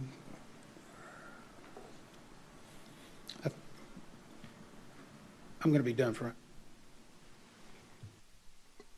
Well, okay. I have a few just that I want to make sure I get back to. for Sikorsky, what's the prime item development? What is a prime item development specification? That is the document which, with the government, conveyed its requirements to us. Okay, and when you're doing testing and you certify your, it goes through design and certification, correct? Your helicopters? It's designed, and then we provide the reports. Ultimately, the Okay. Army has airworthiness ownership. And so the documents you provided, does it include all these allowable allowances for errors? The report that we've cited to the investigative team identifies the error curves for altitude, yes. The report, and that was provided to the Army? To the best of my knowledge, yes. Okay. So my question is, was FAA aware of any of this? Or the testing that was done, was that a surprise to the FAA of what was done and what the outcome was? I do not know. Oh, I'm not asking you. Sorry. I'm actually asking the FAA. Which You should not answer that question. Which testing are you referring to? The tests that were done on May 15th on the formation flight. And I'm sorry, let me quit. The report I was talking about was from Yeah, 1983. I know. Okay. I'm not, this is a totally different question. I'm getting a few of my straggler questions here. Yeah, so I'm familiar with those reports that came out of the May 15th battalion flight tests. I did not have access to any of the, I'll say, the original Sikorsky data to form any opinion on the results. Okay, thank you. Member Graham. Member Inman. Yeah, I'd just like to go back to Mrs. Lewis. I think all the board members were offered, and I believe we all took the opportunity to do a simulation in the Lima or the Mike model and to wear night vision goggles. And it was very apparent as we were doing that, the instructor pilots next to us were talking us through what they would see. So we've actually seen the entire route, which is pretty disturbing whenever you look at it that way. My question to you is they were talking to us and we're looking through night vision goggles. You have to look out of the night vision goggles, if I'm correct, to be able to check your altitude? Yes, that would be correct. And earlier you said that you'd be checking your radar altimeter and your baro altimeter if you're at an MSL of 200? Yes. Is it a complicated task to be looking at two separate altimeter readings while at the same time using night vision goggles that prohibit your view by 40 degrees? And an iPad, sorry, that has ForeFlight along with the ADSB receiver that's remote? Sir, in that situation at that low altitude, I would not be referencing an iPad. I would have that put away. But, I mean, it does take some practice, some experience to get used to cross-checking the instruments while flying goggles at a low altitude. How much practice and experience would you need? I think it would vary by the individual.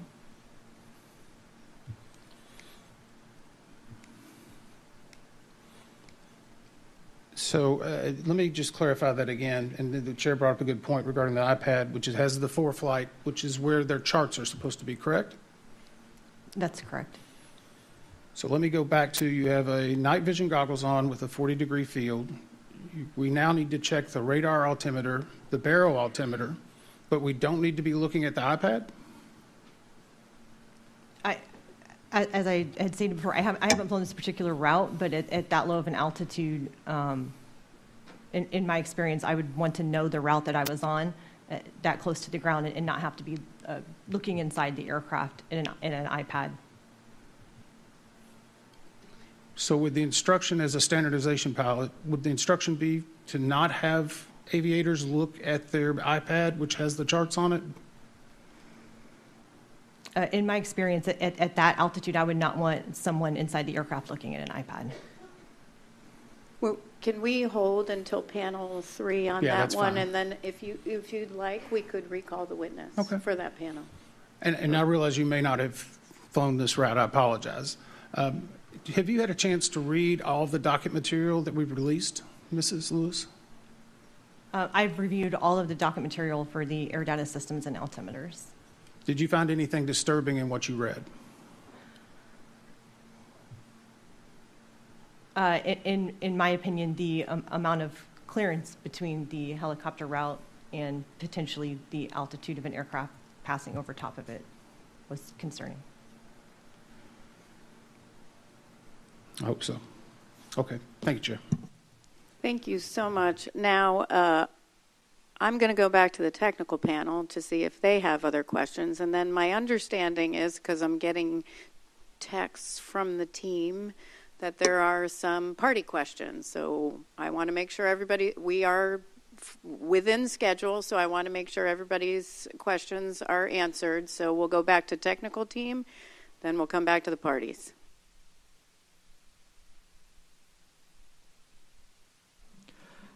This question's for Mr. Rosengren. Previously with the flight data recorder, you had mentioned that when the data is downloaded, it's looked for reasonableness.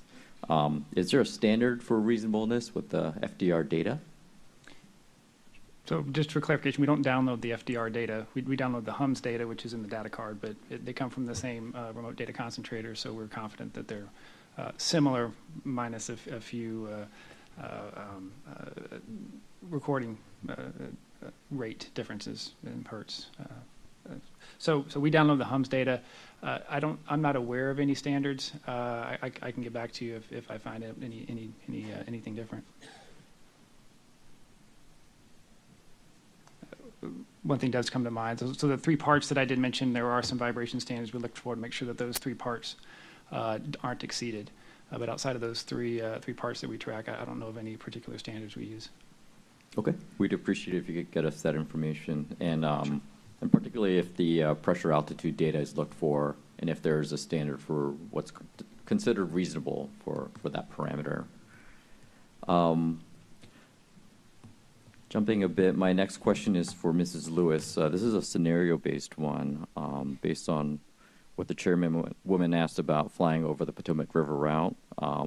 If you had a route ceiling of about 200 feet and you were to look at your barometric altimeter and see about 160 feet, but then saw on your radar altimeter about 280 feet, how would you triage that situation in your experience? In my experience, so if the barometric altimeter is reading 160 feet, you're saying, and the radar altimeter is reading significantly higher than that, I would still, my primary concern on the MSL route would be staying below the 200 feet. And I would definitely, take note of that and maybe write the aircraft up for some, maintenance action. But at that particular time, I would, as long as there was nothing wrong with the aircraft before we took off as far as the field elevation and the barometric altimeter, I would, continue to assume that I was below that 200-foot MSL. Thank you. And then my last follow-up question is, I think Mr. Bradham would be best suited, but Mr. Rosengren can chime in as well. Based on the discussions today for the answers that we've received today in panel 1, there have been limitations identified with the accuracy of barometric altimeters just as a technology. They're mechanical instruments compared to newer air data computers and more modern technology. So knowing that based on our testing and just based on experience that these older technologies have these limitations that can create larger altitude offsets between indicated altitude to where the helicopter is actually at, what sort of considerations would the Army have for when flying in the national airspace system where pressure altitude accuracy is crucial?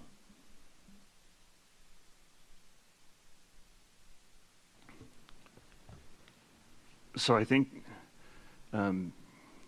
there's a question about the size of expected altimeter error versus aircraft separation when you're talking about a route like this in the national airspace, and I think that's not. I'm certainly not an expert to talk on the route design and the amount of allowable separation, but clearly, when you take into account You know, there's standards for pilots to maintain altitude. There's standards, you know, for the altimeter error. And as I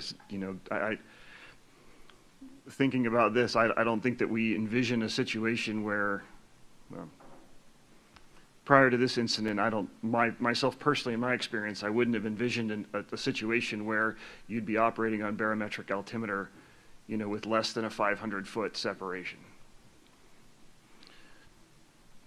But I think if you're asking if we're kind of relooking how we operate in the national airspace, I don't, with the exception perhaps of the correction for the ESSS configuration, I don't believe there's any deviance from from what's accepted on the civil side as well. I mean, the military requirements, the 70-foot check is more stringent than the 75-foot check. The mil-spec 25 feet of position error is more stringent than the civil 30 feet of position error. So with that one exception, I think we're still operating inside the requirements. And would there be any considerations to selecting certain models that have newer technologies or more accurate instrumentation versus older models and flying certain missions based on, again, known limitations with route ceilings or proximity to civil aircraft in the national airspace? Yeah, I think that's an operational question, and I don't know that I could speak to that. Is there someone here that can, as a witness? I think it'd probably be best to wait for more operational, experienced witnesses to give more expert testimony. Thank you.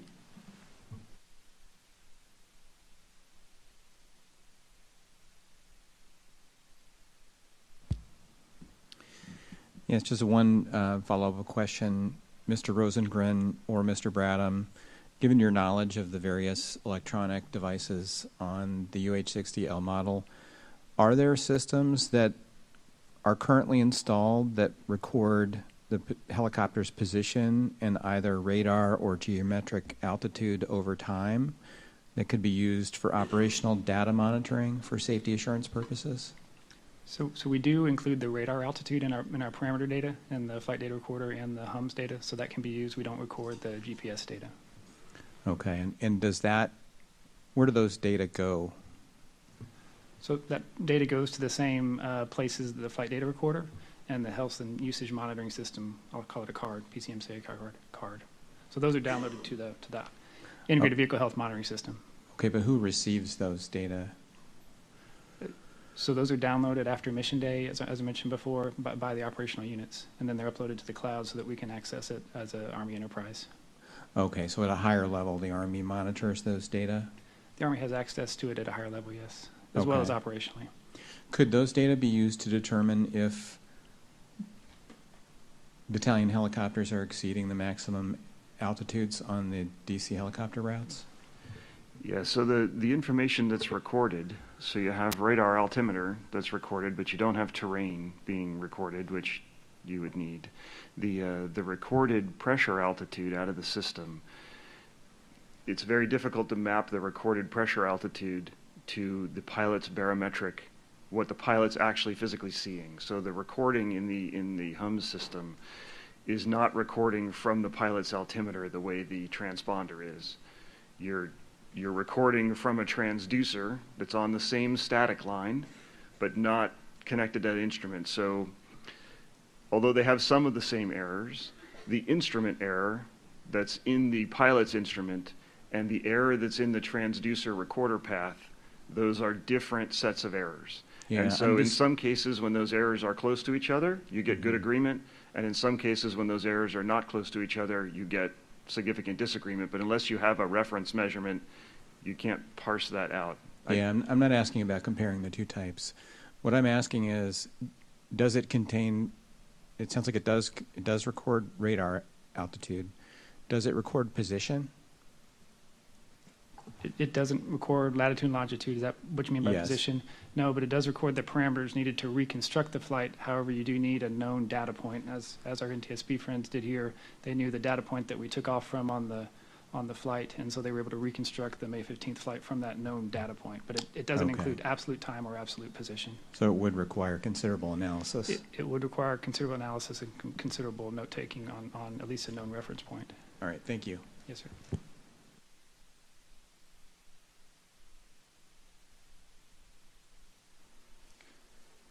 No more from the technical panel. Chairwoman Hamady. Thank you. We're going to go in the same order. ALPA. Thank you, Chairman. The first question we have is for Mr. Cooper. If barometric tolerances were tightened, would Sikorsky be able to support modification to these systems used in rotorcraft, even if it required retrofits or redesigns to the pedostatic systems? For which model? For any. But specifically in this case, it could be, the Lima or the Micro going forward, whatever it might be.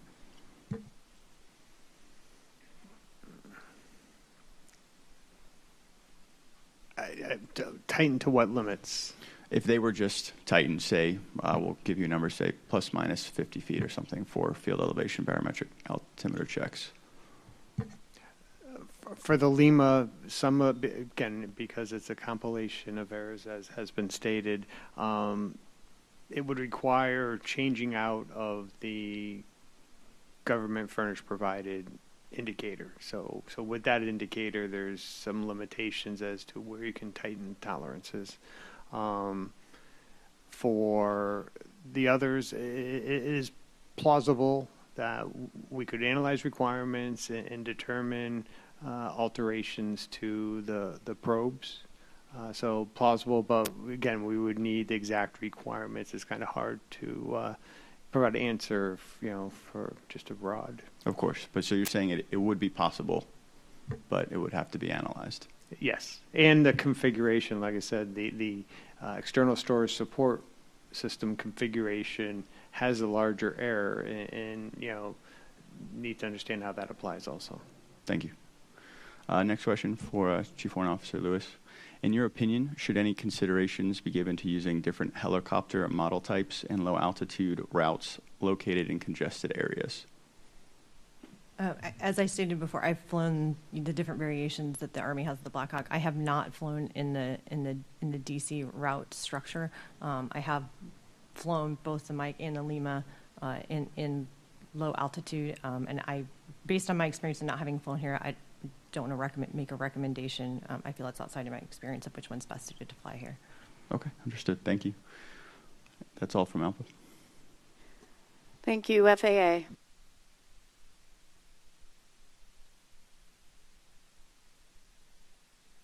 I don't have any questions, ma'am. Okay, thank you very much, NACA. Chairwoman, we have no further questions. Our questions have been answered, and I'd like to thank the panelists today. Thank you. Thank you. PSA. Thank you. A couple operational questions real quick here. In your experience, Ms. Lewis, flying along, your co-pilot or instructor pilot voices a different altitude than you have of 100 feet. Is that any area of concern for you? I would, if an instructor pilot, are you asking if they told me to adjust my altitude by 100 feet, would I do so? If you call 300 feet and he calls you, I got you at 400 feet, would that be an area of concern for you? 100 foot of difference would not be a large area of concern. The first thing I would do would be to make sure we both had the same altimeter setting, and then address the situation going forward from there. How much would it take to be a concern? A couple 100 feet would be a concern in flight. Okay. And I guess going back to the low levels, if you're on a 200-foot MSL route, would 100 feet be a concern then? 100 feet in what regard? 100-foot difference between the pilot and the co-pilot's altimeters? Yes. 100 feet would still be, we would still have that 100-foot window, plus or minus 100 feet to maintain altitude. Okay.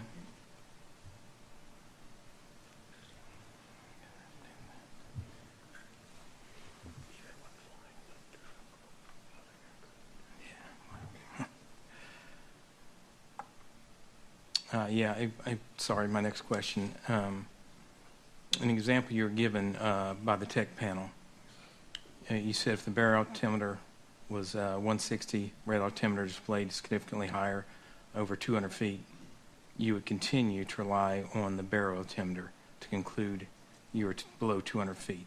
Can you explain why you would fall back or use the barrel altimeter as primary?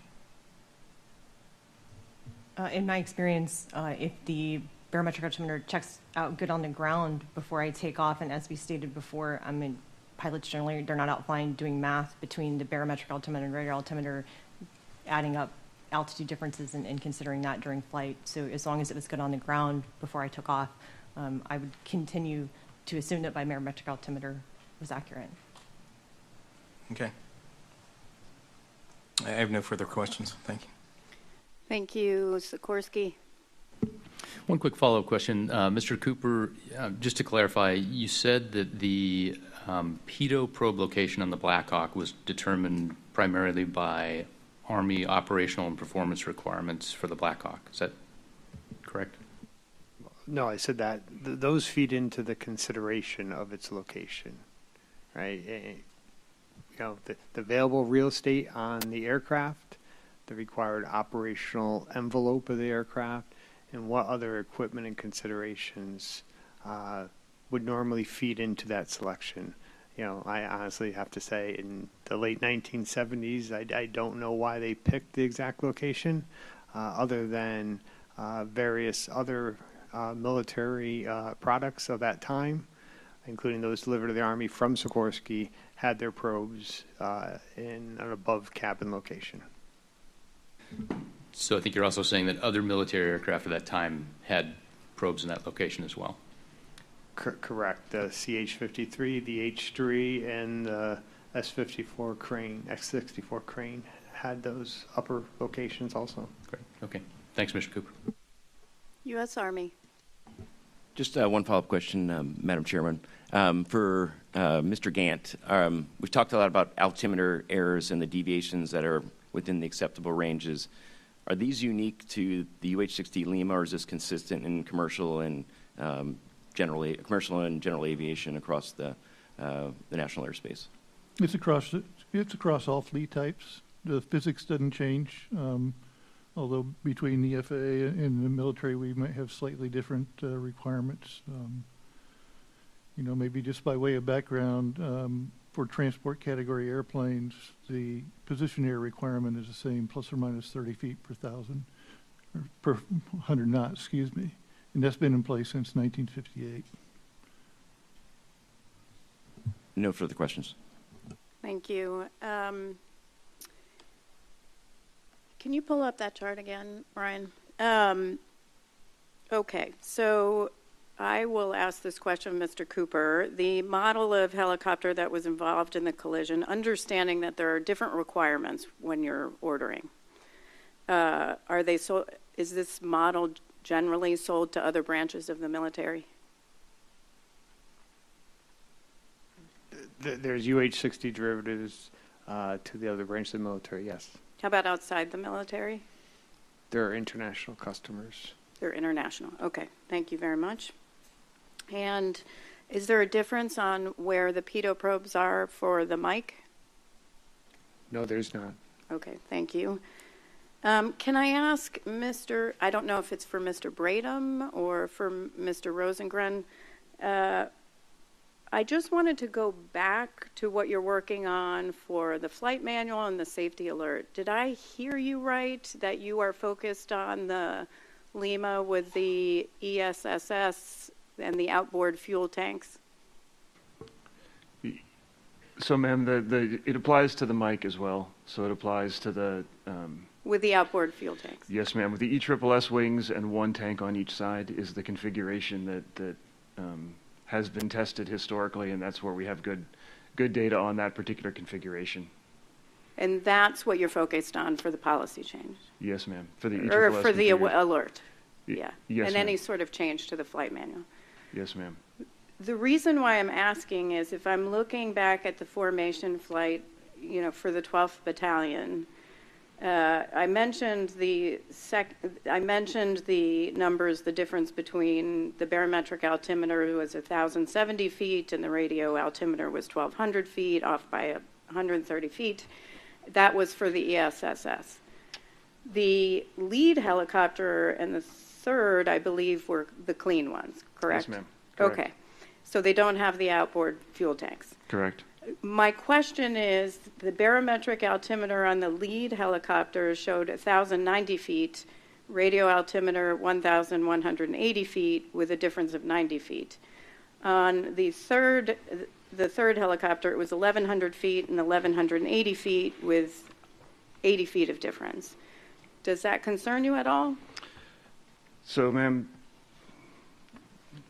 so first you can explain those discrepancies, and if I could just talk through it just very quickly. So that delta that you see in those aircraft, if you take their how far those aircraft were from field elevation on the ground, and you assume that's a good approximation of its instrument error, and then you add the position error to that, and then you add the temperature effect, because on that day they were flying they were flying a warmer than standard temperature, which has, when you're trying to compare radar and barometric altitude, you have to correct for the temperature. So there's 36 feet of that roughly is a temperature effect. But so for those aircraft, if you take those standards, and I apologize, I'm flipping through my notes to get the exact numbers on the aircraft, but I have them for all the aircraft on that test.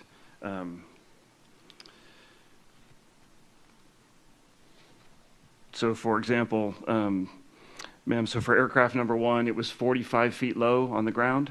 Mm-hmm. The position error adds 7 feet low, and then the temperature adds 36 feet low, which is 88 feet, which is close. So what you have is a case where you have 3 different effects all in the same direction. Correct. And then for aircraft, for the second aircraft, the one that was ESSS. Those are the ones I went through before. A lot of those I went through before. Yes, ma'am. And then there are differences, obviously, from this chart in the allowable errors in the instruments, or in different components, correct? I'm sorry, ma'am, say that again? The chart. Some of those stack up, too. Yes, ma'am. So some of those do. So the static system, the first 2 you see there are position error. Yep. One is military, one is civil. And then in the barometric, so for example, the scale error is the aneroid capsule error. Okay, I don't need to go through all these. Yes, We've already gone through all of these. The question I'm asking is you have a difference of 80, difference of 90. I understand there's temperature fluctuations. I understand there's allowable instrument error.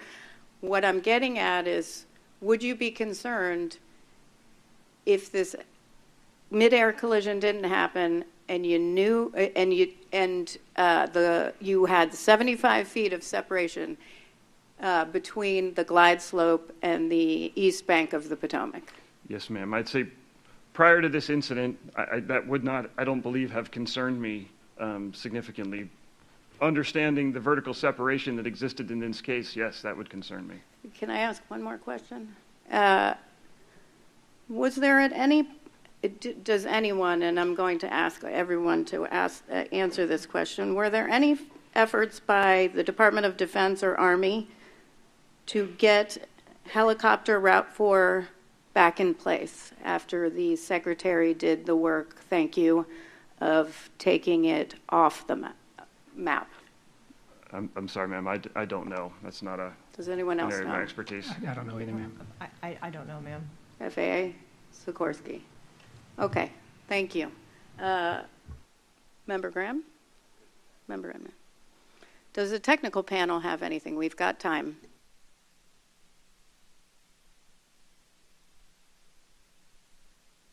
No, ma'am, we're good. Okay, then we're going to go ahead and break for lunch. We will be back at 2:15. And just a reminder for the staff, lunch is served upstairs for all you all involved with this hearing. Thank you so much.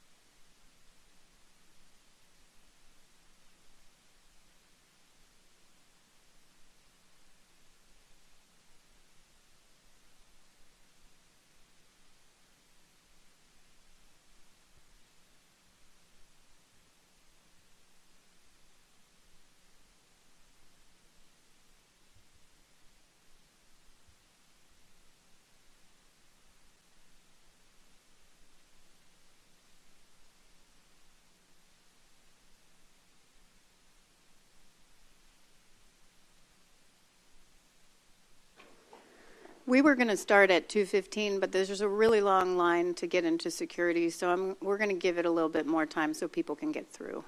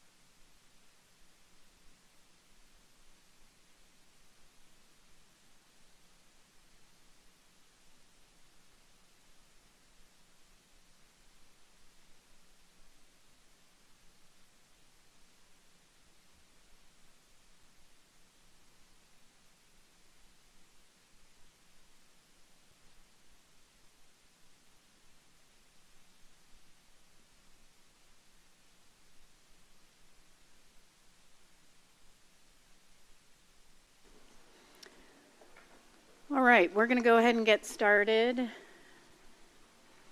And as we go into panel 2, Mr. Banning is going to provide a summary of the accident just to get us back in, since we've been out for an hour, back into as we go into panel 2.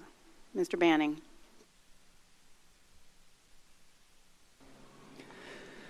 As you saw in the animation, about 2 minutes before the collision, DCA Tower contacted PAT 25 to inform the crew of Flight 5342's location.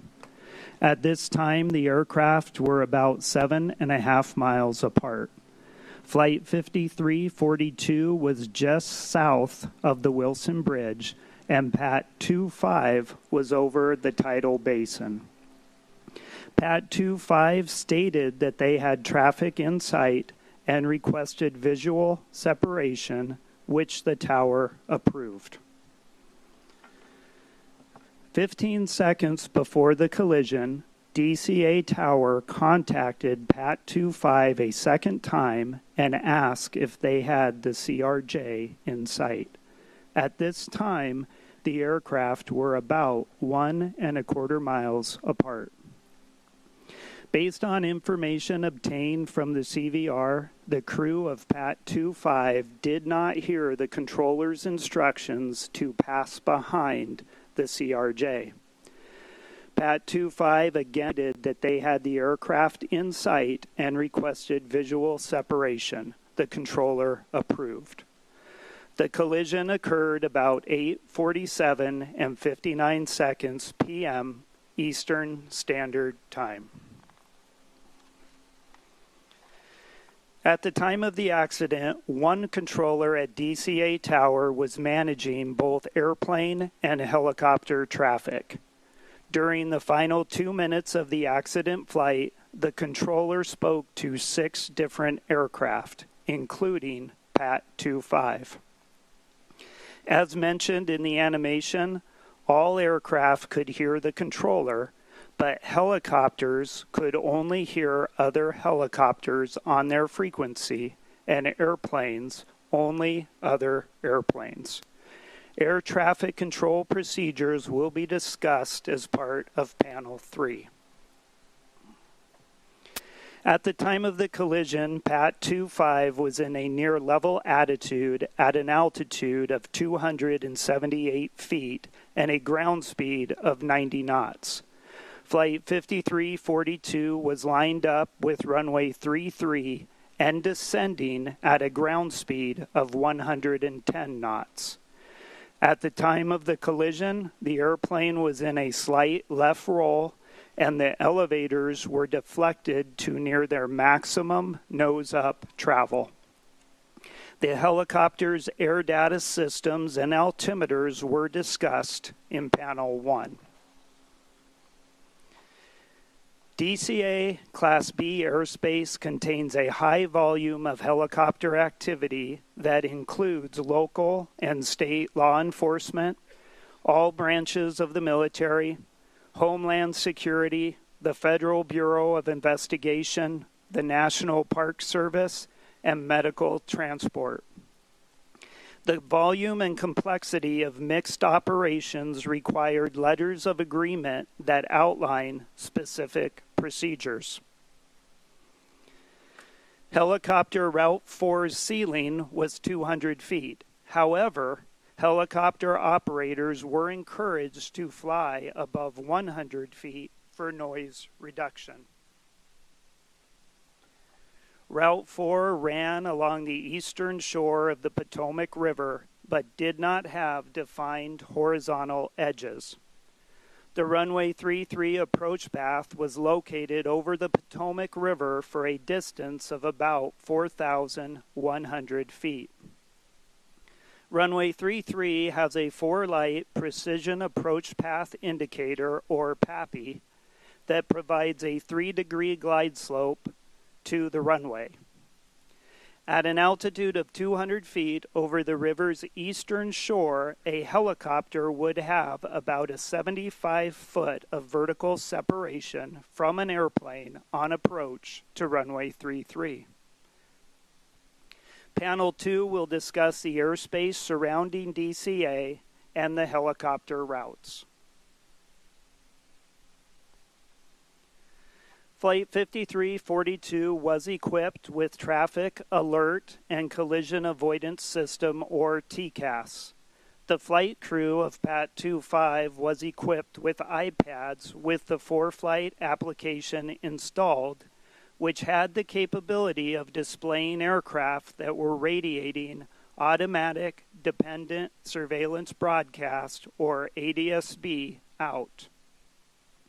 ADSB is a method of aircraft surveillance that can be used by air traffic control and other ADS-B-in equipped aircraft.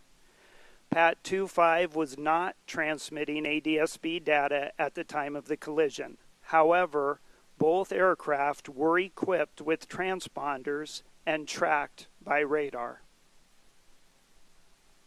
Collision avoidance technologies will be discussed in Panel 4. Multiple data sources were used to create the following images that depict the aircraft flight tracks from various views. None of the images depict the nighttime conditions that existed at the time of the accident. This image depicts the flight track of both aircraft. The yellow line is the helicopter track, and the green is the airplane track. The yellow circle is the location of the collision. This view looks south along the helicopter's flight track. This image is looking northwest along the airplane's flight path as it approached runway 33. The yellow line is the helicopter's track, and the green is the airplane's track. The yellow circle is the location of the collision. This image looks southeast from the DCA Air Traffic Control Tower. The control tower is located in the bottom middle of the image, highlighted by the red circle.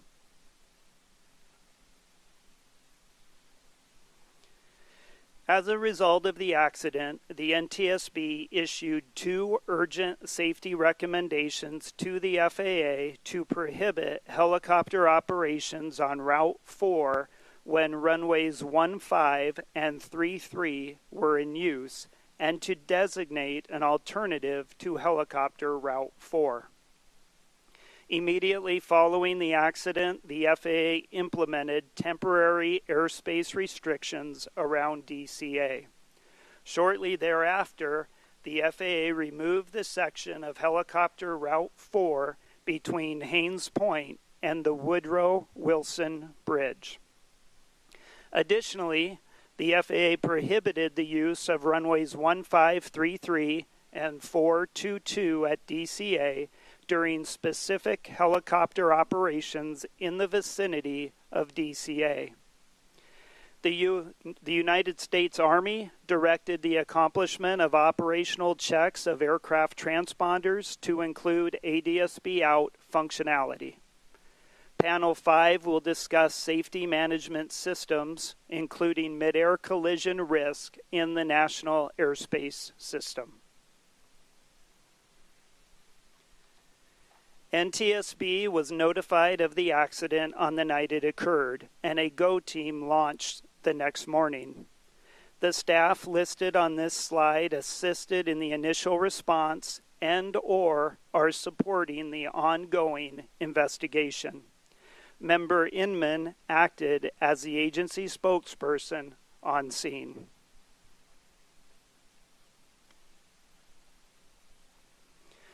Parties to the investigation are Aerosonic, the Airline Pilots Association, the Association of Flight Attendants, BAE Systems, Collins Aerospace, and Airspace Workers. Metropolitan Washington Airports Authority, National Air Traffic Controllers Association, PSA Airlines, Sikorsky, and the United States Army. In accordance with the provisions of Annex 13 to the Convention on International Civil Aviation, the Transportation Safety Board of Canada participated in the investigation as the representative of the state of design and manufacture of the airplane. The accredited representative was assisted by technical advisors from Mitsubishi Heavy Industries and Transport Canada. Chairwoman Hamady, this concludes my presentation. Thank you, Mr. Banning. And now we'll go to Dr. Bauer to please provide an overview of the panel topics and introduce the technical panel and witnesses. Thank you, Chairwoman Homendy. The second panel will provide an overview of the DCA Class B airspace and helicopter routes. The panel will address understanding the airspace surrounding DCA Airport, both the ATC perspective and the operator perspective. FAA standards governing design of Class B airspace separation standards. History of the helicopter routes to include the requests, development, and approval process of the Baltimore-Washington helicopter routes with special focus on Route 4. Description of the Army's mission and tasking in the National Capital Region and their use of helicopter routes. Complexities of fleet mix and history of safety issues involving helicopters, both the ATC perspective and the operator perspective. History and activities of the DCA Helicopter Working Group and ADSB out. The NTSB technical panel, starting on my right, is composed of Mr. Brian Soper, lead aviation accident investigator for air traffic control. Ms. Sarah Lewis, aviation accident investigator for air traffic control. Dr. Catherine Wilson, senior human performance investigator. And Captain Van McKinney, aerospace engineer, helicopters. Witnesses for this panel are composed of the following individuals. From my left, nearest the board members. In the front row, Mr. Nick Fuller, Acting Deputy Chief Operating Officer, ATO, with the Federal Aviation Administration. Ms. Katie Murphy, the Manager of Visual Charting with the Federal Aviation Administration. Mr. John Stowe, the Acting Director for Policy and the Mission Support Services of the ATO with the Federal Aviation Administration. Colonel Andy DeForest, Commander of the Army Aviation Brigade with the U.S. Army.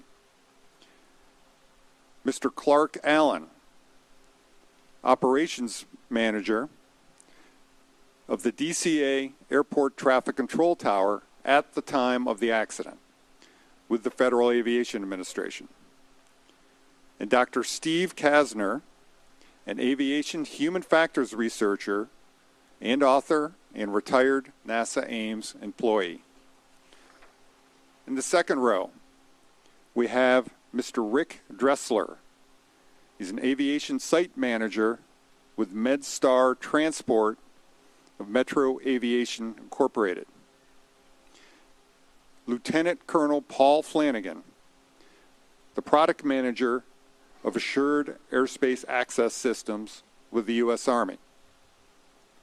And Command Chief Warrant Officer David Van Vechten, who's a former standardization instructor pilot with the Army Aviation Brigade of the U.S. Army. Chairwoman Homendy, these witnesses have been pre-qualified and their respective experience and qualifications appear in the docket as exhibits. Thank you. Thank you, Dr. Bauer. I'll now ask the witnesses to please stand.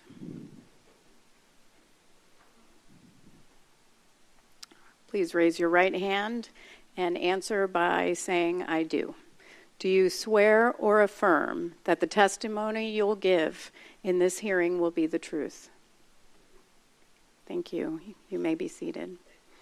As a reminder to the witnesses, you will remain under oath until the conclusion of the hearing. We ask that you answer the questions factually and avoid any type of analysis or speculation. Finally, please push the microphone button to talk and push it again when you're finished. I'm now going to turn questioning over to Mr. Soper. Thank you, Chairwoman.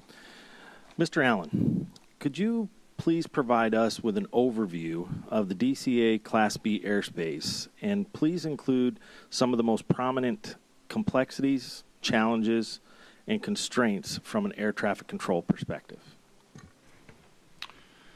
Good afternoon. The DCA Class Bravo airspace extends out approximately 7 miles. It adjoins to Dulles Airport's airspace as well as Andrews airspace. We receive helicopter traffic from Andrews, Baltimore, Dulles, Davison Army Airfield, and the local law enforcement and medevac hospitals. Some of the challenges associated with the airspace is the lack of airspace that we have, so to speak. There are multiple prohibited areas that we are unable to fly in. We have very specific procedures for fixed-wing aircraft and helicopters. Thank you. And for Mr. Dressler and Mr. Van Vechten, I'd like you to respond to the latter part of that question as well, which was if you could share with us your most prominent complexities, challenges, or constraints. For Mr. Dressler first, from a non-military operator's perspective in the DCA airspace. Thank you.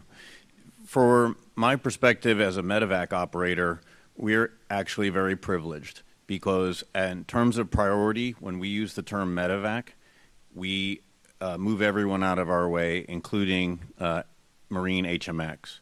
For some of our other members, however, for the ad hoc DC helicopter operators group, that is not the case. So from a law enforcement perspective, we have several operators, whether that's U.S. Park Police, Maryland State Police, Fairfax County Police, Prince George's County Police Aviation, and all of them operate in an unscripted way, in a sense, because they don't fly from point A to point B necessarily. So their challenges are even greater than mine because I have an intended destination for every time my ships or one of my fellow medevac operators goes in. Our complexity is really, as Mr. Allen said, the airspace is very small, has very little room to maneuver, and we have prohibited areas that we have to avoid as well. Add in the final challenge is just the high volume of helicopter traffic in a very confined space. Thank you. And Mr. Van Vechten, same question for you from the military or Army operator's perspective operating in the DC airspace. Yes, we have the same challenges as Mr. Dresser addressed. The prohibited areas, and we're on specific routes that we are cleared through by ATC, or if we're in a zone, we're in a specific zone. So we must stick to these routes and zones as directed and cleared by ATC. There is a large volume of rotary wing traffic at low level, which is always a concern, and then the volume of fixed wing traffic in and out of Reagan Airport. Thank you. Mr. Allen, back to you. When the helicopter control and local control positions are combined at DCA Airport Traffic Control Tower, do helicopters and fixed-wing aircraft share the same frequency, or do they remain on separate frequencies like when they are decombined? They remain on separate frequencies. And is that policy, or is that is there a reason for that that you're? They're charted the helicopter frequency specifically, so the helicopter users are going to naturally contact the facility on that frequency. Okay, so from an air traffic controller's perspective, are there advantages or disadvantages to having the helicopters and the fixed-wing aircraft on separate frequencies when it's combined? Combined, it'd be subjective to each individual, but in my opinion, a positive would be it can help you prioritize your sequence of events or what you need to accomplish a little bit easier, having them separated. Okay. Any disadvantages from an air traffic perspective? Disadvantages, aircraft may step on each other utilizing two separate frequencies. You may miss an initial call or something of that nature. Okay, thank you. And for Mr. Van Vechten and Mr. Dressler, once again, how about for yourself? For the Army operator's perspective, is there advantages or disadvantages to being on a separate frequency from the fixed wing operators while you're operating there? Yes, sir, both. First, the advantages. I don't have to continuously hear all the fixed-wing traffic, which would tie up communication between the pilots in the cockpit. The disadvantage was it leads to somewhat of a lack of situational awareness because I'm only hearing half of the conversation. So, for example, when I hear tower transmit and they say Brickyard 1234, clear to land runway 19, I have to anticipate and wait for that fixed-wing traffic to say, Roger, clear to land runway 19, or else I could end up stepping on him. So as you initially enter the airspace, you have to pause for a few seconds to see if there's anybody talking that you may not hear on a separate frequency. Thank you. And Mr. Dressler, for you. So we are split among our community. All of the civilian aircraft carry 2 sets of VHF radios. And in that case, you could be listening to 2 frequencies at the same time. So many of our members dial up the regular tower frequency on one and monitor it, and on the other we'll be up on the helicopter frequency. That depends on the pilot choice. The disadvantage to that is we also have a helicopter air-to-air frequency that we can communicate and deconflict amongst ourselves. And if you take that one out of play, you have no way to talk to anyone else. I prefer the simulcast same frequency model because I do like to hear all of the commercial traffic at the same time, so I can formulate my plan around that as well. I think the disadvantage is clear. It's a very, very, very busy airspace, and for all of us to be waiting in order to make a radio call without stepping on someone else is the massive disadvantage that I don't think there's a solution other than a split terminal. Excellent. So I'm glad both of you mentioned stepping on, and just for context, when we say stepping on, that's I'm assuming, and you can correct me if I'm wrong, but when 2 people are transmitting at the same time simultaneously, and one essentially steps on the other, and one person or both people's transmission might be partially or wholly blocked out, correct? That's exactly correct. Okay. So along those lines, is there any way, and this one is for Clark, I'm sorry, Clark, is there any way for an air traffic controller to know if they were simultaneously broadcasting or had stepped on, or somebody had stepped on a frequency where an aircraft might not be receiving their full transmission? Are you aware of anything? Is there side tone? Is there something that occurs that lets a controller know that, or is it just potentially lost transmission? If the controller was given an instruction that would have required a readback and they did not receive the readback, they could assume that it was stepped on or the aircraft didn't hear it. But if it did not require readback, no, there would be no way for them to know. Okay. And in your experience at DCA, is there a notable difference in the quality of radio transmissions from military versus non-military helicopter operators? Yes. Okay, and could you kind of elaborate on that for us? Give us an example. Yes, among the medevac and law enforcement community, they operate newer aircraft with newer equipment. Like Rick had said earlier, they have dual radios where other operators are using other aircraft that are perhaps more dated and maybe only have a single radio versus dual radios that can impact communication. Okay, so from along this same vein here, are there any particular operators that operate regularly within the DCA Class B airspace, or even type of helicopters that stand out to you as exceptionally challenging when it comes to communication quality? We've had trouble in the past with the Air Force and Army.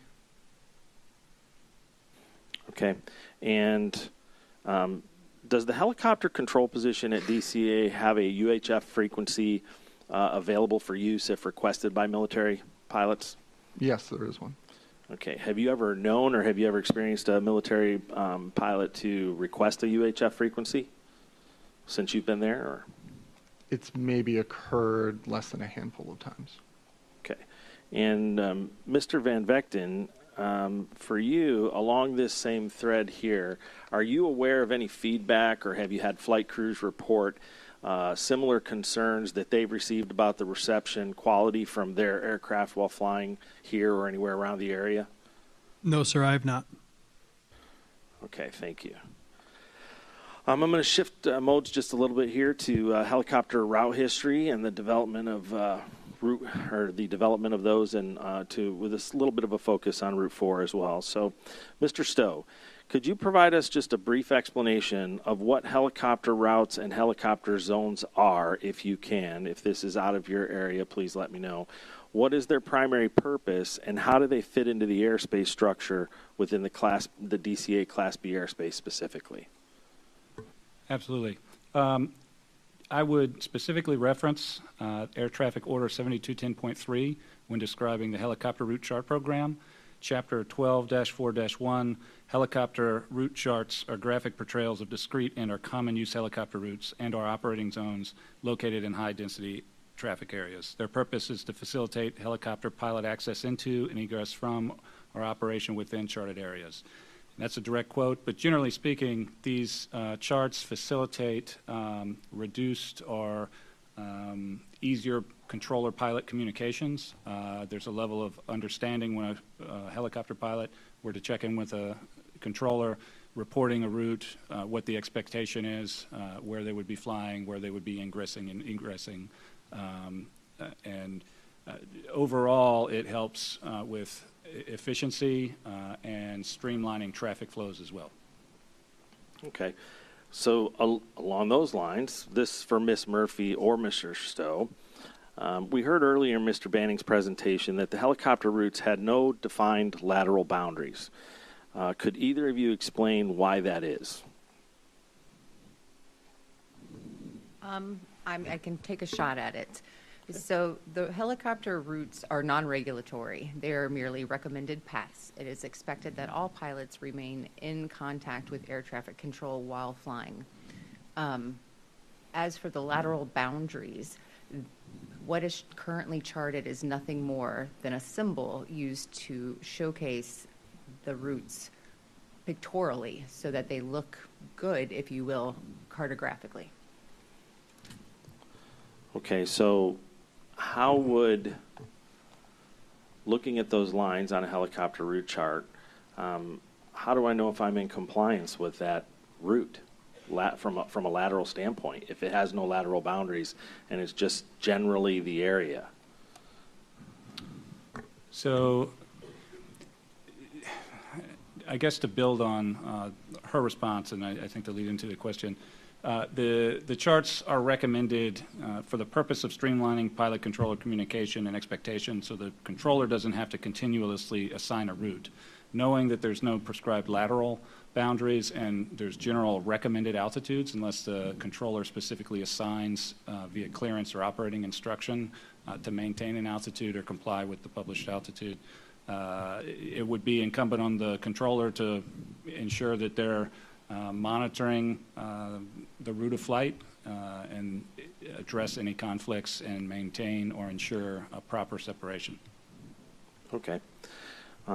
Mr. Stowe, continuing with you, would your office have been consulted in a request for establishment of helicopter routes that transition the DCA airspace?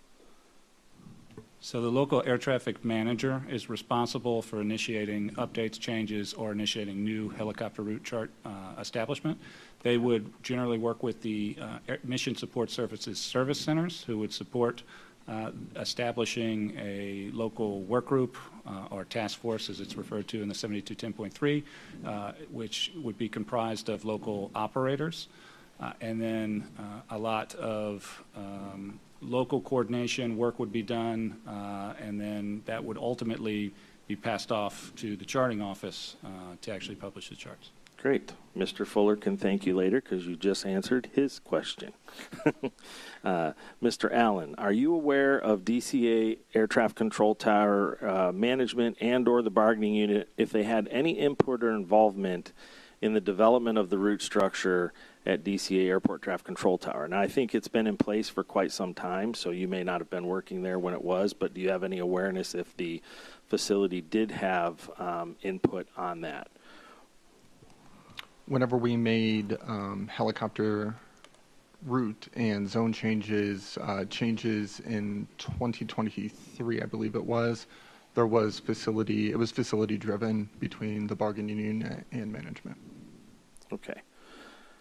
Mr. Fuller, is there a requirement for the Baltimore-Washington helicopter route chart to be reviewed at any specific periodicity by any entity? Not that I'm aware of. Okay. Ms. Murphy or Mr. Stowe, are you aware of any periodicity requirement that he might not be aware of for a review of those charts? I would refer, since I have it in front of me, to the 72.2.3, again, same paragraph, that would require annual review as a responsibility from the air traffic manager for reviewing helicopter route charts. Okay, so what would be the expectation of that review? Would that be documented in some form other than we conducted a review and everything remained the same, or would they fill out a report or some sort of correspondence through their hierarchy chain of command? I don't know I'm not aware of a specific requirement. I would generally only be speculating or assuming that they would document it in some manner. So, Ms. Murphy, would your office receive confirmation, let's say that facilities have conducted their annual review of their charts, their applicable charts, and then you would monitor that, or not monitor it, but you would see that or not? No, Aeronautical Information Services only receives communication if and when a change to the chart is requested. Okay. Mr. Allen, were you ever involved in conducting any of these reviews, assisting the air traffic manager potentially of the Baltimore helicopter route chart? When I was a member of the helicopter work group, we did routinely review it, and that's how we came up with the changes that were implemented in 2023. Okay. So I have to ask, I think I had it for later, but we're right at a point where it's probably a good point to ask this.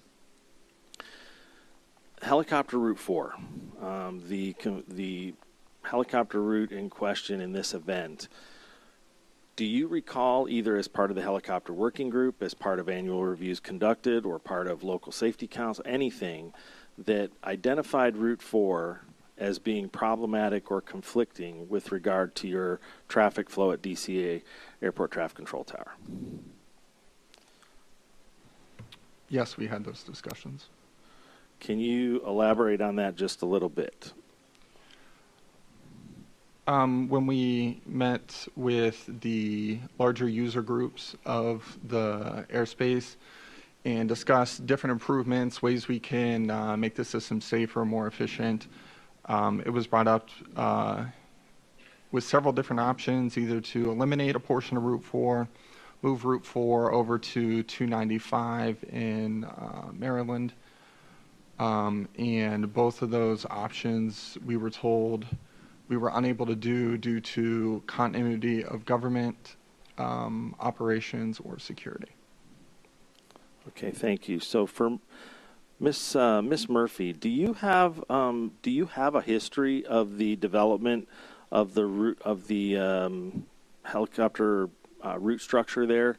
Like when they were established, these routes that transit the Class Bravo airspace at DCA? Well, without records in front of me, I can detail a little bit.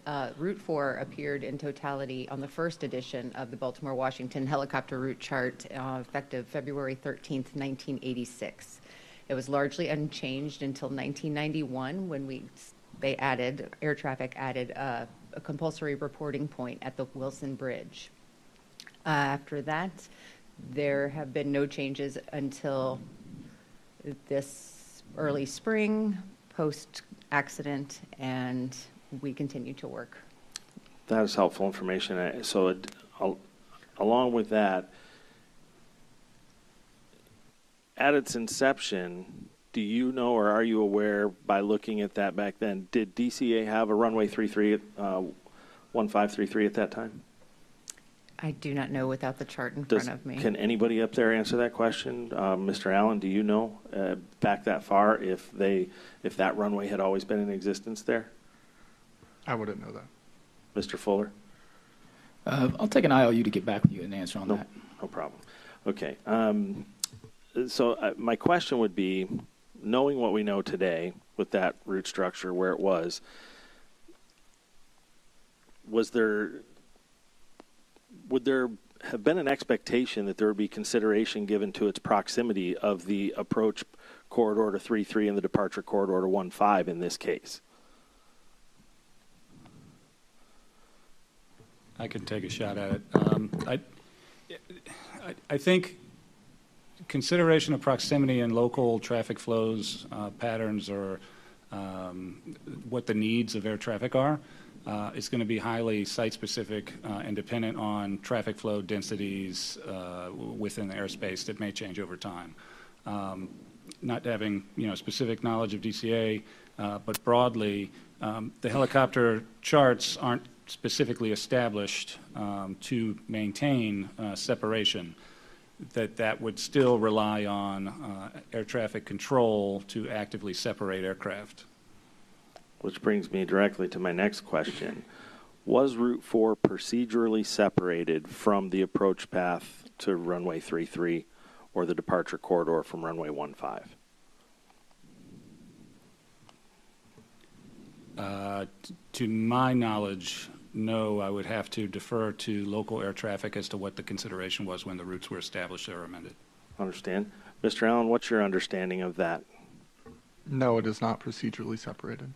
Do you believe that the controllers, the control workforce at DC Airport Traffic Control Tower has a similar understanding across the board that that is not a procedurally separated route?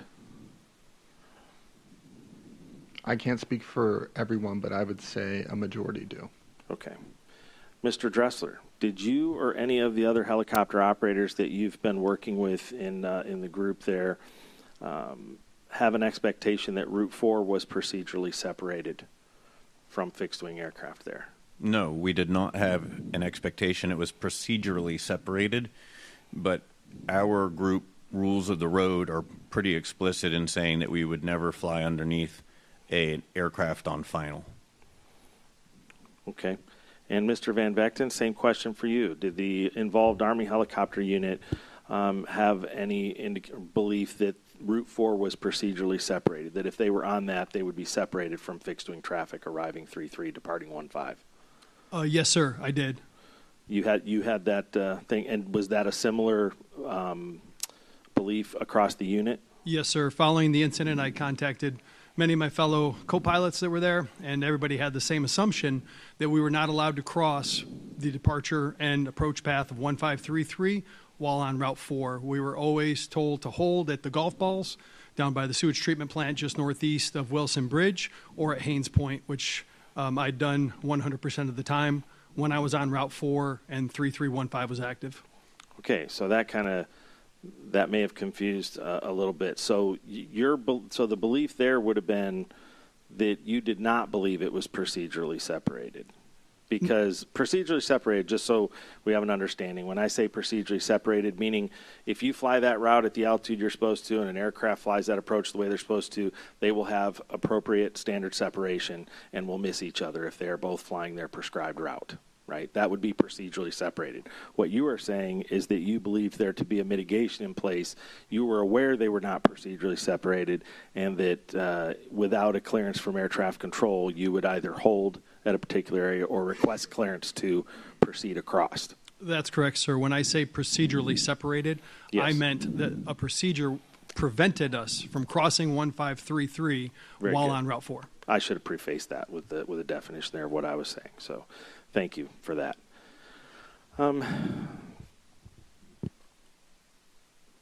Mr. Allen, do you know if consideration was ever given or there was ever a request made or a proposal made, I should say, for an alternate north-south routing to either replace Route 4 or alter Route 4 to help alleviate the conflict of where it crosses the Route 33 approach corridor?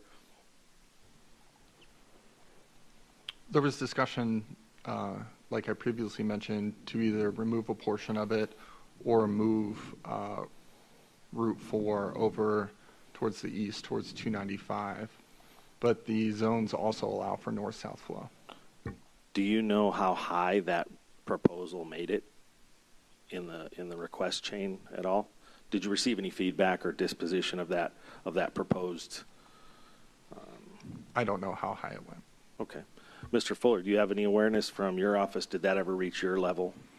No proposals to remove Route 4 ever reached my level. I looked back through the system service reviews and the corrective action plans developed for the facility, and there were no records of a request to remove Route 4. Okay, thank you.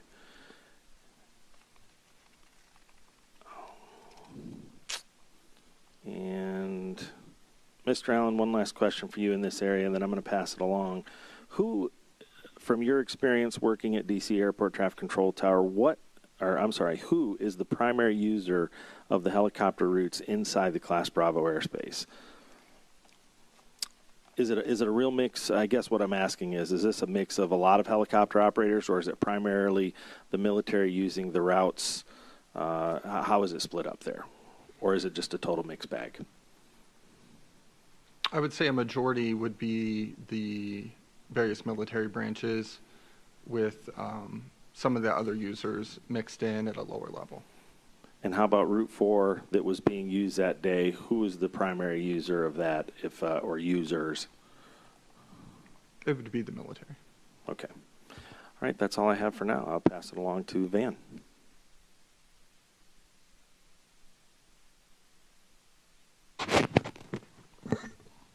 Okay, I'll be asking questions about helicopter operations in and around the national capital region. Colonel DeForest, could you describe the Army's mission in and around the national capital region? Absolutely. And before I do, Chairwoman Homendy, Member Graham, Member Inman, families in the room, and those watching online, on behalf of the Army Aviation Brigade, as a husband and a father, I want to express my deepest condolences. This is something we think about every day, and your memory of the loved ones we lost are forever in my heart. The Army Aviation Brigade, specifically 12th Aviation Battalion, provides continuous, responsive rotary wing support to senior military and government leaders in the National Capital Region to enable continuity of government and continuity of operations missions. On America's worst day, our nation's leaders trust the 12th Aviation Battalion will respond on a very short notice. It's a no-fail mission that requires regular, realistic training within the national airspace system, and that's to maintain unit readiness for when the unit is called upon. Today, right now, 47% of our aircrew members in 12th Aviation Battalion are on mission lines waiting for that call. We're privileged to operate in the national airspace system in the national capital region. We have a very unique mission. We attract some of the very best across Army aviation, and we hold ourselves to a very high standard. Our mission involves both the zones and the majority of the helicopter routes in vicinity of DCA. And we see the routes and the zones as a risk reduction tool. They provide known altitudes and locations to deconflict with other aircraft. And I just want to be clear, there's others that perform a similar mission. So we view the helicopter route structure as a risk reduction tool.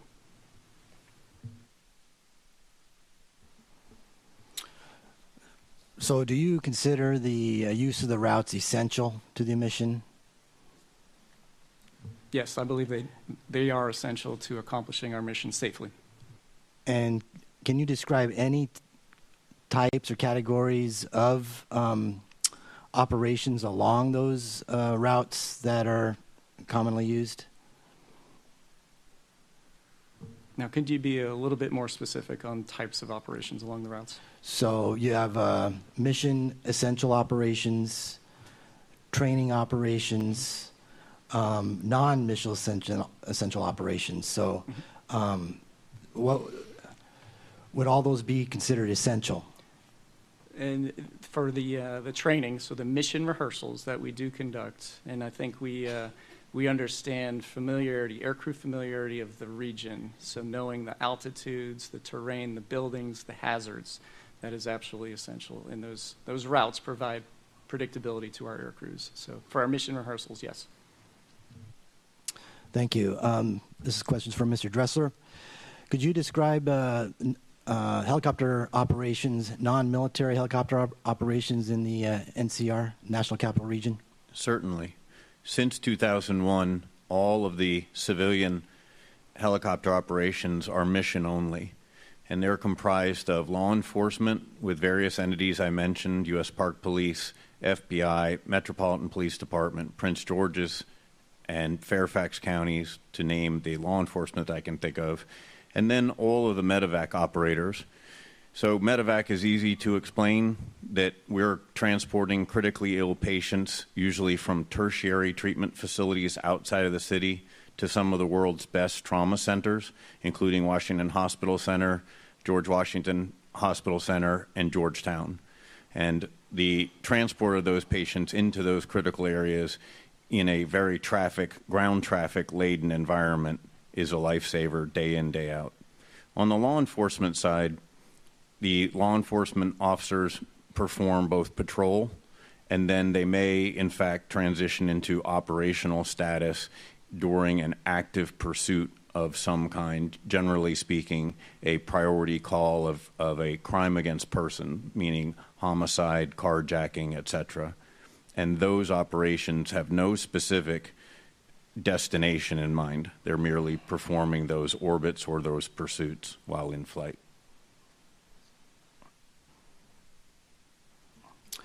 So for those common non-military operations, is it considered the helo routes as essential for completion of those operations? Yes and no. By and large, non-military operators use zones, and there are a number of reasons for that.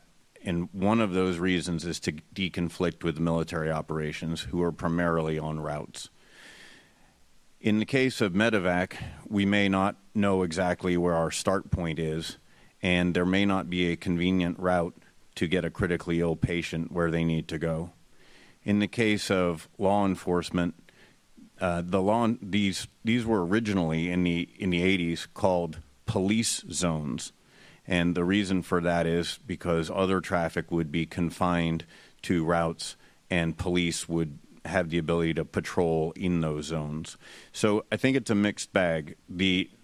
Some of the routes, including 2 that were deleted after January 29, I would say are essential to our operations because they provide the safest way to transit east-west in the route structure. They're predictable. Zones,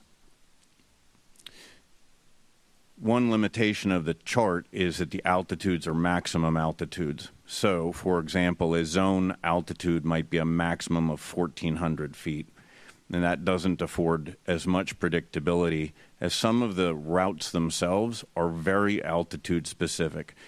Route 4 along the Potomac is one of them at 200 feet, at the 200-foot cap. But if you could imagine then that a zone could be a maximum of 1,400 feet, so you might have a helicopter operating at 1,200 as a police helicopter conducting FLIR operations. You might have us at 1,400 feet. You might have others at different altitudes, and that presents a challenge in the zones. And that deconfliction, is that done by ATC, the controlling agency you're talking with, or is that all visual or ship to ship? It is, because it's Class Bravo, it is primarily ATC. All of us provide an initial request, which sounds like our route of flight, so we might ask for Zone 5 to RFK to Washington Hospital Center, for example, and air traffic control will clear us for that route. That's that efficiency portion that is really essential. It cuts down on our radio traffic and gives us predictability. in this airspace, I think I mentioned it earlier, that we have the ability to talk on air-to-air frequencies, but unlike other cities, because the Class Bravo airspace surrounds Washington, D.C., it's very, very challenging to deconflict ship to ship. Instead, you can't focus on more than one primary thing. Otherwise, it wouldn't be a primary thing. So focusing on the tower frequency, on the helicopter tower frequency as a primary focus because it's so busy, doesn't afford you much time to call another ship and deconflict. That is different than other cities, including Baltimore, and where you might very well say, hey, I'm MedStar 2 and I'm lifting off of shock trauma, and then other people in the area will be able to deconflict with you. So greater than 99% air traffic control. Okay, thank you. And when operating, do the non-military operators have special considerations when deciding to use a route, one of the helo routes? Is there special considerations within the local operating area that helps you determine whether you to use the route or not? I don't know of any other than individual company policies. So my company's policy after a near miss, unfortunately in 2017 with Black Hawk helicopters, my company restricted our ability to use anything between Key Bridge and the Woodrow Wilson Bridge. So we cannot use Route 1 or Route 4 because of the helicopter volume. We're also altitude limited, so by our operation standards, we cannot fly lower than 300 feet day or 500 feet at night. And so those are limiting factors that might vary company to company or unit to unit. Thank you. Mr. Van Vechten, as a standardization pilot, what are the training standards for maintaining altitude on a particular route? Pilots are expected to maintain their altitude plus or minus 100 feet. If a helo route with a defined ceiling of 200 feet, would those standards apply? Yes, sir. I mean, I don't think there's any expectation that we can maintain an altitude plus or minus 0. There's too many limiting factors. So again, talking to other pilots, I think the reasonable expectation is that being off on altitude by 50 or 70 feet, one way or the other, would not lead to a catastrophic event. Okay, so for a ceiling altitude of 200 feet, 250 feet would be acceptable as a training standard? No, sir. I mean, if a pilot is continuously above the altitude, they're going to try to correct. I'm going to make them correct. It's where they stay above it where it's a problem, but we call it bracketing, so a kind of above and below the altitude while you're trying to maintain a constant altitude. Okay, thank you. May I address that as well? Certainly.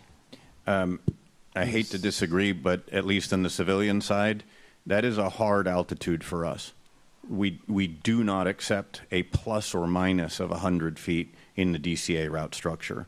That's maybe a commercial flight standard, but that is unacceptable and how none of our civilian members are trained in the DC airspace. So a 200-foot altitude or 300-foot altitude is a hard ceiling for us. Okay, thank you. Mr. Van Vechten, could you describe the purpose of the annual proficiency and readiness test in the Army? Sure. It's to determine a pilot's ability to perform the unit's mission. And what could you go into a little more detail on what all that involves? Yes, it includes the instrument flight evaluation, the standardization flight evaluation, a written exam, and a night vision goggle evaluation. Okay. And is it common to conduct this evaluation at night on MVGs? Yes, it is. The standardization flight evaluation does not give a mode of flight.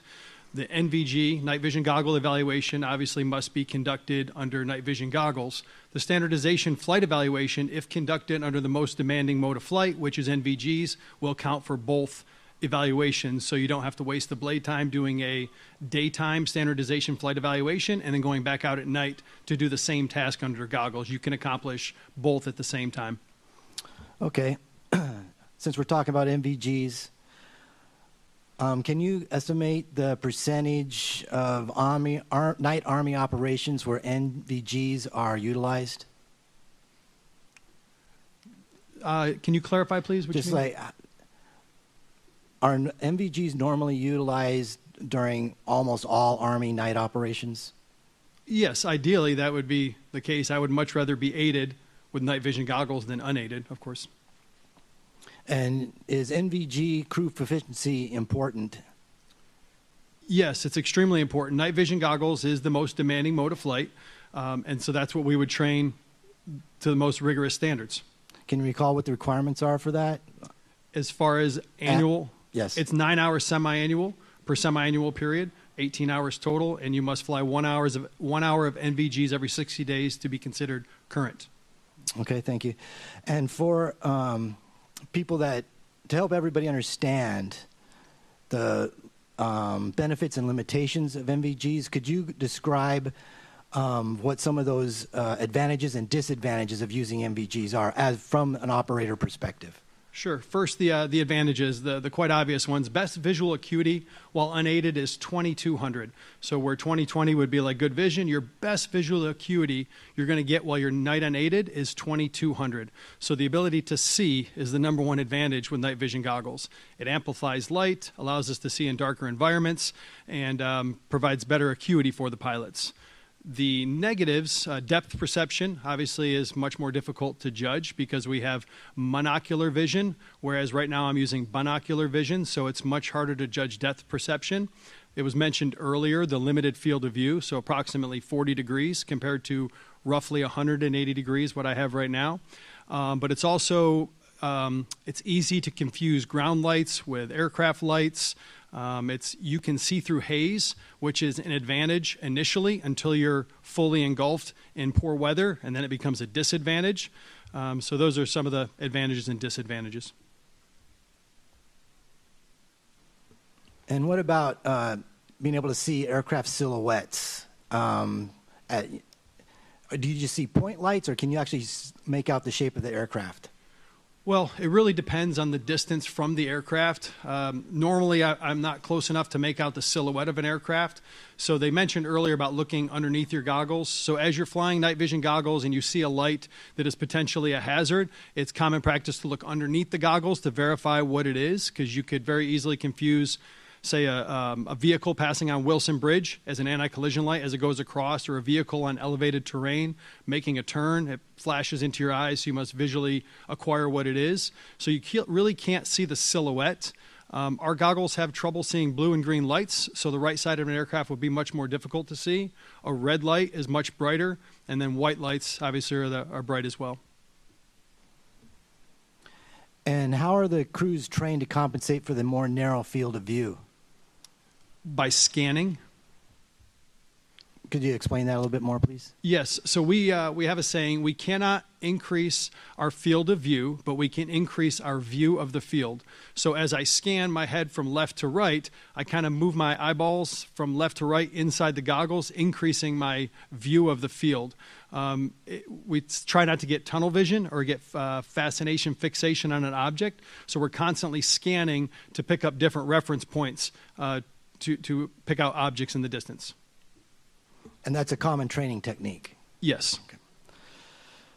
So this question's for Mr. Allen. From what you've heard... Mr. McKinney, yes. Can you hold for a second? Certainly. I would ask that witnesses put away their electronic devices. If you are communicating with your party tables, you should not be doing that. Please put them away. If your party wants to ask a question or get information to you, you can ask it during the Q&A period. Thank you. Okay, this question's for Mr. Allen. From what you've heard regarding the use of night vision goggles by flight crews, would it benefit air traffic controllers to be trained on the advantages and limitations of NVGs?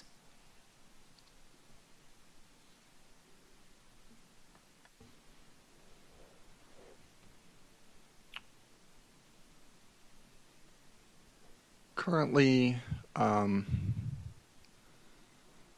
air traffic control we don't get notified that they're using MBGs. We wouldn't know, as far as from an air traffic standpoint, operationally, what that would look like. I think we would need more input on their uses. Would the knowledge of the MVG limitations affect how air traffic controllers handle the traffic? Potentially. Okay.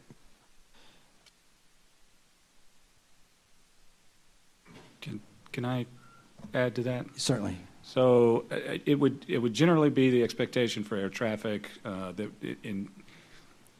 for Class B operations, all aircraft receive traffic advisory safety alerts, and air traffic provides separation services to all aircraft.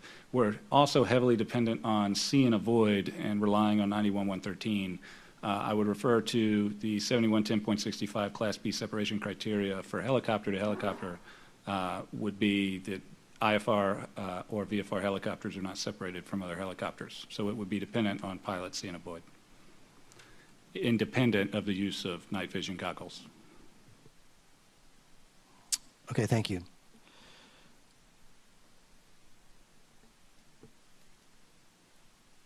I think I'll pass my time over to Dr. Wilson.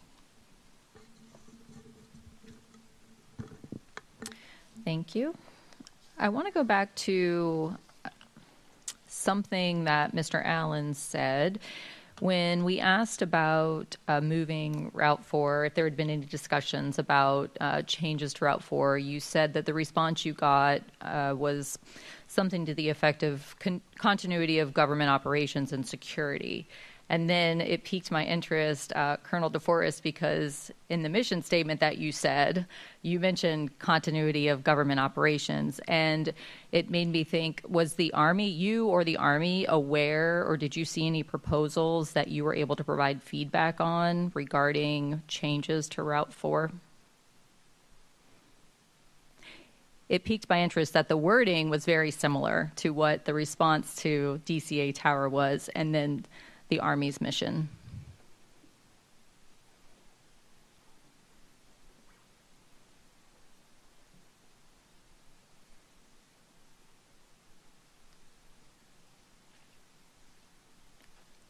That's for you, Colonel DeForest. I apologize. Okay. I thought it was for the colleague next to me. So that specific route is an option for our air crews, or it was an option.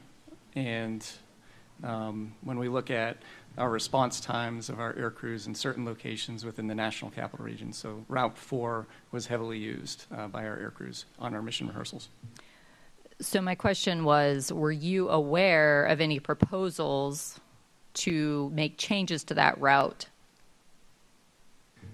The only proposal for a change that I'm aware of involves noise abatement, not necessarily lateral movement. So noise abatement was the only I'm aware of. Thank you.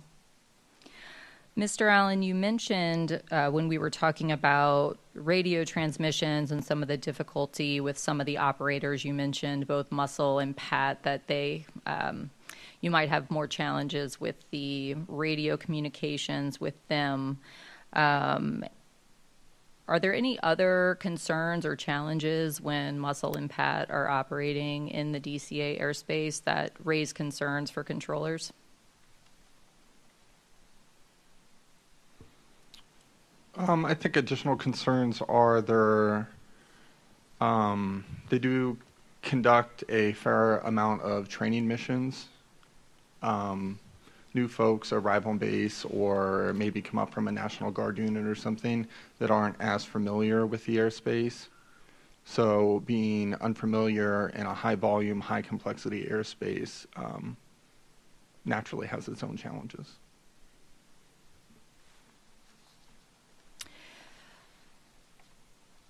Mr. Van Vechten, or perhaps Colonel DeForest, do you have a response to that, or some additional information, insights that you want to share? Does that surprise you that there might be more concerns when particularly Pat is operating in the DCA airspace? What I would add is our participation in specifically the DC rotary wing working groups. That has not been raised to our, at least the unit level, that there was a concern with the Pat call sign. And I'll hand it over to Mr. Van Vechten. Yes, I was a member of the DC Helo Route User Working Group. Some of the concerns that were brought up were noise abatement was the main one.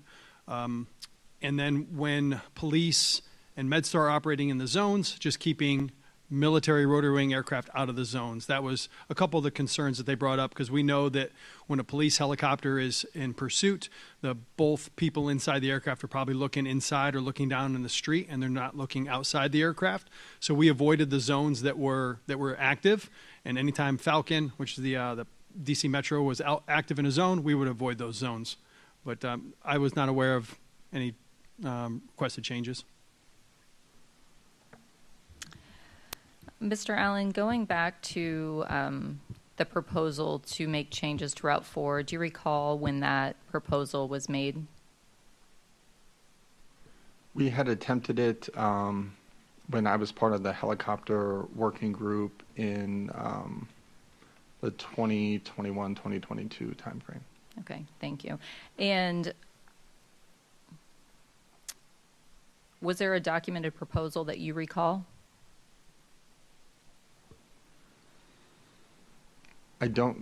Not that I recall. Okay. Mr. Dressler, we've talked about concerns about certain operators in the DCA airspace. From your perspective, are there any operators that you feel cause concern for your operations? Unfortunately, yes. And I don't take any pleasure. I'm a former Army aviator, and I'm a retired Air Force officer. And I don't like to say that that the Air Force First Heli is a concern, and I really don't like saying that 12th Aviation is a concern. But it was a widespread concern, and it was noted to the battalion commander previous to the current one in about 2022 or 2021 by a member of our group, that there was a significant issue with both training and attitude toward operations within the DC airspace. And could you expand, so how did that affect your operation?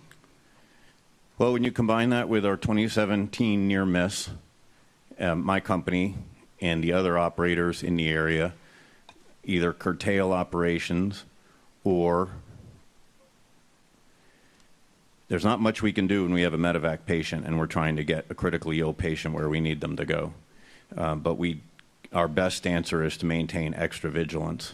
It's an extreme challenge, especially when those aircraft are not usually transmitting on ADSB, and I can't see them on my traffic system, and all kinds of challenge inherent there. I think our best answer is extreme vigilance. I know in our company policy we fly as high as possible, so we'll take the maximum of any of the zone or route altitudes.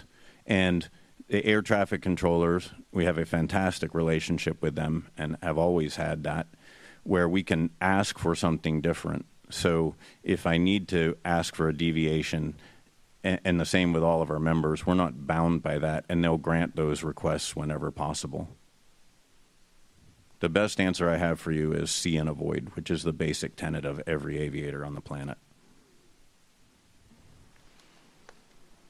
Thank you.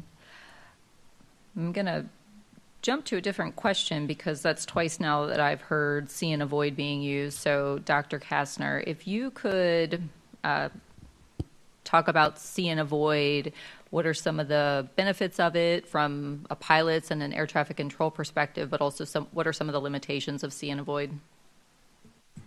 Well, see and avoid is one of our most basic, familiar cognitive perceptual faculties. Is when we use our eyes, ears, and attentive minds to look out for hazards, anything that might get in our way. The advantages is we have a lifetime of experience of using it, so we don't need the user's manual. And then comes the problems associated with it, in that our ability to pay attention is very narrow. Even our focused vision, if you hold your thumb out at arm's length, that's about how much you can see in focus at any one time. You could hold a book or a page behind it, and if you stare right at your thumbnail, you find that you can't read the words even beside them. So that's quite limited right there. So we get good at knowing where to point it, and we also benefit greatly from any kind of clues, hints, tips, where to point our eyes in a complex situation. And the more we know, the more information we get, the better we get at it.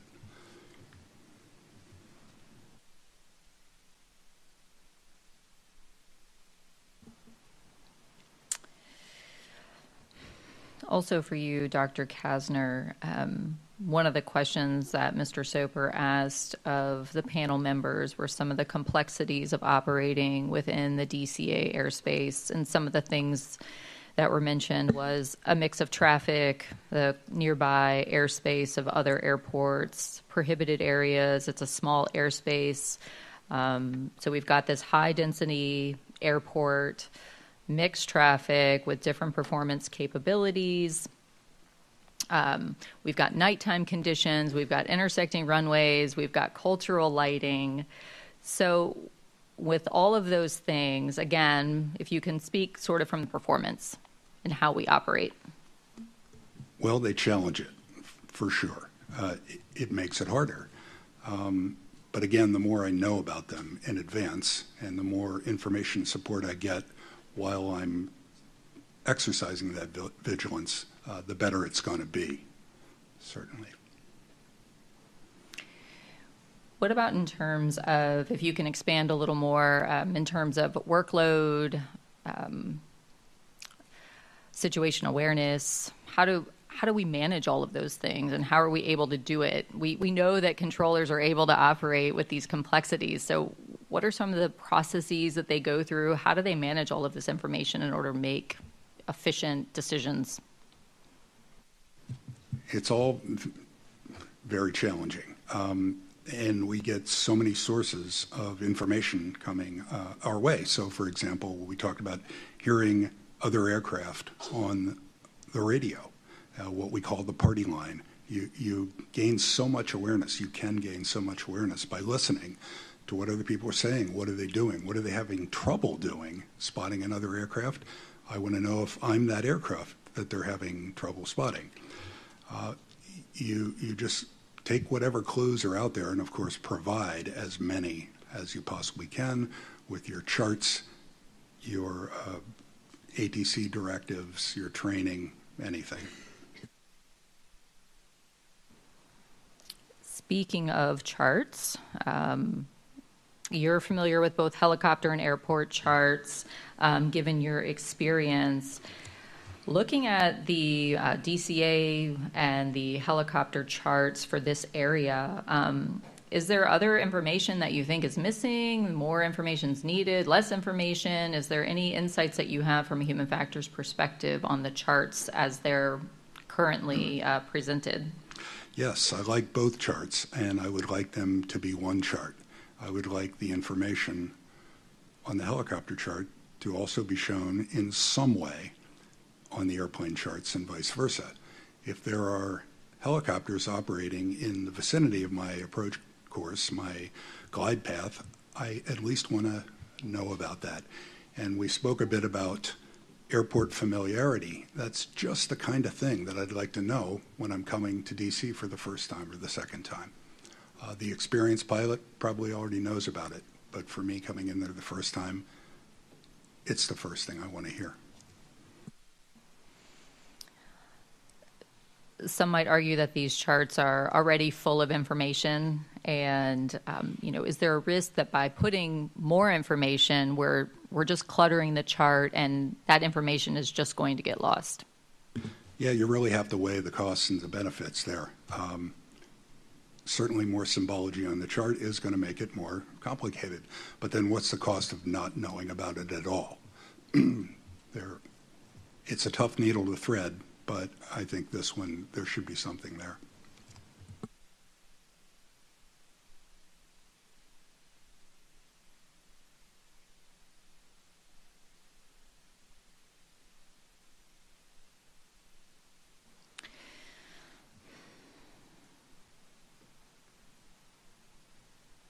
Mr. Banning's opening presentation of the air traffic control audio. The controller was talking to a lot of aircraft at this time. We've got a helicopter that's got visual separation. So the expectation, of course, is that they're going to see and avoid. They said they have the aircraft in sight.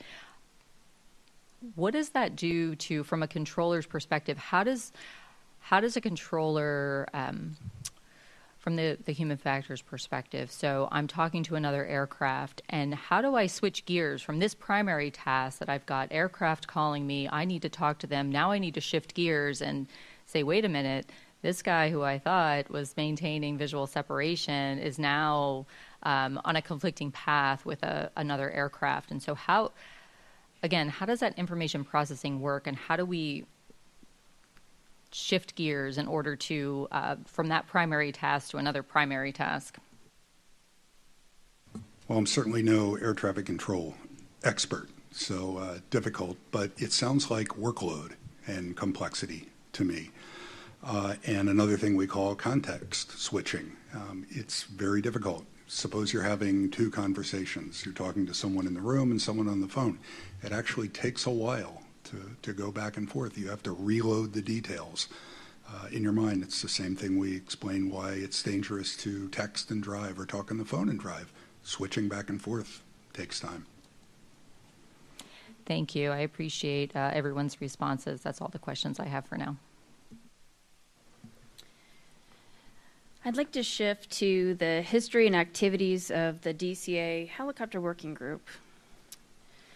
Mr. Allen, we learned through post-event interviews that there was a DCA Helicopter Working Group founded at the DCA Airport Traffic Control Tower that may have looked at these very concerns, and that you participated in the activities of this group for a period of years. Is that correct? Yes, I was on the helicopter working group in the early 2020s through 2023. Okay, perfect. Thank you. Could you please step us through the origin of the group, for what you know, and what was the catalyst of it being formed?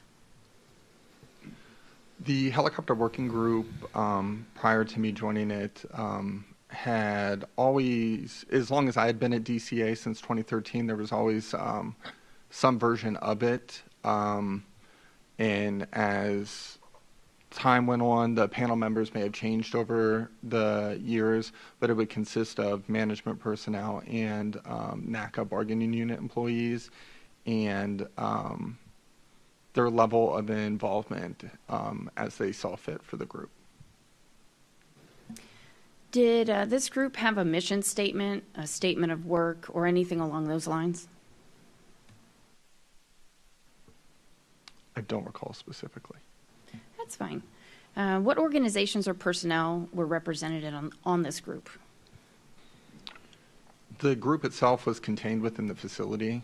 Like I said, it consisted of management personnel and air traffic controllers, bargaining unit employees. Could you tell us a little bit about the activities of this group? Yeah, the group would, they would meet, discuss any challenges, any operational challenges that they had seen, if there was any safety reports or data that was available, they would discuss that. We would provide, when I was on it, we looked at the mandatory occurrence reporting data as a driver for some of the changes that we were able to implement, and we would provide outreach to all the various user groups. What were some of the participating user groups? I can't recall specifically, but there was always multiple law enforcement agencies available, multiple medevac, and multiple branches of the military would be present. What are some of the advantages to speak with the users and show them your operation? Would they also perhaps speak to their concerns with you guys? Yeah, so it's a great tool to provide that outreach to the user group that you're servicing, providing services for every day as our customers, and vice versa, what we can do better for them.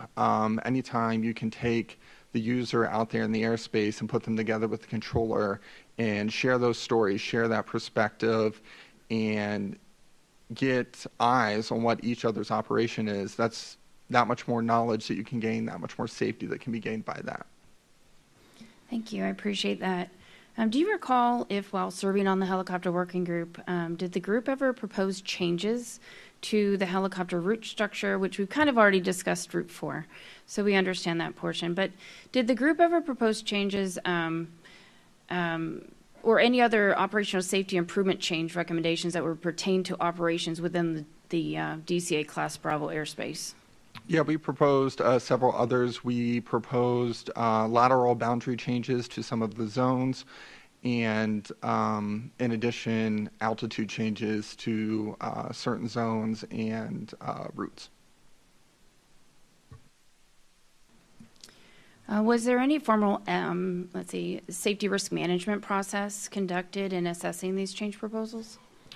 Yes, and I forgot we did publish a new transition point further away from the airport for the helicopter users. Yes, with the changes, we conducted a formal safety risk management panel. Do you recall the response provided or the disposition of any of the group's recommendations? And if so, how or from whom were you informed or advised?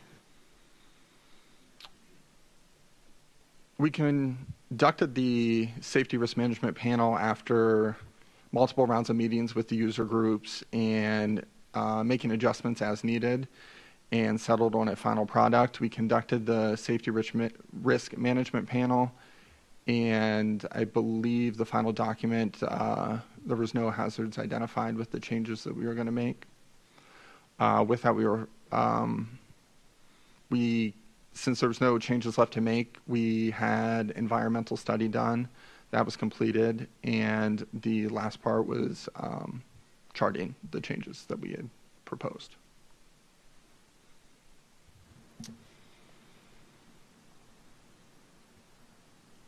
I'd like to get back to that Government Accountability Office proposal about the noise abatement in just a minute. But Mr. Fuller, having heard this information, do you recall ever being made aware of these proposals or having advised management at the district or facility level in responding to these proposals?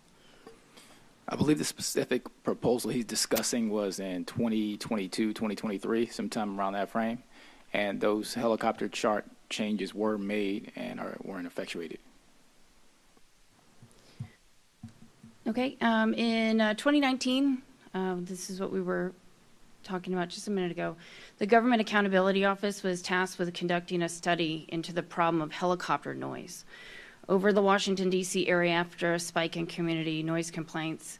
It is our understanding that the DCA Helicopter Work Group reviewed these findings from the study and developed a series of recommended changes to the Baltimore-Washington helicopter route chart, which were presented at a helicopter symposium held in November of 2022. What are some of the changes that were presented at that specific symposium, Mr. Allen? After the completion of the GAO study of helicopter noise impacts to, I believe it was out to a 30 nautical mile range from DCA, the regional administrator had come to DCA and shared the study with us and asked us to take a look at it and see, hey, is there anything better the FAA could do with noise? The local helicopter work group took that information, reviewed it, and then looked at our own internal safety reporting that we had and saw some areas where, hey, we could make this better. So we can improve noise and improve safety all in the same scope. So with that, we came up with the proposed changes that were implemented in June of 2023.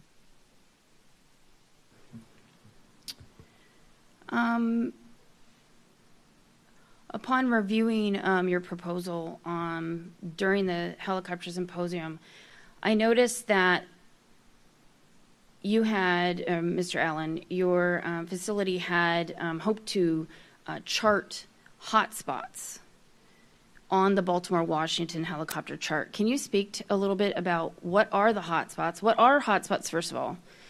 And what were you trying to do by requesting them to be put onto the helicopter chart? So hotspots are an airport diagram depiction to show areas of concern on an airfield map.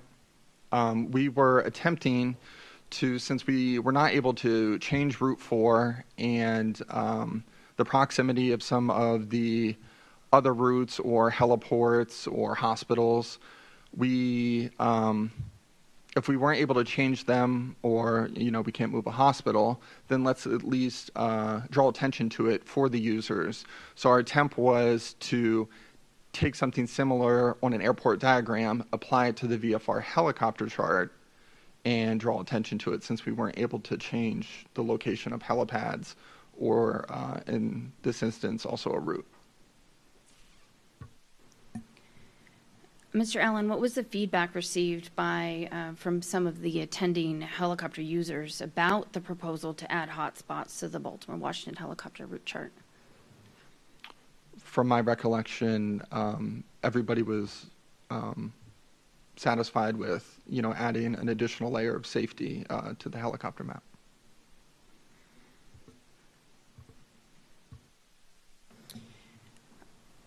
Mr. Allen, as we spoke before, you mentioned that there was a safety risk management panel convened in approximately April 2023 to assess the potential risk of these proposed helicopter route chart changes to include the hotspots. You already kind of summarized. Well, could you please clarify, what was the findings? What were the findings of this panel? And did the panel agree with the proposal to chart these hotspots? The safety risk management panel concurred with all the proposals. Thank you. Ms. Murphy, this is for you. FAA order, Joint Order 7210.3 outlines the procedures for requesting changes to aeronautical charting. What steps did your office take to address the request to chart the hotspots on the Baltimore-Washington helicopter route chart? And was there a formal response to the request? Yeah, thank you. So Aeronautical Information Services did receive a request for multiple chart changes to the Baltimore-Washington helicopter route chart in June of 2023. We implemented all of the changes, as Mr. Fuller mentioned, with the exception of the addition of hotspots. Hotspots are associated with ground or surface movement and are not within the VFR aeronautical chart specification. Is your group able to give suggestions as how to implement the intent of a hotspot without making it called a hotspot? Could you clarify the question? So I understand that hotspots were normally used for surface areas of confliction, maybe, and that they want to bring attention to it. So it seems to us that this is something that maybe is this a new idea to try to highlight an area that is airborne, that is a potential for a conflict? Is there a way or a process that it could be put on the chart without calling it a hotspot? Absolutely. Aeronautical Information Services hosts a biannual aeronautical charting meeting. Anyone, public, industry, is welcome to come and submit a recommendation document It's discussed amongst our aviation peers, stakeholders, the military, the FAA, and ultimately it's decided whether or not to implement the recommended change. So that would be one way of having a new charting symbol or something, some new feature charted. Do you know if that information was passed back to the facility? I don't have evidence to confirm it. However, it is the standard operating procedure to always suggest that as a conduit to have a chart change. Okay, thank you.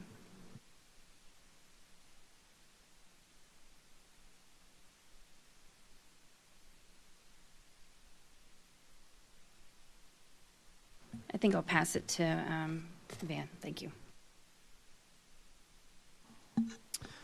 Okay, before I get into ADSB policies and procedures in the airspace, I have a couple of follow-up questions I'd like to ask. Mr. Allen or Mr. Fuller, the FAA said that earlier that the altitudes on helicopter routes were recommended altitudes. So does that mean those operating on those altitudes can vary on the route unless otherwise instructed by ATC? Yes, those are recommended altitudes on the charts. They are not regulatory in nature. These are VFR charts. Those aircraft do have a requirement to maintain clear of clouds, avoid other aircraft, maneuver as necessary. If air traffic needs a specific hard altitude in Class B airspace, they will assign it. There are some helicopter charted areas that only mention an altitude at or above or at or below and don't have a finite altitude for helicopters to maintain. And I'll pause here and see if Mr. Stowe would like to provide additional information based on his technical knowledge. Yes, that would be accurate, especially considering there are specific pilot requirements for Title 14 CFR 91119. There may be other pilot limitations, such as Part 135 operators, for example, have a minimum safe altitude of 300 feet, so they would be unable to comply. It would be the expectation of air traffic that if, in the event, a pilot would require a different altitude than one that's specifically assigned, that they're cleared on or assigned, that they would advise air traffic. So if a pilot's not assigned an altitude but cleared for the route, should they consider that hard altitude symbology on the chart as their assigned altitude? I think it would. I would have to review the specific phraseology and the details. To refer back to the helicopter route charting program, I think it's the subparagraph B, or in the initial part of the paragraph. It may also be dependent on any specific language in a letter of agreement with certain operators. So I think I'd have to have some context or a specific example. Okay, thank you. And Mr. Van Vechten, you mentioned that you did not believe that the clearance between Route 4 and visual approach to runway 33 were vertically separated. Is that correct in your earlier statement? I thought the procedure was we were not allowed to utilize Route 4 and cross the departure path of 1533 or the approach path if there was landing traffic. Okay, so then you think that there wasn't vertical separation between the route and the approach to 33? I will say I assume that there's insufficient vertical separation, and that's why I was never allowed to cross the approach path. Okay, we did talk to some other pilots, and they thought that there was some vertical separation, other pilots in the battalion. Can you maybe give an explanation of why some pilots thought there was vertical separation and some pilots didn't think there was vertical separation on that part of the route? No, I can't explain that, sir. All right, thank you. I'm going to go into some ADSB policies, this line of questioning. So Colonel DeForest, What was the ADSB use policy for the 12th Aviation Battalion at the time of the accident? So at the time of the accident, this is always the case, we, our battalion's entrusted with the lives of some of our most senior leaders, so both safety and security. So applying risk management procedures at the time of the accident, we perceived the risk of security as paramount. Knowing ADSB out, what that the signals it sends out, we assessed that was a risk that could be mitigated. So the policy the day of the accident was to have ADSB out, off, anytime you are conducting anything related to the mission, i.e. flying near a mission route or location. And what guidance did you have to develop this policy? At the time of the accident, it was Army policy, and which we were in compliance with, in addition to the MOU between the DoD and the FAA. Okay, thank you. And when the aircraft are operating ADSB out off, are they required to broadcast mode C, mode 3A and C? Yes, they are.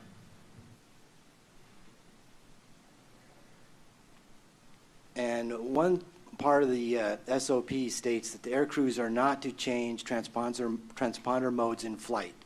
Could you explain the rationale for that? I believe the rationale, because in the Lima model helicopter, it's several steps that you would not perform in flight. So that's a system limitation and not necessarily a policy type of guidance? To my understanding, yes. It's approximately 20 things you must do as an aircrew member with your heads down to make that configuration change. Obviously, and you didn't want your aircrews doing that in flight. Understood. From your knowledge on the on PAT 25's route of flight, were they utilizing mission routes or mission sites that would authorize them to use the ADSB out-off policy of the SOP? Yes, they were. Thank you. This question is for Mr. Dressler. How does the prevalence of non-ADSB out flights impact the operation in the DCA Class B airspace? It adds an unacceptable layer of complexity and risk to this system. So when you look at the flight profiles, and if we talk specific to night NVG operations, and we've heard how stressful and how demanding those flight regimes are, then when you are being given traffic information from ATC, which you may or may not, most likely, be unable to see, it's remarkably difficult to see an aircraft at distance, and it becomes obviously quite easy within 2 miles or a mile. So in the way that all of the civilian helicopter operators are configured, including law enforcement, is we have a traffic avoidance system. It's not TCAS, but it's TCAD, and it is ADSB dependent. So when you are scanning, goggles or no goggles, looking around your goggles, and you can or cannot identify an aircraft, your next step in your situation analysis is to scan your traffic system. Well, that's completely useless if aircraft don't show up because they're not broadcasting. So it adds an enormous risk that, in fact, having talked with other DoD units, I do believe there is a specific use case, limited specific use case, and I think that the other units that we've spoken with, which I don't think I should name publicly, but the other DoD units, with their national security mission in very specific circumstances. I think your question, I hope your question is more about the general application or lack of use of ADSB, and the user group finds that to be an enormous risk. Thank you. How often do you observe helicopters within the DCA Class B airspace operating with ADSB out off? Every day. Every day. Including to this day.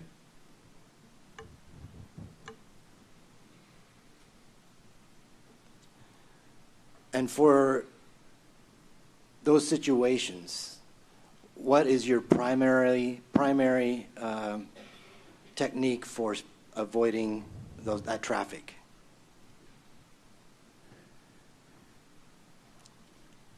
We rely upon air traffic control for Class B separation. Primary, to repeat myself from earlier, would be see and avoid, and take whatever steps necessary to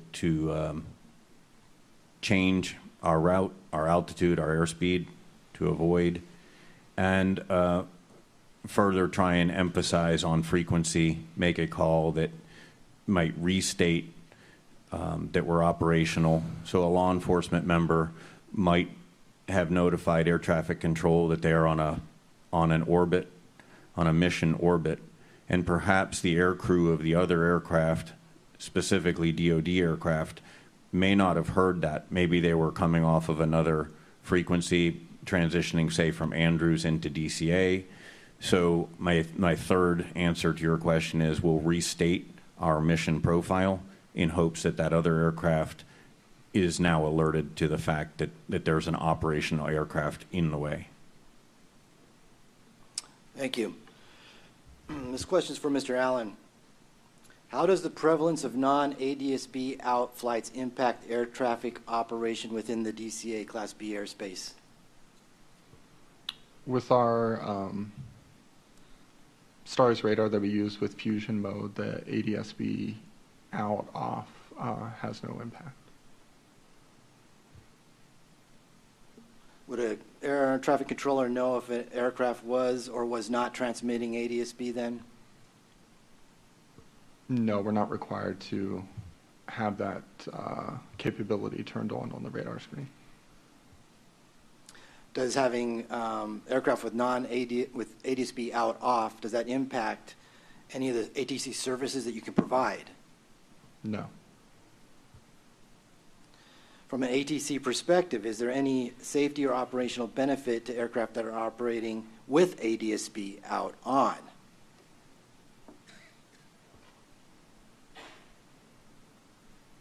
Not that I'm aware of. All right, that concludes my questions.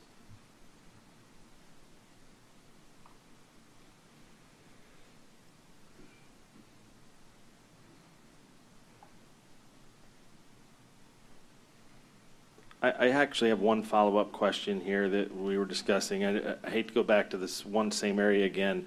We're talking about the routes, the altitudes of the helicopter routes, and it's been stated that those are recommended altitudes. And we heard Mr. Fuller explain how, or I don't remember if it was Mr. Fuller, but explain how, they have a whole lot of other things they got to do, remaining clear clouds and remaining clear of obstructions. They're flying VFR, CNBC, and all that stuff. So you can expect some variance on that route. The question would be, though, what's the purpose of an altitude cap if it's recommended? And what would air traffic control do anything? So I'll make this question for you, Mr. Allen. If air traffic control observed a helicopter on Route 4 in an area that had a 200-foot recommended altitude restriction, would you say anything seeing that aircraft over that coming up above that altitude? Would that prompt a control instruction from you? Yes. Okay. Why? The way the helicopter chart is trained within the facility, that the altitudes and the zone boundaries and such are need to be followed by the air crews. Okay, so how much of an altitude variance would prompt you to have them check altitude or to give them a restriction, or how long would it have to be there before it prompted you to do something? Is it something that is, as soon as you've seen it, you would do it, or you would watch it? How does that work for an air traffic controller? I think it would be controller specific. Okay. And situationally specific. Okay. All right, thank you.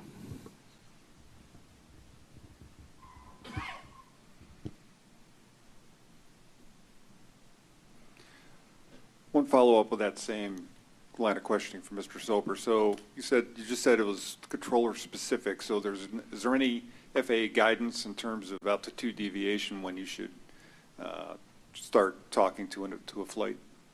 The helicopters need to be at those altitudes. So a controller, if they notice them leaving it, maybe they'll wait a second and see that it comes back down, or maybe they take action immediately. It's situational and controller dependent. Okay, so no set FAA policy, it's just up to the controllers to take care of it. Mr. Fuller, did you have a comment? Yes, sir, Dr. Bauer. If I may add in, ultimately the controller is responsible for ensuring positive control and preventing a collision. And so if that altitude was needed to ensure separation, our expectation would be that controller would assign that altitude specifically to maintain, if that was the only barrier they had for separation. If they were going to allow that aircraft to go up or down, they have other tools they could use, like radar vectors, to do a 1.5 mile separation in lieu of the 500-foot vertical separation requirement. If they're solely just relying on altitude, our expectation is the controller would maintain positive separation as required in Class B airspace. Thank you very much. That completes the technical panel's questions for the moment. Thank you very much, Dr. Bauer.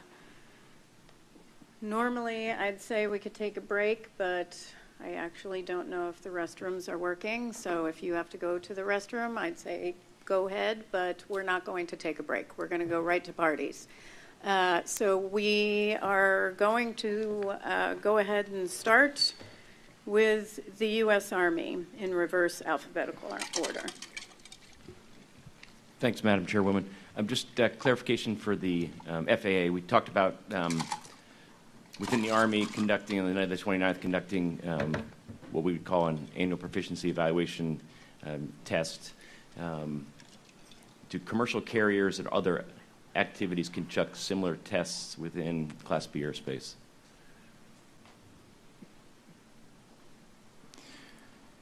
So there are training flights, much like the military conducts training flights. Air traffic would have no way of knowing that unless a pilot disclosed that. We provide a service if it's a practice approach, ILS approach, things of that nature, but we don't specifically ask that of pilots. But specifically for commercial traffic, there are operational check flights that occur in the national airspace in places like DCA. Is that a correct statement? I believe so. I know there's a special pilot certification that you need to land and operate within DCA. I would defer the question to some of our airline colleagues here to answer that specific point. Okay, thanks. No further questions. Thank you very much. Sikorsky. Sikorsky has no questions this time, ma'am. Thank you very much. PSA.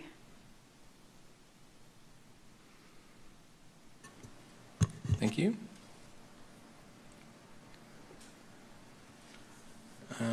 Mr. Allen, you were discussing the moving of Route 4 out to 295, and in that working group, you were talking through that for continuity of government or security, it wasn't moved. Who told you all that you couldn't move it? Those discussions occurred with the user groups and management within the facility. So you don't know who did it? Was it documented in the SRM? I mean, obviously a risk or a hazard was identified. Was that not documented? The SRM was for the proposed changes to go into effect. We never got to that stage with Route 4. So it wasn't part of the panel. Okay. I don't understand if there was a risk or a hazard that was identified. It wasn't documented, is what you're saying of Route 4. Somebody wanted it moved, right? Correct. and they wanted it moved for a reason, that there was a risk or a hazard. Correct. But there's no documentation of that in the SRM? Mr. Poole? Sir, if I may just clarify. So SRMs are primarily used for changes to the NAS. I think what Mr. Allen is discussing is they were ideating on potential hazards, never got to the point of formally proposing as a change. They went forward with additional changes that were effectuated to the system, and then for those changes, we did have to do an SRM panel on. And so I think the point that he's talking about is just in the discussion phase. Gotcha. So whenever you guys do a management of change, is what you're doing for any charts or anything like that, you don't risk assess? Ideally, that would have been captured in your local safety council documentation, but it wouldn't have made it to the formal SRM documentation. And I don't know if they captured that. I would have to, again, discuss with Mr. Allen and see what documentation they kept back then. I was not a member of that particular work group, and as an external member, I wouldn't see what they locally documented. And this is back in 21 to 23? You saying back then? Mr. Allen, is that in your 21 work group? Yes. Okay, thank you.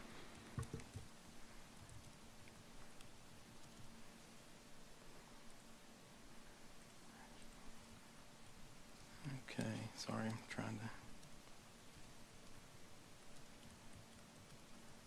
during this working group, Mr. Allen, was there any consideration to establishing lateral boundaries for the routes, particularly Route 4? No, there was not. Not at all. Thank you.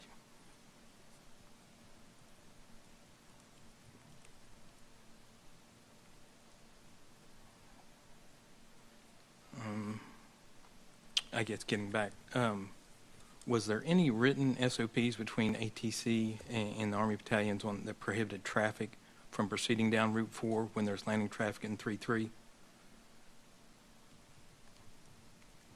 No. That you're aware of? No. Mr. Van Vinkton?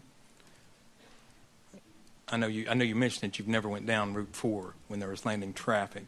Was there a written policy there or anything between the two where you didn't do that? No, sir. I was not aware of a written policy by ATC. I just assumed that it was prohibited or not allowed. Okay. Sir? Colonel DeForest, you said your mission required regular realistic training in the event of continuity of government situations which require the evacuation of government senior leaders. Do you anticipate during that commercial air traffic wouldn't be stopped?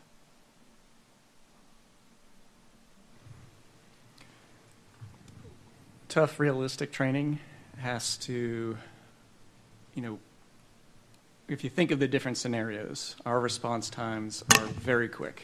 And I'll use 9/11 as an example, the amount of time it took for commercial traffic to land. It probably was minutes, less than an hour across the entire country. So we have to factor in there will be commercial traffic in this airspace. So there wouldn't be time to clear the traffic is what you're saying? Sorry. That is correct. Yeah, okay. Just curious.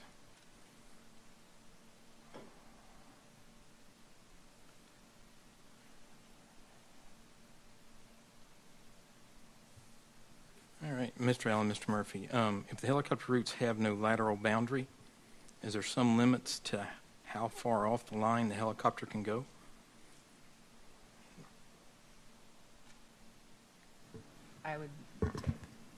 It's an air traffic control decision. There's no charted limits. So, as you know, in this accident, they were not on the left bank. Obviously, they were coming towards the center of the Potomac there. How far over do you let them go? If there's no lateral boundary.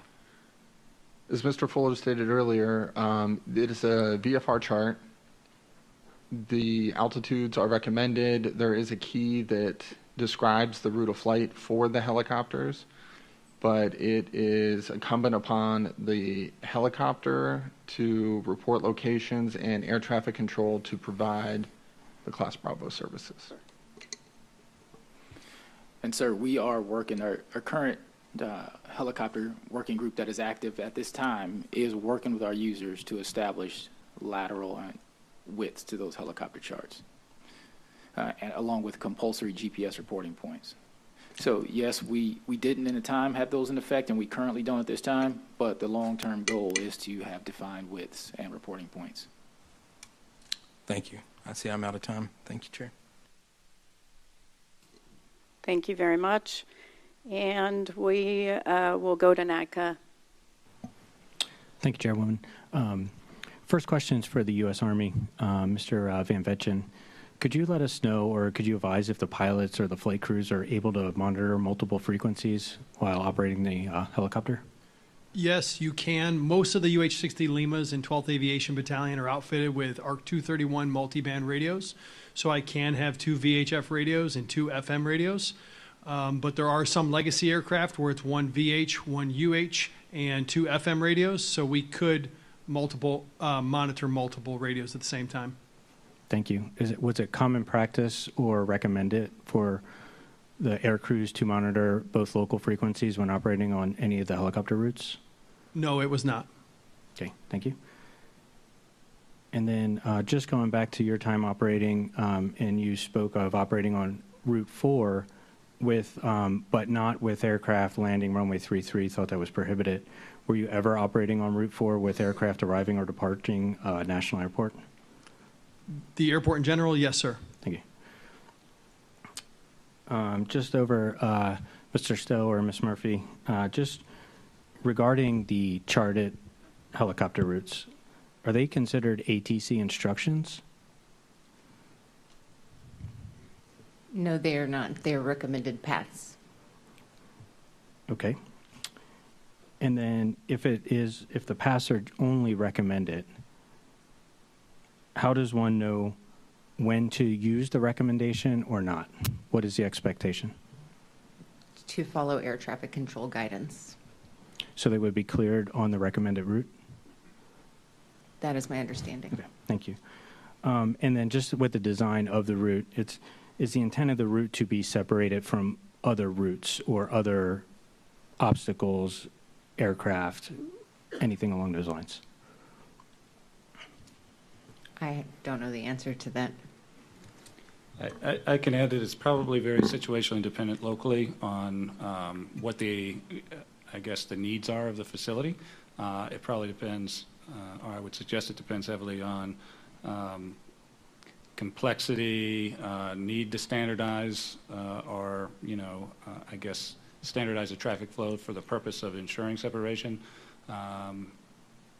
And would defer to DCA locally as to whether or not that's something they desired or had built in. Thank you. Mr. Allen, did you believe Route 4 was separated from the runway 33 arrivals? No. Thank you. And then Route 4, the helicopter Route 4, do you believe it provided a benefit to the operation? It provided a benefit to expedite the movement of helicopters. Thank you. And then Mr. Fuller, just a follow-on question from earlier. Air traffic, I think you stated something along the lines of air traffic is required to separate the aircraft operating on Route 4 from other aircraft. Could you explain the tools or the methods that air traffic control can use to separate helicopters, for example, from aircraft? Absolutely.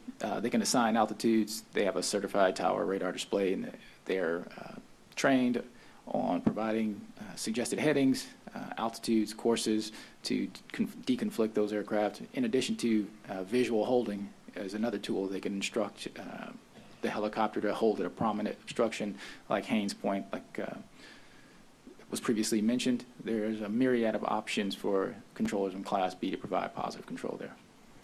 And thank you. And I should have mentioned pre-accident in the rules. Is there any rules in place that can transfer the separation responsibility from air traffic? Yes.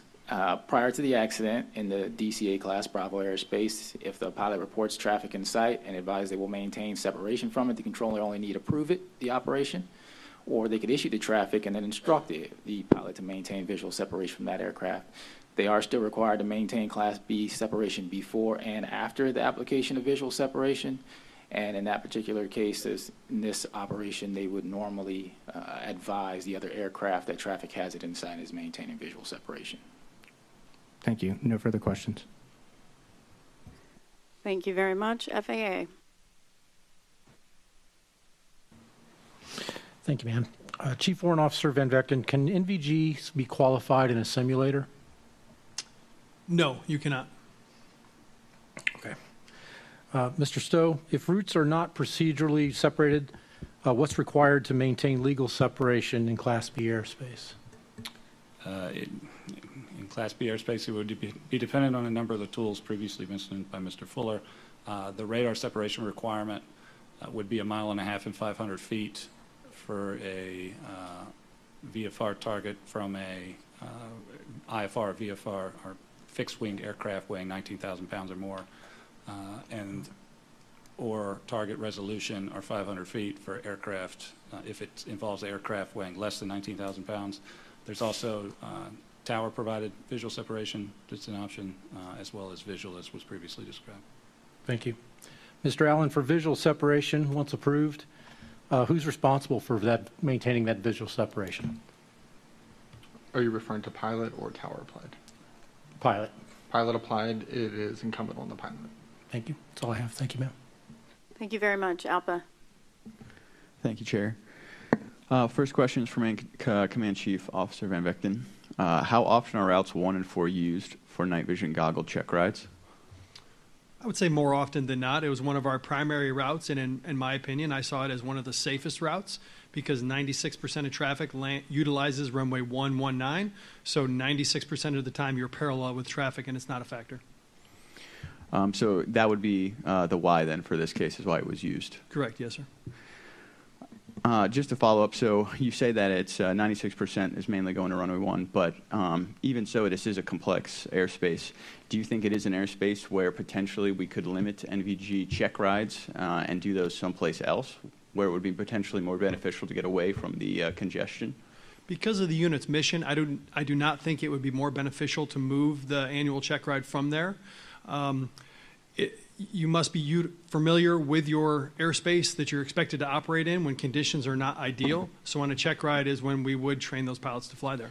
Is it possible to do something more in lines of a like a FAM flight versus an actual check ride in that space? Because check rides, at least in my experience and understanding of it, it's a bit more of a high-pressure situation for a pilot being evaluated.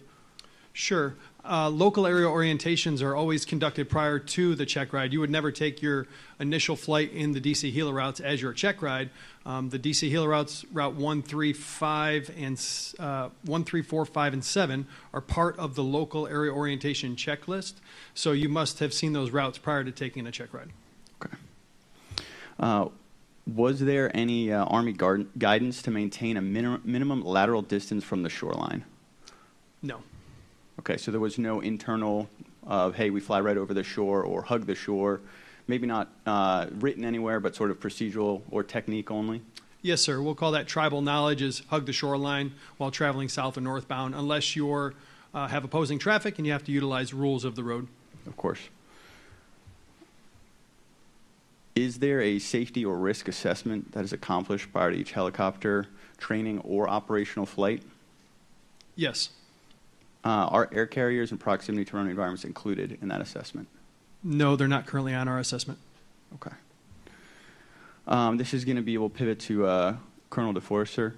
From an Army organizational perspective, was a risk analysis ever done on operations in DC airspace? It would have been included in the previously referenced risk assessment. So we have, part of the risk approval process, you're going to receive your mission, you'll do detailed planning, rehearsals, map rehearsals, TTXs, talk to your briefing officers, things of that nature. So yes, we do conduct rigorous risk assessments prior to each flight. So it is specific then to the individual pilot risk assessment that that pilot does and then brings that to specific other personnel within your structure. Absolutely, and there's a lot of different considerations. You know, you're going to look at the crew, the composition of the crew, the environment, the tasks to be trained. So all those items that introduce, or those aviation risk factors are discussed. And once again, just to clarify, was runway 33 approach traffic included specifically in this risk analysis? Not on the 29 January risk analysis, or RCOP. Was it in general, and is it now, like in general, was it ever included? It is now, after the accident. And were also the limitations of seeing traffic with cultural lighting under NVGs in that specific area also considered? On the day of the accident, or the night of the accident, yes, that's Or included. any previous with cultural lighting in that specific area? Is it just a general practice to consider cultural lighting in that area? Absolutely. Time of day, cultural lighting, illumination, weather, things of that nature. So, yes. Thank you, sir. Back to you, Mr. Van Vechten. Just to clarify once again, I'm sorry we've asked you this point so many times, but you were under the impression that procedurally helos were required to hold if aircraft were landing on runway 33. Is that correct? Yes, sir, that's correct. So if you were cleared to transit onto Route 4 and then were told there was traffic circling to land at runway 33, would you have assumed there was procedurally something incorrect and that you were potentially in conflicting airspace? Hypothetically, if that had happened, I would either query Tower, or I would probably at Haynes Point have made a left turn to go northbound on Route 1 towards Greenbelt. Or possibly just hold at Haynes Point as well? Correct. Okay. Another one for you, sir. What is your normal crew composition for night training missions? What do you mean night composition, sir? Specifically, is there a minimum requirement for your crew to crew the aircraft? I'm assuming left seat, right seat, and then one crew chief in the back? Yes, sir, that's the minimum. Pilot, co-pilot, and crew chief. Was there ever consideration given to doing two crew chiefs in the back to increase see and avoid potential or just visibility outside the aircraft? There are certain mission sets that require a second additional crew chief. External load operations, medevac operations will have a second one, but an additional set of eyes doesn't necessarily increase safety. In this case, the crew chief was sitting on the left side, so in the best position to see the aircraft. So an additional crew chief would not have increased the safety. Thank you, sir. That's my time. Thank you very much. Before the second round by the parties, we're going to go ahead and take I'd prefer a 10-minute break so we can get back into it. I'm going to ask if there is a line that people let the board members go first in the restroom so we can come back and convene everyone. Sorry to pull rank there. Thank you so much.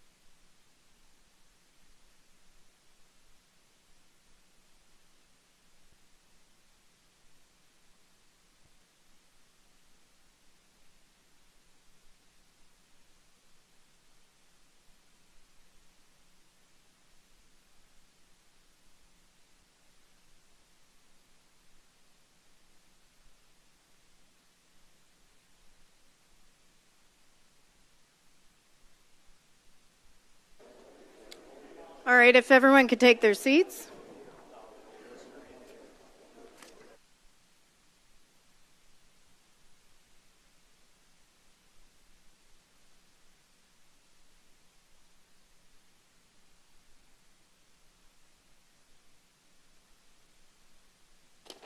All right, we're going to start with the second round, starting with the U.S. Army. Thank you, Madam Chair. Just want to come back to 2 points that were made in the previous session. So I guess it could be addressed either or to both Mr. Dressler or Mr. Allen. Both of you discussed reputational or issues that you identify with either PAT or what you call muscle, which I guess is Helo Squadron 1 in the Air Force. Did any of those impressions that you had or issues you have result in mandatory observance reports or pilot deviations? I just want to understand if there was any formal documentation of those. Internal to the air traffic control tower, there were mandatory occurrence reports that had those, as well as it was documented in one of our helicopter workgroup meetings where we played a radar playback of what had occurred in one instance. I just ask if able, could we get those submitted into evidence just so we can review those? And I'll ask the same question over to Mr. Dressler. Sure. So, yes, in 2017, the pilot filed an aviation safety report particular to the near miss with 2 Black Hawks around Haines Point. And then subsequent to that, one of our members who has 38 years of flying in this airspace and 7,000 hours had specific conversations with FAA and the former battalion commander in about 2021 about incidents involving 12th Aviation. Okay, I just again ask if we could get those, if they're not part of the record, if those could be added to the record. I'll confer with Dan as we continue to go through questions and circle back. Okay, thank you. Second question, just want to go back to in the previous panel, in the morning session, we talked about, this has to do with the design of route structures and procedures. We talked about the inherent deviations associated with instrumentation in aircraft in general. And the question I had asked earlier was, how are those taken into account when developing route structures? And if you know specifically for places like DCA where it's crowded. That'd be for someone in the FAA. I think it's part of that local interaction with the users and operators in understanding unique needs and our concerns, as well as the process for safety risk management and review of whatever changes are made or implemented. That's certainly something that we would be interested in. But specifically, how is that taken into account in the development of the route structures? I mean, it's obviously very paramount here, so it's a high traffic area, it's very limited in space, but in general, does the FAA consider all those deviations when they're developing procedures? So I think what we do is we consider the potential conflictions when we make those recommended altitudes. But again, if that's the reliance for separation, then our training through our controllers to make sure you assign it. There are some facilities where there are helicopter routes at 2,000 feet and they have departures climbing to 1,500. They ensure that they instruct those helicopters on that particular route to maintain 2,000 feet because they're dependent on that as their form of separation. Okay. I think I got that you take that into account. That is a standard practice that the FAA uses that there are deviations in instrumentation that allow us that are in use when you develop charts. Correct. Thanks. The Army has no further questions. And Dan and I Dr. Bauer and I conferred, and we'll include that. Thank you very much. And next is Sikorsky. No questions, ma'am. All right, moving on to PSA. Thank you, ma'am. Ms. Murphy, when the suggestions to add hotspots on the charts was made, you said the proposal was not adopted because hotspots are related to ground operation. You later said anyone can propose changes to the chart. Is the case that the facility suggested the change, but the change was rejected because concerns about terminology? No, the change was rejected because it's not within the standard or specification to show on a VFR aeronautical chart. In order to do so, that governing body would need to adjust. And to do that, we would have to implement a requirements document. For a hotspot that's, Or, I think as Ms. Lewis mentioned, I mean, it could be called anything. Hotspot, whoever the proponent is would suggest the name.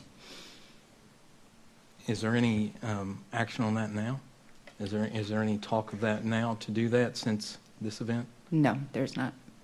So we have not specifically added the term hotspot on there, but Mr. Stowe, I believe, can provide some information on what we have placed on the charts in those particular areas around caution areas.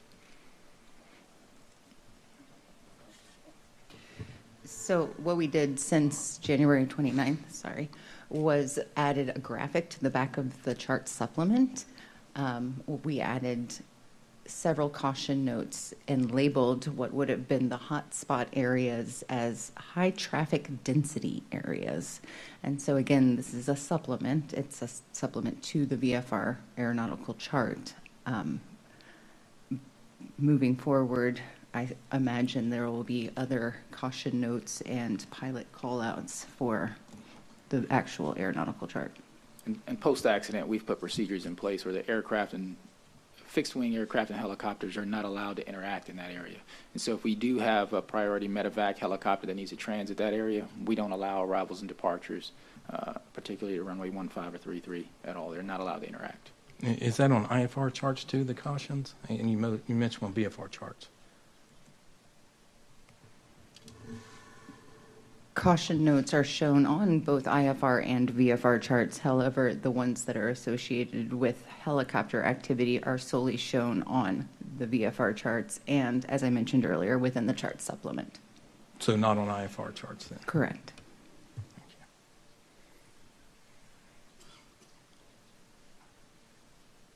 Mr. Lincoln, is there any written policy about procedures not to cross the approach path of landing aircraft?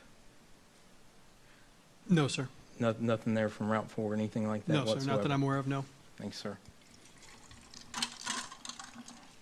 And then back to Ms. Murphy. You say the routes are suggestions, but if ATC clears a helicopter to follow a route, isn't ATC actually instructing the helicopter to comply with the chartered route, which makes the following the route mandatory? I guess this can be for anyone up there in the FAA, too. I think in the cited example where there's an actual ATC clearance or operating instruction, so that would fall under compliance with 91-123 and Title 14 CFR. So that's why I think earlier I suggested that it may be very situationally dependent on the phraseology and specific instruction or what may otherwise be contained in an LOA. So if you're cleared down Route 4, cleared, that's not a suggestion, that's a required route. Yes, in the case of VFR operations down a VFR helicopter route, it would still be or should be expected that they are going to deviate as necessary to maintain clear of clouds, maintain obstruction clearance, and minimum safe altitude requirements. Okay, and that's without any request to ATC? They can deviate as necessary? If they're assigned a specific altitude and would be unable to comply, the expectation would be that they notify air traffic. Well, they're assigned a specific route. So I guess we get back to the same thing. You've been cleared for a specific route. How do you know if you're on that route if there's no lateral boundaries? Correct. So, and again, this goes back, I think, to the general intent of a chartered helicopter route. I guess to go in a little bit more description, there's only 8 chartered or published helicopter route charts. There's plenty of facilities that don't have helicopter route charts, and a helicopter may check in requesting ingress or egress or transition along any route of flight, and it would require air traffic to provide an instruction if it's necessary for separation of aircraft. So if that's That's part of that local interaction and engagement with industry would be to understand where the standard traffic flows are. So these could be charted so that a helicopter checking in on a route, there's an expectation for air traffic as a general expectation as to where they're going to operate that air traffic could use for general flow. And if it's needed or necessary for specific separation criteria, air traffic would still be responsible for applying either lateral radar, tower visual, or visual separation. I think you said it. They're expected to be on the route. Generally, yes. Thank you. I think we're going to have to go to the next. Okay, great. Thank you very much. And it's NADCA next. Thank you. For Mr. Stowe, going back to the 75-foot discussion regarding the top of Route 4 and the bottom of the glide path, the runway 33, that is not is it correct that that is not intended to be a form of separation? Correct. There is not a required vertical or lateral separation between those routes, no.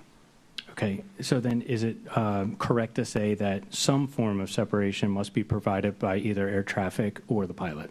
Correct. Thank you. No further. Thank you very much. Moving to FAA. No further questions, ma'am. ALPA. Thank you, Chairwoman. First question for Mr. Allen. How often does the conflict alert go off in the tower at DCA?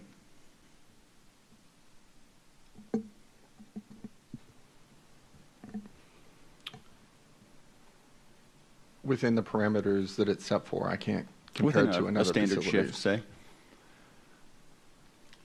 Whenever the parameters dictated to alert.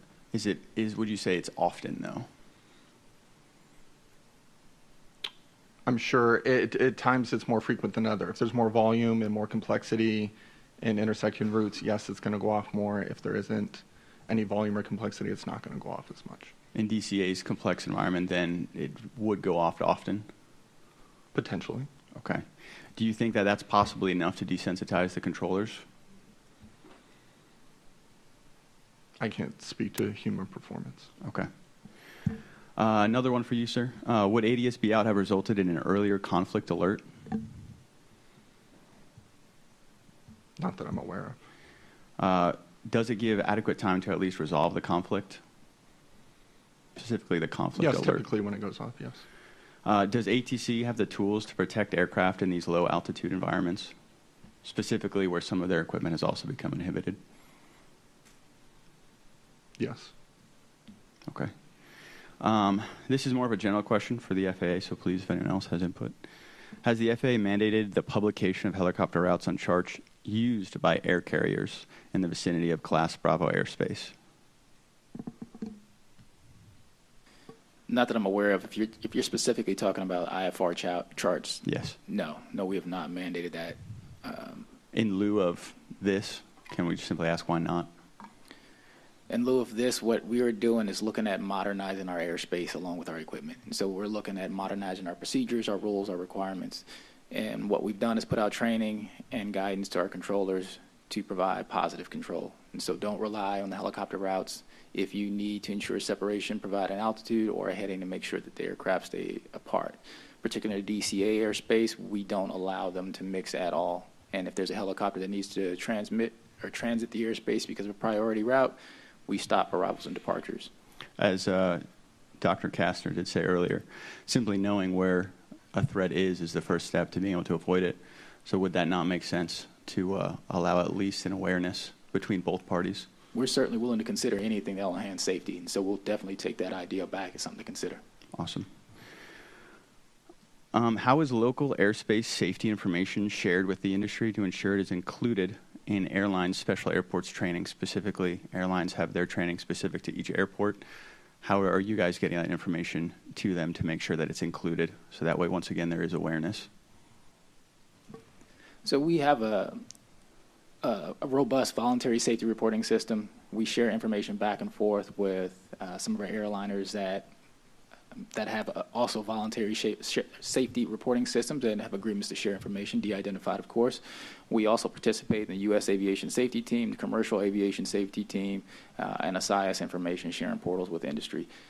In addition, our COO holds monthly COO meetings where they discuss safety issues, things that concern them. I know they all have his phone number, and we communicate regularly. Thank you. Can I remind folks that we have a list of some of these issues for tomorrow, which is why we're not, many of the other ones, other panelists are not asking these questions. We can always recall a witness if needed, if you would like that individual's response. Thank you, ma'am. One more question for Dr. Kastner. From the human performance perspective, should visual separation be used in congested Class Bravo airspace at low altitude, high workload operations, and also at night? Could you hit your mic, sir? It sounds very challenging to do reliably. And when you get a traffic volume up that high, it's a lot of small numbers to multiply together and achieve a high level of safety. Thank you, sir. That concludes Alpa's questioning. Thank you very much. We're now going to turn to the Board of Inquiry, starting with Member Graham. Thank you, Chair. I think it's important with everybody watching and many in the audience to really understand what equipment is required to operate in a Class Bravo airspace. So these questions are for the FAA. What is required for an aircraft to operate in Class Bravo terminal airspace? So I would refer specifically to Title 14 CFR 91-131. There's some equipment listed, such as an operable, I think, VOR or TACAM receiver and or a appropriate RNAV system, as well as a requirement to comply with 91-215 transponder and altitude reporting equipment, as well as ADSB out requirements contained in 91-225. You forgot one other. Two-way radio. Yes. Capable of communicating with ATC on the appropriate frequency, right? Yes, 100%. So you did say ADSB out. That came out in Bravo airspace. Was it 2020 when it was required? I can't remember the year. I'd have to refer to the original final rule. Yeah. PAT 25 obviously did not have ADSB out. What allowed them to operate in this airspace? So I would refer to the 2019 publication of the interim final rule amending 91-225 to allow for certain exceptions of operations within airspace where it would otherwise be required. So they had a waiver to operate without, so to speak. So to speak, there's some technical differences between what would constitute an exemption, waiver, or other type of deviation that could be provided. Okay. So they did meet the requirement then? Correct. Okay. So obviously, VFR, visual flight rule aircraft, can operate inside Class Bravo airspace. What is required for them to operate in that Class Bravo airspace? And I don't know, maybe Mr. Allen knows that too. I can jump in as well. Okay. It would be the same as for any other aircraft, minus the pilot training requirements in 91-131 that might not be appropriate for that for Army pilot, that type of flight. But generally, it would be a Class Bravo clearance. A clearance, right? Correct. Obviously, a clearance. Okay. And yep, two-way radio communication. And they obviously had clearance listening to our presentation at the beginning. They had received clearance in. So we talked about the ADSB was required, but they didn't. They had a exemption or whatever you want to call it to do that. Mr. Allen, was PAT 25 being tracked by the radar at DCA on the night of the accident? Yes. Okay.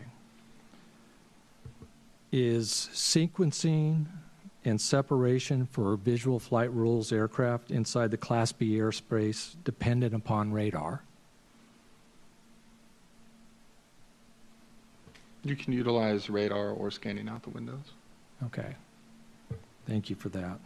I think I'll move on to the Army, either Colonel DeForest or Mr. Van Vechten. How familiar are Army flight crews with DCA approach and departure procedures for commercial aircraft at any of the DCA 6 runways? I'll speak to that. We are aware of the departure paths, but we're not aware of the departure procedures for the fixed-wing aircraft. And how is this information covered in the special flight rules area and flight restricted zone training for new Army pilots and the DCA airspace? Are you talking about the FAA CIFRA training that must be completed prior to flight into the CIFRA? Yes. It's covered in the CIFRA training. And how often are Army pilots refreshed with that training? There's no refresher requirement required. It's just the initial qualification, obtaining your certificate, and then you're qualified. Okay. Does this training include reviews of the Jeppesen Airport qualification charts for DCA, including the runway by runway charts? No, it does not. It does not. Okay. So are all the Army pilots operating out of Davison Army Airfield, they should be familiar with the landing pattern at runway 33?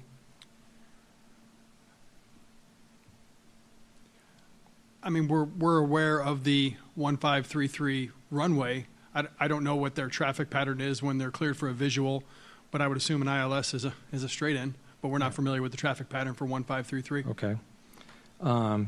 You did say that there was no refresher training, yet I see that the pilot of PAT 25 received that training in August of 2021 and again in August of 2022, and then the instructor pilot only received it in 2019. Can you explain that? Yes. So the instructor pilot in command received the training when they arrived to Davison Army Airfield, to Fort Belvoir, and they signed in. They did the initial training. The pilot did the training when they arrived in 2021, I believe. And then the only time the training would be required again is if there was a violation or if the person just wanted to refresh on their own, but there was no requirement to redo the training. Okay. Do the crew chiefs receive any training in that since they're visually looking out, helping the crew? No, not on the FAA DC CIFRA Special Flight Rules Area training. The training they receive is just in the aircraft or in their local air orientation, and the CIFRA training is more geared towards how to operate as a pilot and some of the stuff that's not applicable to military pilots. Great. Thank you. I see I'm past my time. Thank you. Member Inman. Thank you. Mr. Fuller, I was intrigued by your answer earlier about the collaboration on safety information and sharing with stakeholders and industry partners. Can you kind of repeat or rephrase that for me again? Yes, sir, happy to. The FAA participates in the U.S. Aviation Safety Team, Commercial Aviation Safety Team. I believe we have a representative at the GAJSC, which is the General Aviation Joint Safety Council. We have voluntary safety reporting programs, and we have confidential information sharing programs with some of our airline partners. Okay. I guess my question is a little bit more framed. Why did it take 5 months for us to get the PDARS data, and we still don't have the actual underlying data regarding the PDARS evaluation on this airspace? I believe much of the confusion involved the request that was specifically made. I believe you asked for a PDARS report. We didn't particularly pull a PDARS report. We used ARIA data, MOR data, some of the voluntary safety reporting data to create a helicopter assessment. And there was no discussion about requesting that specific helicopter assessment. All it kept asking for in the emails that I received was for a PDARS report, and there was confusion about what particular report you were looking for.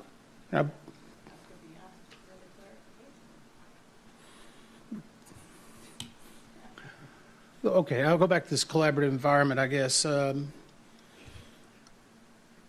any point, did anyone at the ATO organization or ATC organization say that we were going beyond our scope and what the NTSB was looking at in regard to helicopter operations? I'm not aware of anybody saying you went beyond your scope in regard to helicopter operations. No, sir. Let me go a little bit further. In regard to, we were discussing ADSB data. Are you aware that the NTSB needs to spend $50,000 a year just to evaluate ADSB out data because the FAA does not consider the NTSB a trusted government partner? I'm not aware of the NTSB. Are you aware now? I am aware now that you told me, yes, sir. I think it's distributed throughout some of the reports, so I hope you would check into it a little bit. Can you define or tell us what a ATSAP is? ATSAP is an air traffic safety action report. It's a voluntary safety report that a controller or supervisor, quite honestly, anyone that observes an operation in the air traffic field can report voluntarily. Okay, and what happens to that report? It goes into a system. We have analysts that de-identify it. We have an event review committee that looks at those reports. They bucketize them into different categories. If they require corrective action or information requests, the ERC can submit those and demand, and they go to the various lines of business within the air traffic organization for adjudication or risk acceptance. What about an ASRS? What is that? It's a NASA aviation safety reporting system. Those also, controllers can submit those as well, and they can also submit an ATSAP report and click a box if they would like to share it with the NASA aviation safety reporting system as well. Okay. Are either one of those report databases available to the public or to, say, members of the aviation community that are not employed by either one of those organizations? ATSAP data is not readily available to the public. NASA ASRS data, I am not certain if it's de-identified and available to the public. To be quite honest, I'm not sure about. What do you define as readily available? I know NASA shares data with industry, but I don't know. No, I'm talking about the ATSAP report, sorry. You said it's not readily available to the public. Yes, it's not available to the public, but we do share with other groups like ASIAS, things of that nature. It's de-identified information. Have you ever shared any ATSAP reports with the NTSB? Are you talking about me personally or? Your organization, you're the deputy director. I'm the deputy COO, sir. And Okay. yes, we share information with ASIAS. And I said believe with the NTSB, sir. I believe the NTSB has access to ASIAS data.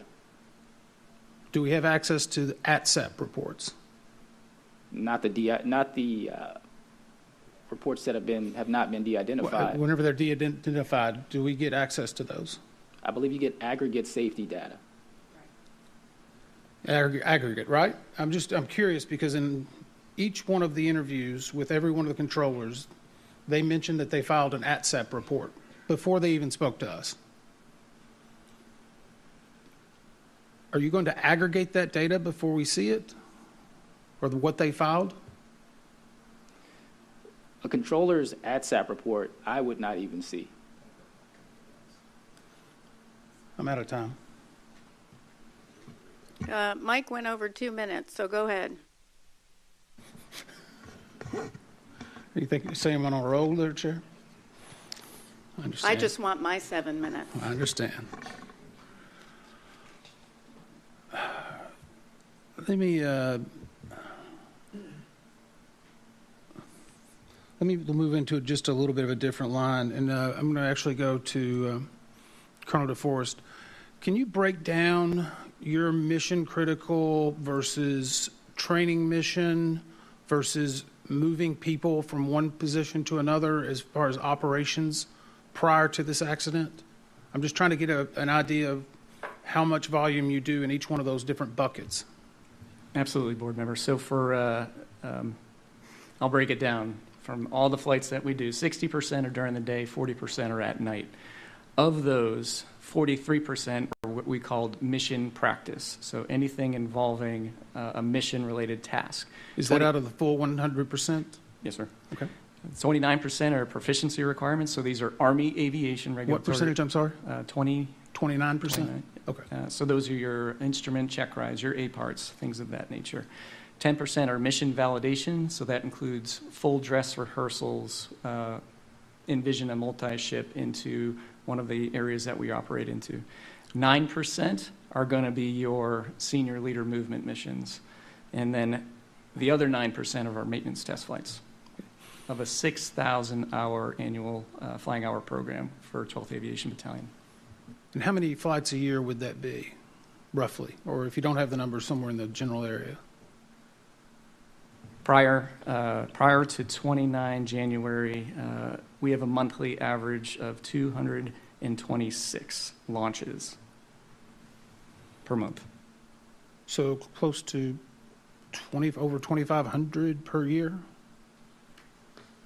And it's dependent on time of year. So, historically in the winter, weather conditions, drive down the number of flights, and then in the spring, summertime, you'll see an increase in those mission rehearsals.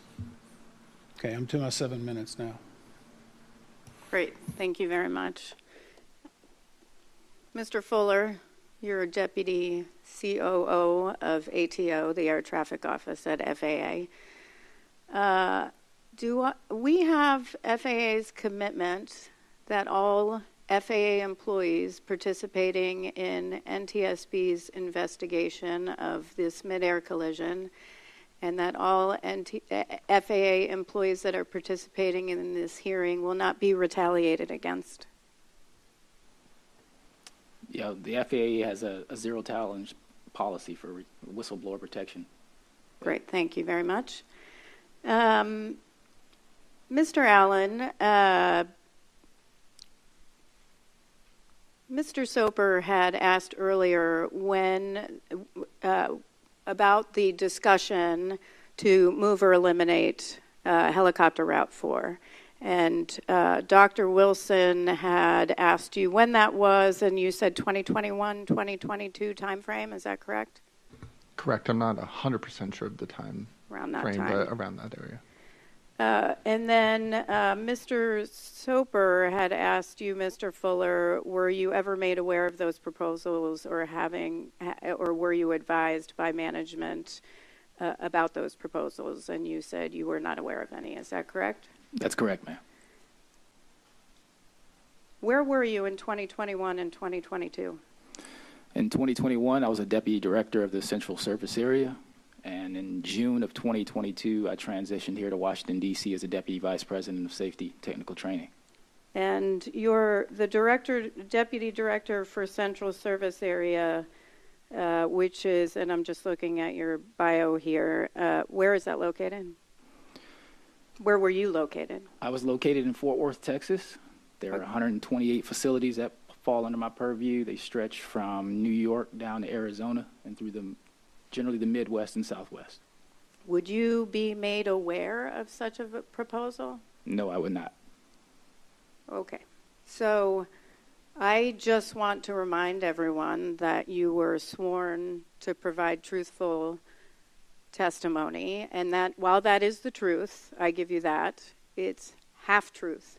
You did not provide that you weren't there when asked about whether you had received those proposals, because you would not normally receive those proposals at that time in 2021 and 2022 when they were considered. Well, Madam Chairwoman, all I can do is answer the question that I was Or asked. you could add that you wouldn't have been in that position at that time to receive that information. So,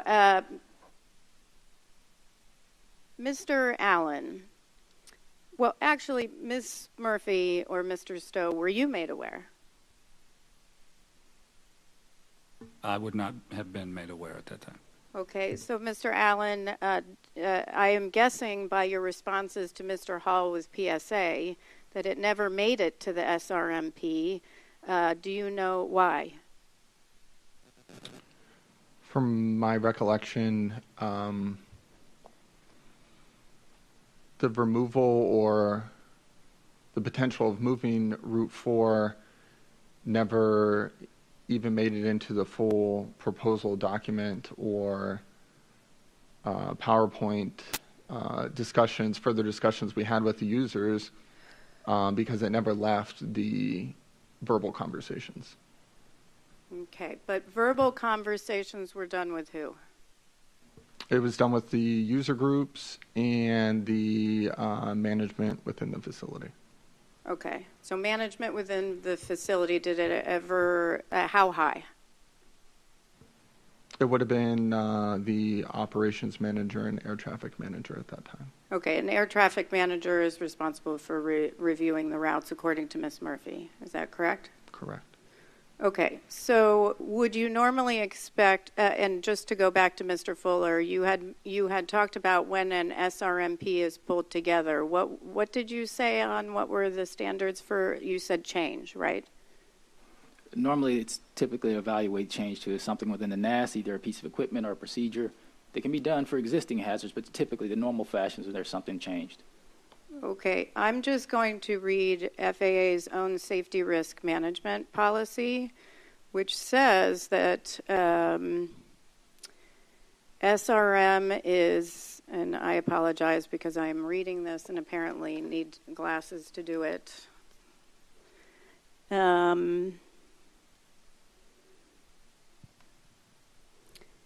If you need, if hazards are identified, it's not just if a change, but if any hazards are identified to control a safety risk. Is that a safety risk if the tower says, hey, with the DC helicopter working group that we have some safety concerns here with helicopter Route 4 and think it should be eliminated or moved, do you think it should have gone to an SRM? That's safety risk management panel for those who in the audience to be evaluated? I think they should have put it through your SMS principles, and if it needed to be paneled, then yes, it should have gone to an SRM panel. But having not been a part of that work group and party to the discussion, I don't know where they left it. Understand. Yeah, thank you very much. Okay. I'm going to switch. Actually, I'm going to stay here for a second. Mr. Allen, how many air traffic managers have been moved through DCA Tower in the past 2 years? Air traffic managers in the past 2 years, there have been 3. 3. How about 5 years? In the past 5 years. To the best of your knowledge. There would have been 5. 5. And how long have you worked, how long did you work in the tower? I have been at DCA since February of 2013. So 2013. So in your time since February 2013, how many air traffic managers did you see?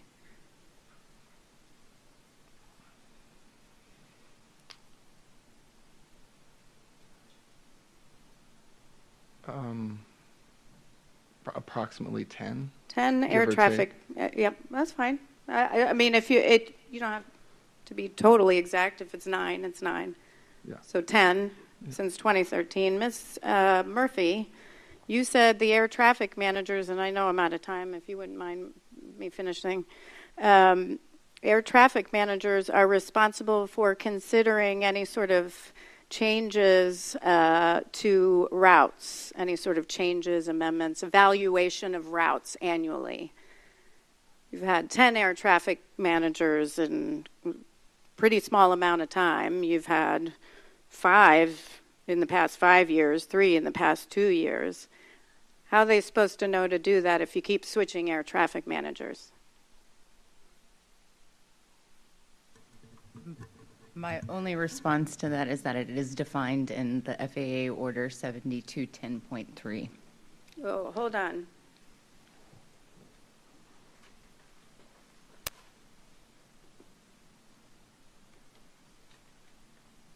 Oh, here it is. Is this where it would be defined? I believe so. Uh-huh. So somewhere in these massive amounts of pages, it would be defined that that's where they know that they're supposed to do that after they come in and out. How long was the last one here, Mr. Allen?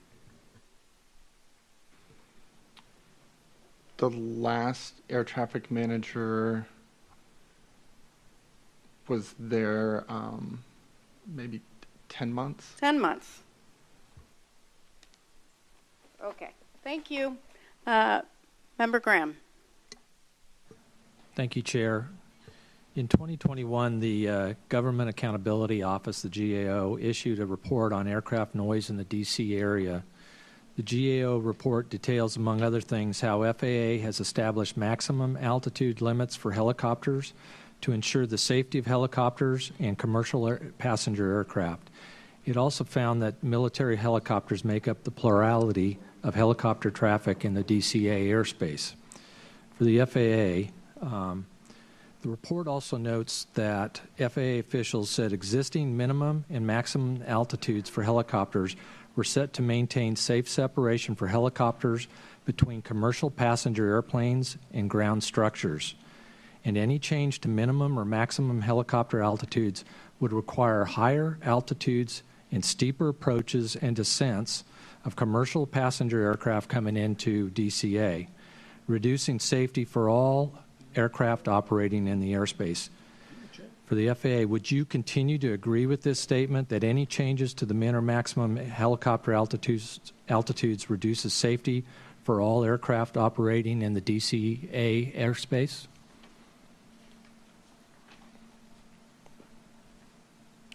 Mr. Fuller, or? If you're specifically discussing the helicopter chart altitudes, then no, I don't think I agree that it would decrease safety for all aircraft going in. Again, particularly in DCA, the expectation and the rule and the policy now is they will maintain Class B IFR, or correction, IFR versus VFR separation. And so it'd be 1.5 miles or 500 feet. I don't think if you change the altitude on the helicopter charts that inherently reduces safety for commercial aircraft in the DCA.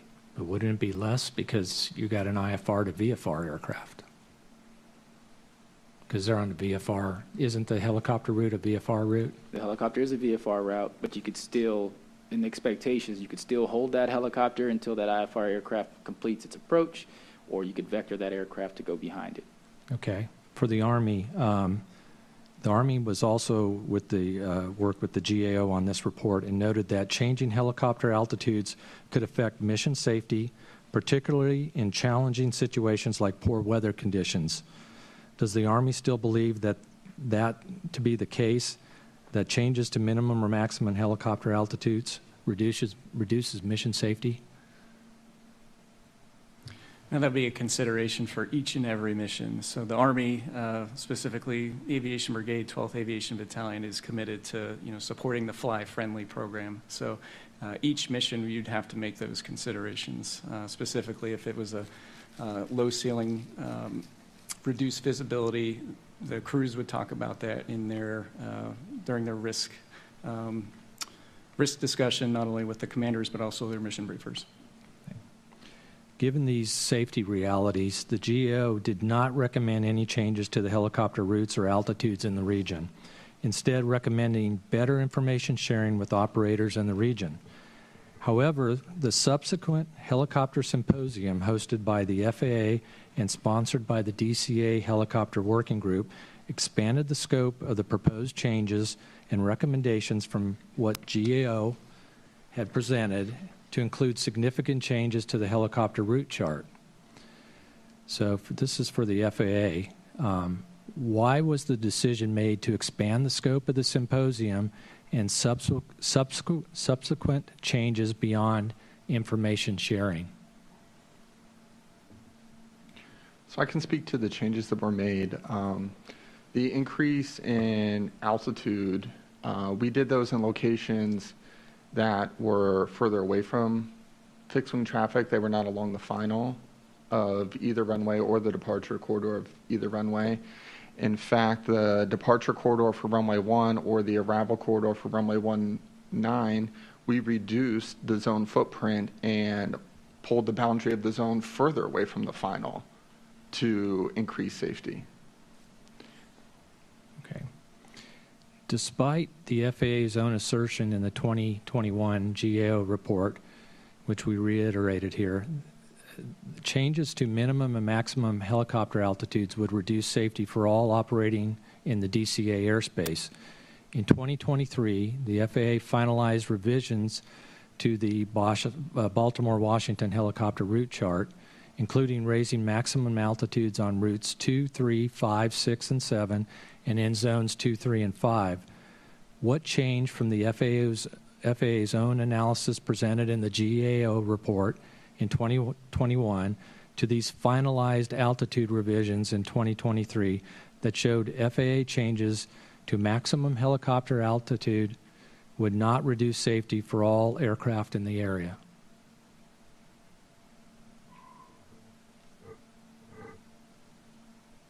Again, speaking as someone that was not a part of the helicopter work group, I can tell you that just from my limited knowledge, Zone 5 runs parallel. It's away from DCA Airport. Zone 2, I believe, is also well away from the final approach course for DCA Airport. Zone 6, we've eliminated that section in the vicinity of DCA Airport. And I think he said Zone 7, if I'm correct? Correct. Again, Zone 7, there's no particular confliction point immediately within the vicinity of DCA Airport for arrivals and departures. Okay, I noticed that the FAA final safety risk management document revising the helicopter routes, the FAA noted that the safety benefits of increasing altitude separation between helicopters and DCA fixed-wing aircraft as part of the justification for establishing the new chain bridge transition. Was increasing altitude separation between helicopters and fixed-wing aircraft discussed for any other routes or zones or locations in the DCA Class B airspace? So the helicopter revisions we still have are ongoing. We have not completed that work. We have additional charting changes that are going to be posted August 12th to routes within the DCA and the National Capital Region. This is not a one-time fix, and the FAA is committed to maintaining our standards of modifying helicopter routes around the country. So I don't have a deadline of when that work will be completed, but there are continuous changes. Thank you. My time's up. Thank you. I'm going to turn to Member Inman, but I know he asked on the last. Do you intend to ask, or you want me to clarify it now? I think you should clarify it. It'd be Okay, helpful. just to clarify on ASIAS, Mr. Fuller, you mentioned that we have access to ASIAS data. We only have access to ASIAS data if we ask you for it. Member Inman. I'll go back on that question, I guess. Is having to ask for it, having it available, or does it mean coming to you and asking for it? Because I would go back to, we asked for the overtime records of the DCA Tower Group. They were run on January 30th, and they were not given to us until Friday.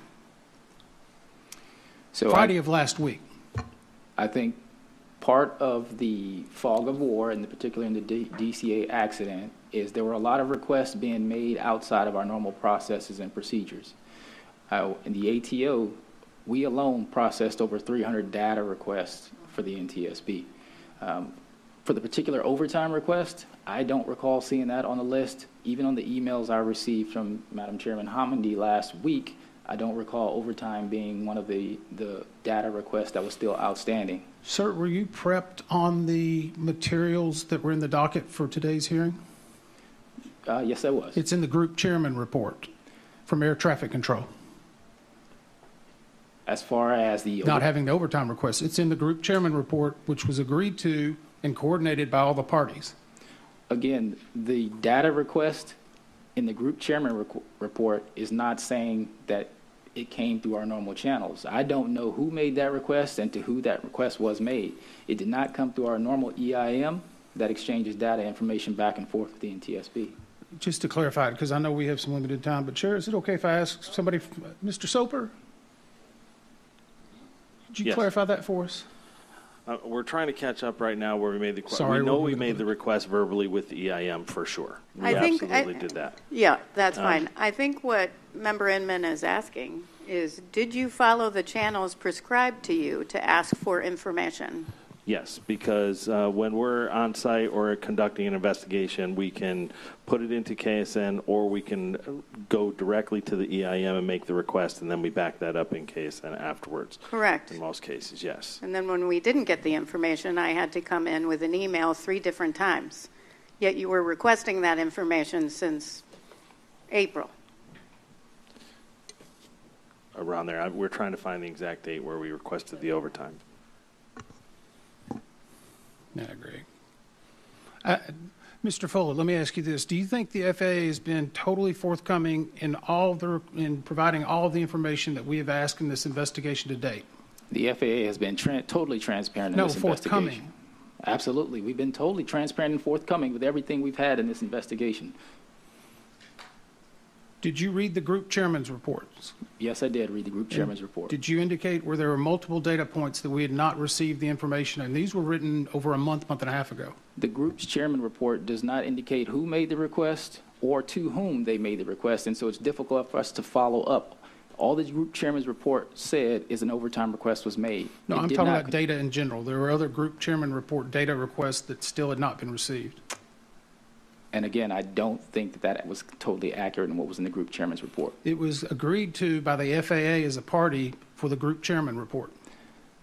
Again, some of that information in that group chairman's report was misrepresented a little bit as far as who the request was made to and to when. What was misrepresented? So one of the things was about a PDAR study on TCAS data that we only provided versions 1 and 7 and not the versions in between. And the versions in between were just format changes. And so when it was saying that the FAA was not being forthcoming with data, we gave you the final version with all the PDAR's information rather than go back and give you all the data with the typos and misspellings. It made it appear as if the FAA was hiding some information, and in fact, we just gave you the latest and greatest. Can I chime in just for a second? I'm sorry, can you yield for 1 minute? Is the latest and the greatest taking 6 months to give us who was finally on duty on January 29th of 2025? Because over 6 months, the numbers kept changing on who was on duty January 29th, 2025. 6 months. And this is outlined actually in the group chair's report where you actually, and we have quotes on the group chair's report. You sign off on the group chair's report. I'd ask Brian to chime in on. Yes, so we did. We received multiple revisions on the staffing numbers on the day of the event. Oh, I mean on member admins. We already know that. And member admins, I think I got mixed up there. There was a lot that came out, and I was looking up the one thing. For instance, the PDARS debacle that we ran into with requesting the PDARS data. So I'll step through exactly how this was done. We were making a request from PDARS with ATAC. We met with ATAC and with the FAA, AJI, Karen Seals, who I believe was the deputy director at the time of AJI, of Safety and Technical Training or whatever. Anyway, she sat in that meeting with us while we requested our PDAR study. A few days after we left that, they had told us it would take them a week or two to do the study and they would get it to us. But the following week, they came to us and said, we are going to be delayed because we have had a priority PDARS request made by AJI for the helicopter routes in more of a NAS-wide format. So we said, great. We would also like a copy of that PDAR study that they were requesting. That went through the chain. We never received it. We asked for it again. That repeat went around and around a few different times. And then finally they got to a point where they produced a PDAR study, which was not a NAS-wide study. It was only on DCA, and it was a updated version of the initial PDAR study that was provided to us on site. Just the most recent response was, we don't know what you're talking about basically with the third PDAR study. However, we did produce a helicopter assessment. If that's what you're talking about, we'd be happy to provide it. I said, okay, sure, we will take it. It was just mentioned that ASIAS data and ARIA data was used to perform that, and PDARS was not used. However, on the 6th page of the document, it says that AJI used PDARS for routes available encounters to conduct this assessment. That's the PDAR study we were talking about. That's the one that Karen Seals had mentioned. When we were going through the EIM, they were aware of this study because they work closely with Karen Seals, and they're like, yeah, we know the one you're talking about. We'll make sure you get it, until it all came to all those things. So that was the study we were trying to get the data from, and that's so that we could utilize that data for the very same purpose, to understand the risk in more of a NAS-wide and make comparative assessments to other like-type situations or potentially like-type situations. So that's right there in the document they provided us. If I may respond, I have been on multiple NTSB investigations as an SME and as a party status. Even in this particular investigation, when there was confusion about data, I called Brian on his phone, asked him what he needed. He gave me the answer. I provided the data. On any particular time, I've told the NTSB members, if they need anything and they're not getting it from the EIM, to reach out directly to me, call me, and I will make sure that they get the information. So the PDAR study, the data, all those different things, I can't say who prioritized our study over the NTSB study. I can't say. It's not a decision I made for ATAC. I will just tell you that we have been fully transparent, and we've shared over 10,000 pages of information, over 320 documents, and countless hours of voice and radar, including making our tech center available and the DCA tower for any studies that the NTSB has needed to perform. Do better. The fact that I had to get involved on July 2nd, no response to my email. July 14th, barely a response to email. And then the administrator's office and the secretary's office had to get involved so we could get the data. And then what you guys did is dump it on us, thousands of pages, on a Friday, right before this hearing. That's not acceptable. They were asking for it for 6 months. I expect, as part of an investigation, that we're going to get the information. Member Inman, you get another 5 minutes. Thank you. Let me just change the tone, I guess, a little bit. Dr. Cesar, you mentioned earlier that you would think that maybe initially people that were coming into this airspace the first or second time that a commercial airline pilot was flying it would not know about helicopter routes. But after that, they probably would. Is that a correct assumption of what you said?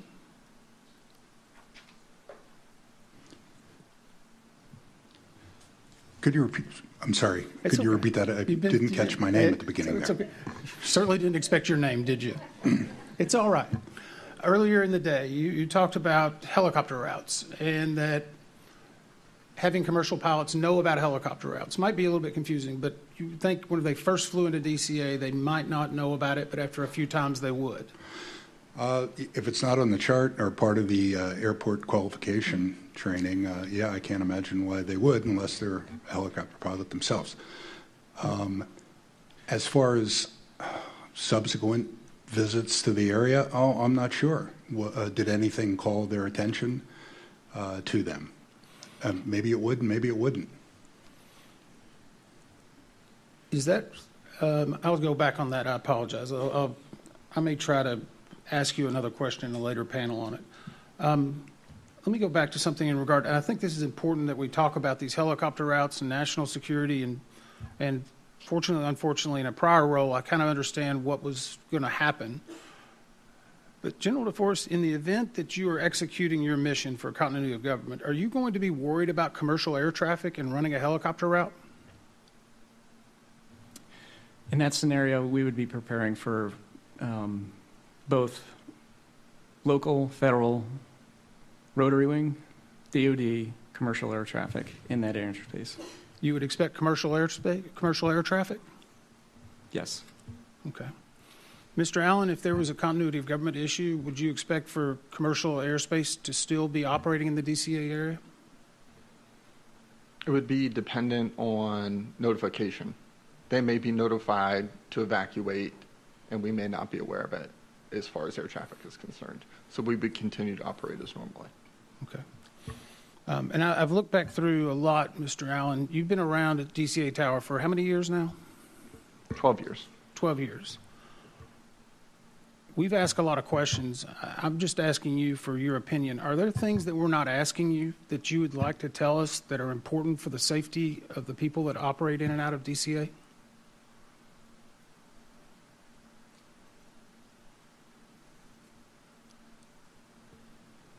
I'm going to think that over tonight and provide you an answer tomorrow. Okay. I think there's maybe some more things. I know that there's other testimony that you gave us in exhibits where you talked about where you were not allowed to make certain changes due to political pressure, other things. So I hope you would feel that you could come to us in this open forum and be able to describe any of those. And so we'll be glad to take you up on that tomorrow, if that's okay. Thank you.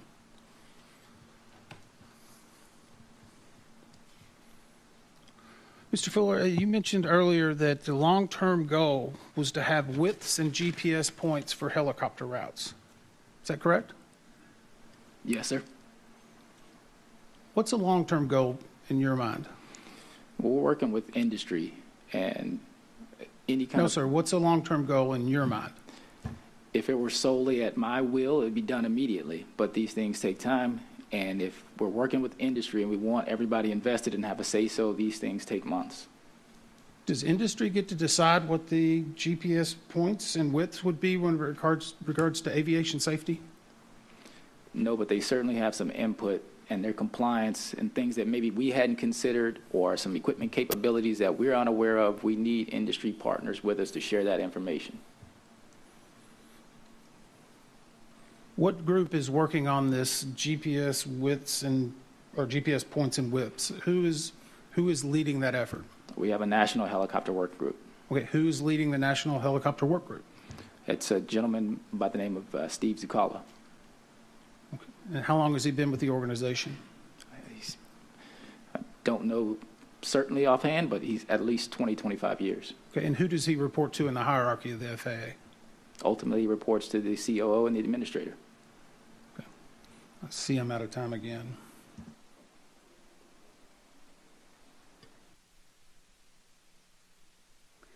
Mr. Allen, the DCA helicopter group was something that the tower put together, right? Because you wanted to have some communication with the users of the airspace, the helicopter users. Correct. Operators. Correct. There are significant volume of traffic. How long did you participate in the working group? I was in the working group approximately 2 to 3 years before I moved into another role. Okay, so you moved into a different role. That's why you're not on, didn't continue on that. Correct. I had become operations manager. Okay, great. Thank you for that clarification. Colonel DeForest, on the map of the helicopter routes prior to the accident, once helicopters got to the Memorial Bridge, they should be at a maximum of 200 feet. Are you aware of an Army policy allowing pilots to go as low as 100 feet? I'm not aware of a policy, procedure within the battalion allowing to go below 100 feet. It's procedure. Okay, thank you very much. Is there a policy, Colonel DeForest, outlined anywhere, either Army or maybe it's FAA, prohibiting helicopters from going underneath aircraft, landing at, or departing from DCA on any runway? To my knowledge, there's no written procedure policy within the battalion prohibiting flight underneath a commercial aircraft at those distances. How would you be made aware of that occurring? If that were to occur, we would expect at the unit to receive a report from the United States Army Aeronautical Services Agency, specifically the Department of the Army Regional Representative, or the DAR, informing of a alleged pilot deviation based on a loss of separation. So that would be the way the unit would be notified. But real time, in this area, since we're operating on different frequencies, I guess the for example is if there was a traffic resolution advisory based on a TCAS occurrence, we would not know unless it was reported after the fact through our regional representative with the FAA. FAA would have to report it to you. Either through the DAR or through ATC. What's the DAR? The Department of the Army Regional Representative. So is this maybe not by policy, but procedure? Is it prohibited to go underneath aircraft landing or departing from any runway at DCA? Do you discourage it? back to Mr. Van Vechten's comment, it would be very unusual, and that's not what we're used to. We'd be holding at Haynes Point or the golf balls. So this was a very unusual that this occurred, that we were allowed to go underneath an aircraft. Mr. Dressler, are you aware of any such instances? Could you say that one more time, please? If any helicopters going underneath aircraft landing or departing, do you have a policy? We do not have a policy. We have, I've heard the phrase used several times here of tribal knowledge. So all of the civilian and law enforcement operators in the area do not do that. Yeah, Prince George's County Police actually have a policy, a standard operating procedure to prohibit going underneath aircraft landing or departing from DCA. And the reason I raise this is the chief warrant officer at the 12th Battalion in interviews responded to the same question as follows. And the question was, have you ever flown underneath aircraft landing or departing from a runway at DCA? I have, yes. I have flown directly under landing aircraft that were landing 19. In order to do that, ATC apparently points out the traffic landing to them, and they tell ATC they see it and request visual separation. One of your standardization, and that was, are you aware? One of your standardization officers, while he had not done it himself, was aware of pilots descending to go underneath aircraft. A PSA pilot, in an interview commenting on when he got a traffic alert, said, well, in that instance, at least one of them I can remember, it was called out to us. Traffic was called out to us by Tower. Tower said the helicopters had us in sight, and we had them in sight at one point.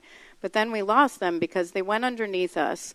And that was a TA off of that, and you just keep monitoring. They're supposed to have us in sight. You know, I can remember one for sure, that an RA, where we had to level off and actually just punched it out of there and went around. Do you think maybe, because of the interviews and what's being said, that it does happen, you should consider a policy to prohibit going underneath aircraft, civilian aircraft, landing or departing from DCA? For me, the answer is no, yes. No, it's yes for, thank you, Mr. Dressler. I wasn't even asking you, but did you say yes? I love it. Colonel DeForest. Chairwoman Hamidi, yes, I would agree with that statement. Okay, wonderful. Thank you very much. I'm going to now call on Member Graham. Thank you for allowing me a little bit more time. You bet. Just a couple questions. You talked about procedure along the routes. The minimum altitude for Army helicopter is 100 feet. Is that correct? That is correct. That's correct. So for the chief warrant officer, if you've got a pilot where you're supposed to be 200 feet or below, would you expect that pilot to be somewhere between 100 and 200 feet in that section? Yes, that's correct.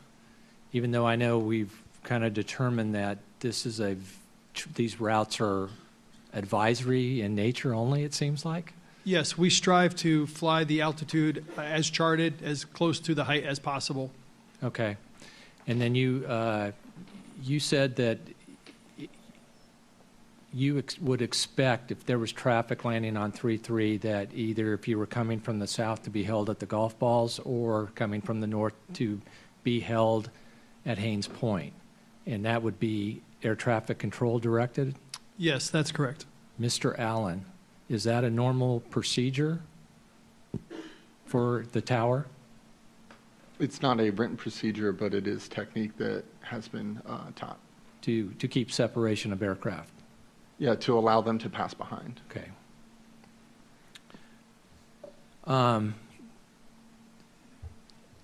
So what are the normal, from Davidson Army Airfield, what are the normal departure and arrival routes for helicopters? Yes, sir. Depending on where my destination is, I will depart to the north, Springfield, Route 5. I can take Route 3, north or south, clockwise, counterclockwise, depending on my destination. If I'm going to the south, I can depart direct to Fort Washington, pick up Route 4 northbound, and then again pick up Route 3, depending on which direction I want it to go.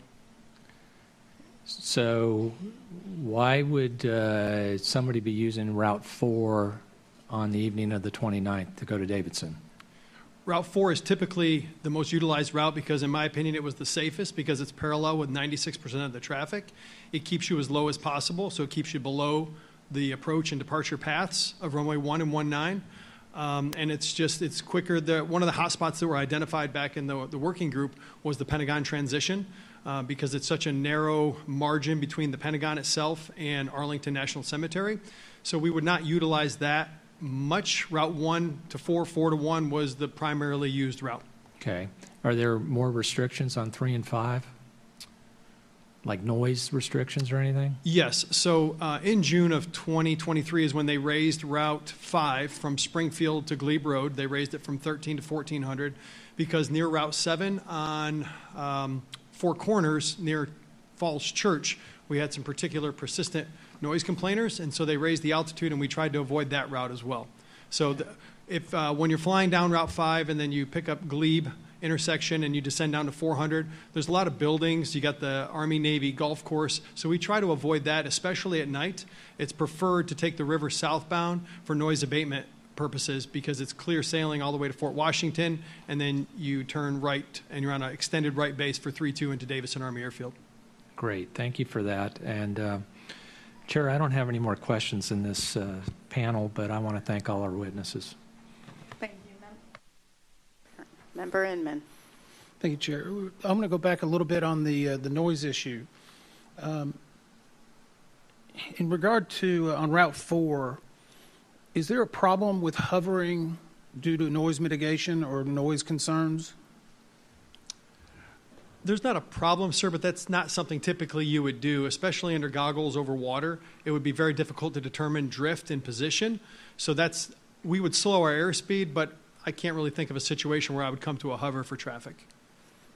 But if you're asked to hold, is that a hover? No, sir. It'd be an orbit. I may slow back to 40 or 50 knots and pick up an orbit. If I was at golf balls proceeding northbound, it's typically a right orbit to stay over. I apologize, sir. Sure. I'm not an aviator. Okay. What is golf balls? Golf balls is the sewage treatment plant just north of Wilson Bridge on the right side of the river or the east side. It's 6 to 8 giant white domes that look like golf balls. Thank you, sir. Yes. Just trying to be familiar for those who may not. Mr. Dressler, you mentioned earlier, you said that attitude was an issue with the military operating in the DCA. Can you expand a little bit on that? I can. Unfortunately, around 2021, one of our members, that chief pilot of PG County, reported Prince George's reported that there were frequent issues with the pad aircraft. And then, of course, I've talked to you about the near miss that we had with MedStar Metro-operated aircraft in 2017. And I can tell you that First Heli of the Air Force, when I first got here and took this role, would land at MedStar helicopters, at heliports without any radio calls, any notification, any prior coordination, including one time last year when we couldn't land with a critically ill patient at our own hospital because they were blocking the pad. Let me go back, Mr. Dressel. You just said because they were blocking the path. As I understood it earlier, if you're on a mission-critical air ambulance, they clear the path for you, correct? Only if you have a way to contact them, sir. Does air traffic control not clear the path for you? Not when no, this is when they've landed at a MedStar hospital. Okay. And they won't be in radio communications. They're not talking to our dispatch. So there's a general misconception of who has priority within the airspace, within the Class B and the DCA route structure. And that priority system starts at the top with the medevac in medevac status. Next would be law enforcement in a mission status, followed by VIP movements. I would probably equate that one with air response movements that occur from our Coast Guard partners who are based at DCA. And then at the bottom of the chain would be the continuity of government missions. So I realize that's not going to be a popular answer while I'm sitting at this table, but that is the perception within the community that is the case. I'd like to also mention just one other thing. There is a general aversion to Class Bravo airspace in Army aircraft. I learned this when I went through flight school, and it's a persistent culture that I think is proper, that military aircraft are not suited to participate in certain segments of the national airspace system. Military aircraft, of course, operate primarily on government facilities, government ranges, and in deployed environments. So it's really challenging to take a military aircraft and a military pilot and operate in not just a Class Delta airspace, which is a controlled tower, but a Class Bravo, meaning the busiest airports in the country. And then when you add on top a layer of massive complexity, there's no airspace in the country that's like DCA. And that takes a long time. We have one member with 7,000 flight hours just in this airspace, 38 years. We have another with 28 years and 5,000 hours. I have two pilots who've been here 28 years in medevac. And that level of experience takes a long time to build. And unfortunately, I understand the complexities of permanent change of station and all of that. But what we've lost in this environment, and speaking for my group in this case, is we've lost that cohesive tissue with our military partners where they understand the depths of why the airspace was constructed the way it was constructed, why the routes work the way they work, who has priorities, who doesn't have priorities, and so forth. So it's all of those concepts that unfortunately lead me to make my comments about the units that just don't seem to have the full knowledge of how the airspace is constructed. And I say them regretfully. Thank you. And I just want to clarify something since we were on the data request, that I do want to thank the Secretary's office, the acting administrator at the time, Chris Rochelot, and the general counsel at FAA for responding and providing us the information that we asked for. So some of this might be redundant, but I think the question will be asked a little bit different, and so I'm interested in your answer. FAA regulations allow DoD aircraft to turn ADSB off when performing sensitive or classified operations in the national airspace for national defense, homeland security, intelligence, or law enforcement purposes, and when transmitting ADSB out would compromise the mission or pose a safety risk to the aircraft, crew, or people and property in the air and on the ground.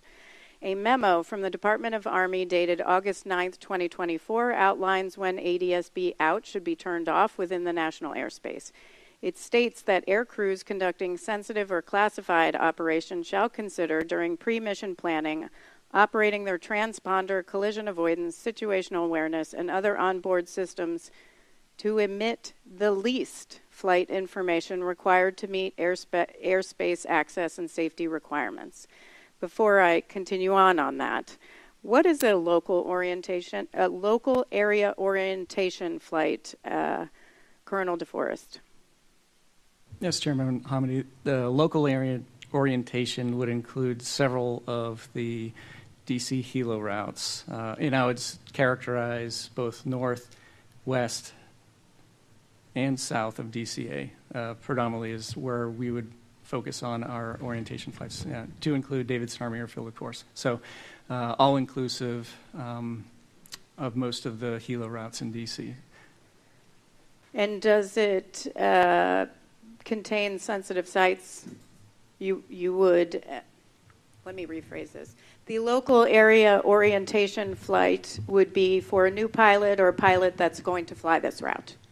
That is correct. Okay. And I do want to say if there's something you can't answer here, you should just tell me. For the local orientation flight, well, actually, let me go to how do you define training flight? So training flights are referenced. So there could be many different types of flights. One could be a proficiency flight, those base tasks. Can you, maintain heading, airspeed, altitude, traffic pattern? The next would be a mission training flight, which would include locations that are, mission specific. So many different types of flights. So if it got near an actual location, that would be characterized as a mission training flight.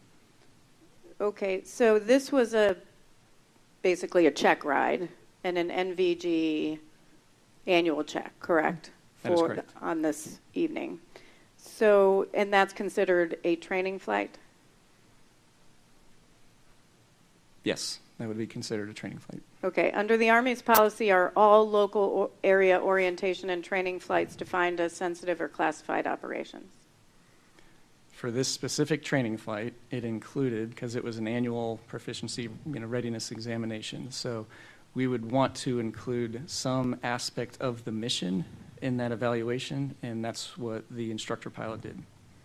Which is why you said, I don't know if you said it or someone else said it, and I apologize, that this flight was determined to have to be high risk, so you would have to have ADSB off. Not necessarily a high-risk flight, but would include the mission. Yes, Chairwoman. Okay, so are all standardization flights or all check rides considered training flights? So and therefore don't have ADSB that's supposed to out on? Not so. For example, if a instrument evaluation did not go near one of those locations, then that would be a training flight, not necessarily a mission training flight. So for this flight, ADSB out should have been off according to your policy? On 29 January, yes. It met all the criteria for the policy. Okay, I'm going to hold on that and come back. Member Graham. Member Inman. I'm going to follow up on it. On that exact line, on those missions that the MOU didn't require the ADSB out to be off, how many do you think prior to January 29th you flew where ADSB was turned on? The exact number, I am not sure. It's okay. It's a general 112, 2,000? I'll work with percentages, probably less than 20%. Less than 20%.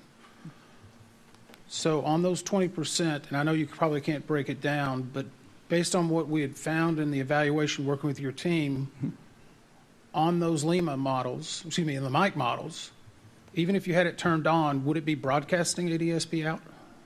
And what we have found through the investigation is there was an incorrect setting. Essentially, when the Lima model helicopters were upgraded with ADSB, call it a maintenance task. So during installation, those maintenance procedures, there was conflicting maintenance procedures. We have found that during this investigation, the ADSB out was not functional. But once it was identified during this investigation, we swiftly made that corrective action and distributed it to the entire Army. Do you know how many beyond just your aircraft? I think there were 7 out of 8 that were not broadcasting correctly. Is that right?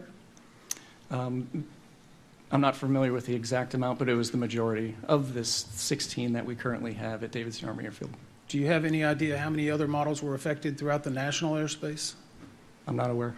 Could you take that as an IOU to check or to let us know? I know it's not you don't have the entire national airspace, but I'm going to ask who I have right now. That's okay.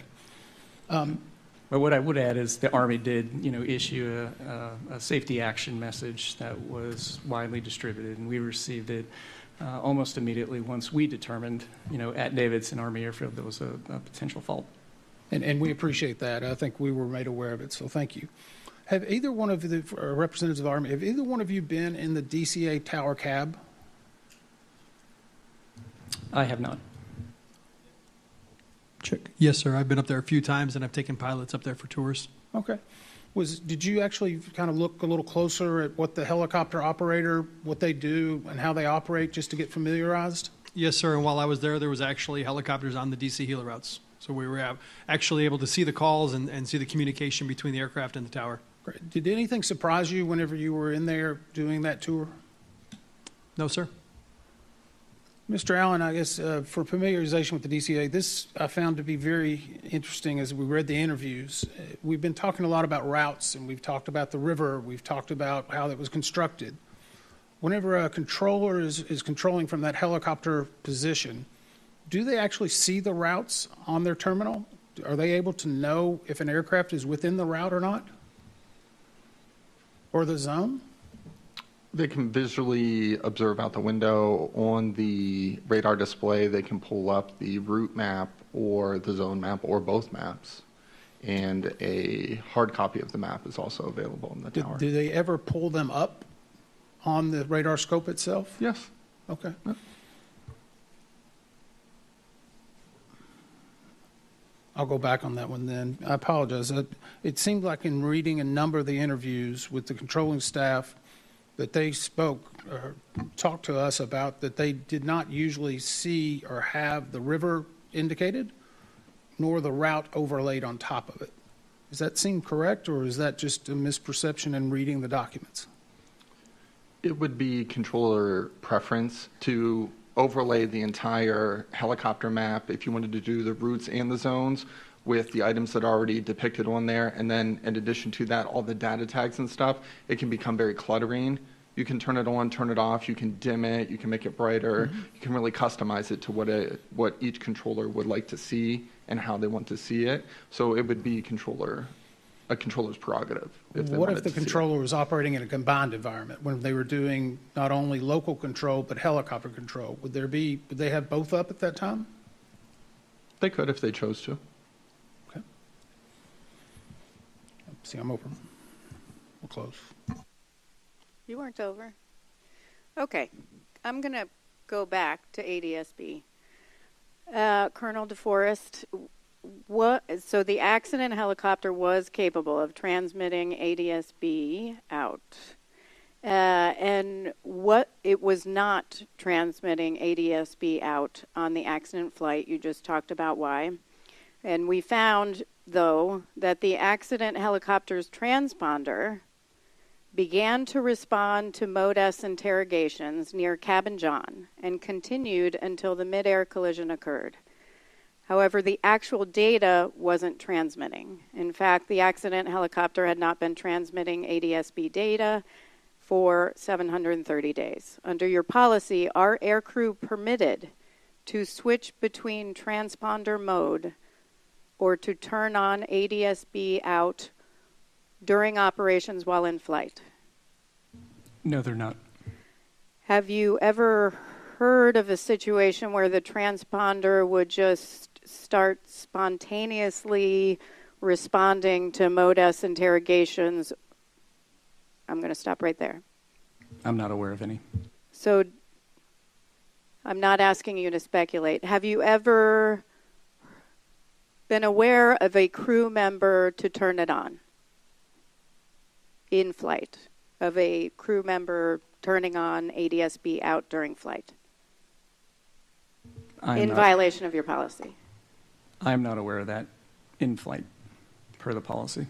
Would the only way that would be come on be that somebody would have turned it on? Or is there some other way? I believe it would probably take human interaction to turn ADSB out on in a Lima model, because it's several steps. That's what I'm going to ask you. What's the process for turning it on? Having never flown a Lima model, I'll defer to Mr. Van Vechten behind me of what that procedure is. Yes, turning on the ADSB out in a Lima model, you have to go through several different pages. Mode S is 2 button pushes, though.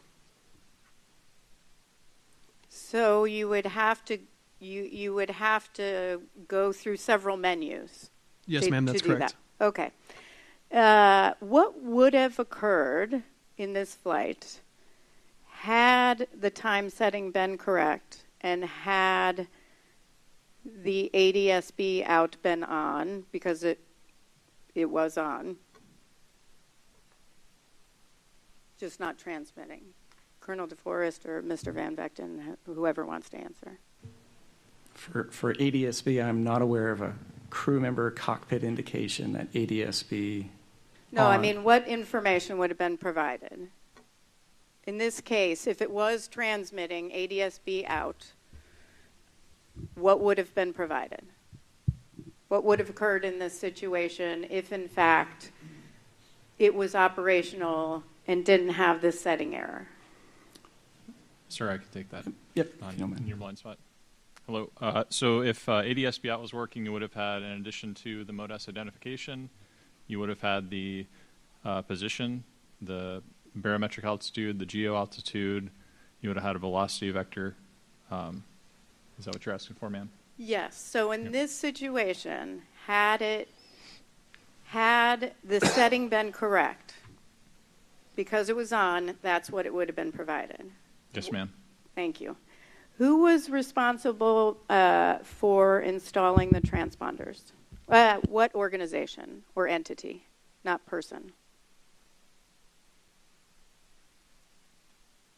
If you don't know, you can get back to me. Yeah, we'll get back to you, but it was a fielding team, just like we do all of our modification work orders for new equipment to aircraft, ma'am.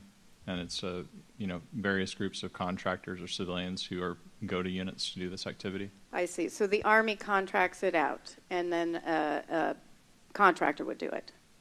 Or a civilian group could do it as well. Okay, great. And so we found that the accident helicopter and, in fact, 7 other Limas from the 12th Battalion were not transmitting ADSB data because the helicopters had the incorrect time source setting programmed during installation. The setting should have been 059, but it was 153. The work order for installation that I looked at of the APX-123 transponder contained instructions to set the time source on the RCU to the 153 setting. The work order for the installation of APX-123A, same thing, APX-123, but this one was A, transponder included instructions to set the time source to the 059 setting. Is that correct? No, I'm over. Instruction. I don't have the instructions memorized, ma'am. We can get back to you. Okay. Those instructions included steps for the 059, so that's the APX-123A alpha. Those instructions included steps to use a transponder test set to confirm proper functionality of ADSB, specifically that the test set received the flight ID, aircraft address, and the GPS position and altitude information. Prior to the accident, did you do any sort of checks on the ADSB to confirm that they were in fact installed correctly? To my knowledge, we did not conduct those checks based on conflicting maintenance manuals. And were there, prior to the accident, were there any sort of checks prior to takeoff to ensure that ADSB worked if, in fact, you weren't going to a mission site? There was no procedure in place. However, every flight out of Davidson, they do that check today. And that's what I'm about to ask you. So talked about the safety alert for a second, because you did take action with that information. Yes, ma'am, we did immediate action. What did you do? Well, our maintenance OIC, and working with the officer in charge, okay. In working alongside AMCOM and the NTSB, worked to package up essentially the the language in the ASAM, the Safety Action Message. And almost immediately, once that message or that procedure was established on the airfield, within a day or so, we reconfigured all aircraft at Davidson Army Airfield and had successful ADSB out checks. So essentially, a safety alert went out, to paraphrase. That is correct. And this is my last question on this. Will you include those checks during regular maintenance intervals in the future, or what are you doing now? Right now, every flight is checked. Is that 12th Battalion or Army-wide? I can only speak for 12th Battalion. Can anyone else speak for the rest of the Army? Ma'am, I'd offer for the Army, it's assessed as a high risk if they don't have ADSB out. So it's incumbent on the unit to probably check that. Otherwise, they're going to have to say it's a high risk. But by that I mean that if it's automatically high risk if they have ADSB installed and they don't know that it operates. If they know that it operates, then that de-escalates the risk. I mean that an 06 like Colonel DeForest doesn't have to approve every single mission that happens. So it pushes the unit to want to be in compliance. So do you know for sure this is not? So we're tracking the field's compliance with ADSB out. We know it's over 95% now. The numbers probably changed since I looked at it. The checking ADSB out. Yes, sir. Okay. Or yes, ma'am. Thank you very much. Member Graham? Member Inman? How do you test that in the field, in the wild? I'm sorry. Just how would you know? So there are test kits which you can use that are fielded to the units that were fielded along with the transponder. You can use on the ground. But another method that we've promulgated is to actually take a flight with ADSB out indicating that it's operating, and then after the flight you can query an FAA database and see all of your fields and see if they were operating when they were supposed to do, and those instructions have been sent out. Is that a new procedure? The test kit is not a new procedure, but the extra details on actually querying the FAA website has been clarified recently. So on these test kits, is that something that's done routine? Is it sent around? Do you have to request it? The Army has procedures for everything. So test kits did not have a definitive test interval, but now that we have this policy for ADSB out compliance, it is being checked on a regular basis. I would guess anytime the transponder is serviced, which can be, 12 months, 24 months, it's going to be checked. Okay.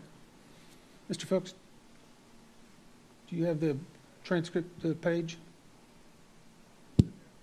Okay, well, I apologize. I've been trying to get a document pulled up, so I'll just try to read it a little bit, if that's okay.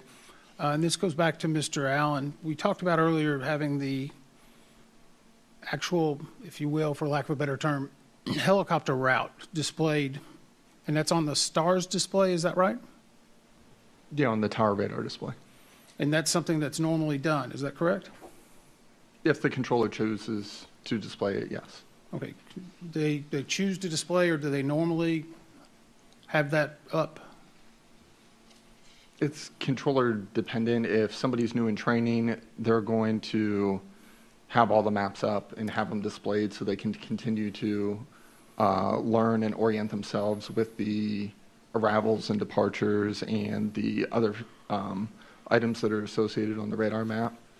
Somebody that maybe has more time at the facility may not choose to view it.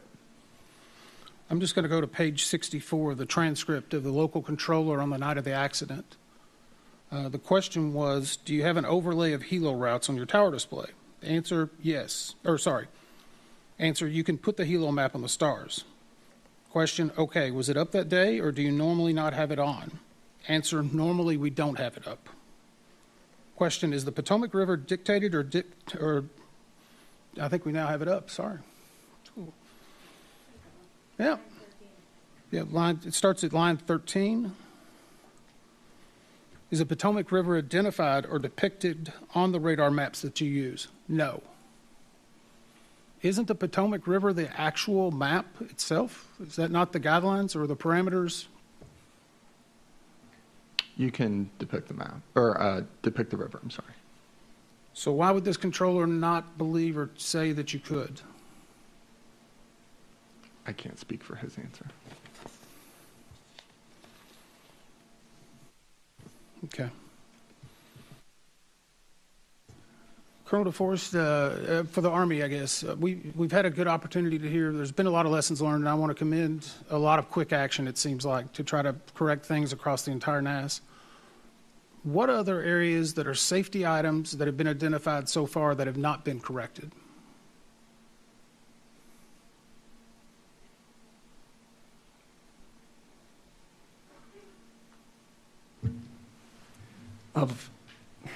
When we look at our risk management within the organization, you always looking to ID those hazards, come up with a corrective plan, and then assess them.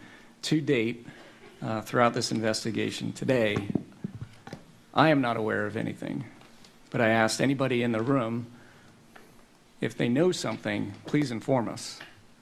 We know what we know, and we will rapidly and swiftly address them. And that's where we need help, in my opinion. But to date, throughout this investigation, our crews that are ready to go today, right now, they're as safe as we understand them to be. And I have full confidence in that. Okay, I wasn't trying to draw you into something. I'm just trying to get an understanding. Out of the entire operating unit for PAT, what's the balance between Lima and Mike? The numbers. So within 12th Aviation, we have 16 organic Limas, 8 organic Mikes, and then a National Guard company minus with 10 Mike models. So on the airfield, there's 34 Black Hawk helicopters.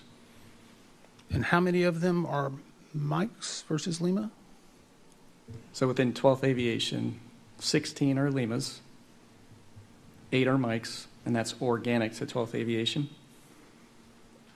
And then we have an additional 10 on the airfield to supplement our mission requirements in a rotational National Guard unit.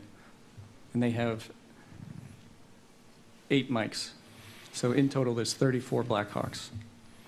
So I guess, and tell us again, which one's a better model, which one has a better avionics, more safety features built in?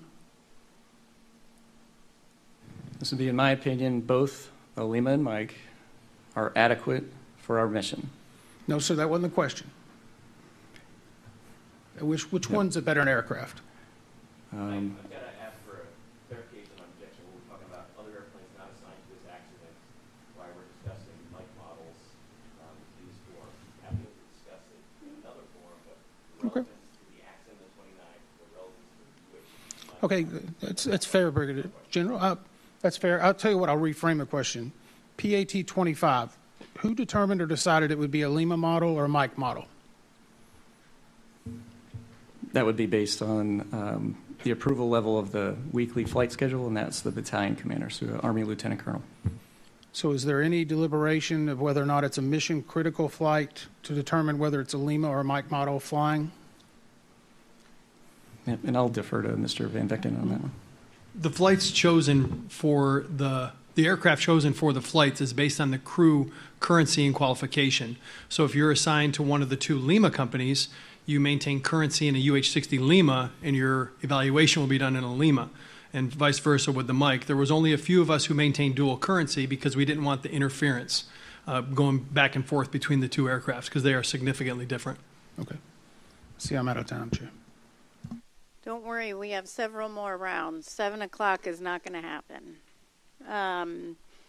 Okay, Section 1046 of the 2019 National Defense Authorization Act prohibits the Secretary of Transportation from requiring the installation of ADSB on fighter aircraft, bomber aircraft, or other special mission aircraft owned or operated by the DoD.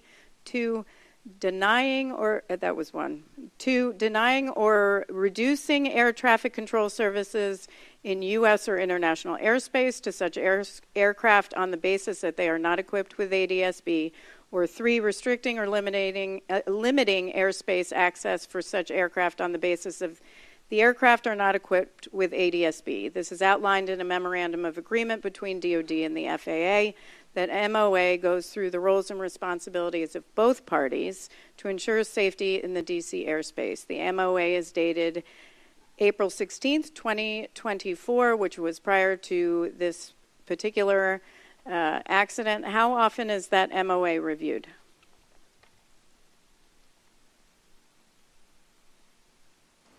I don't know the normal periodic, I'm having a fumble here. Yes. Need a little more water. But we are currently have a work group reviewing that MOA as we speak.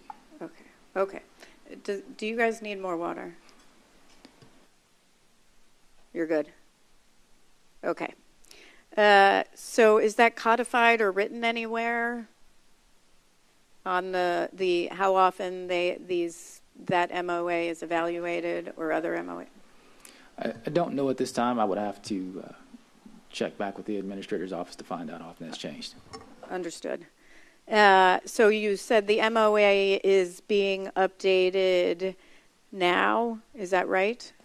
That's correct. They have a working group going to modify that MOA.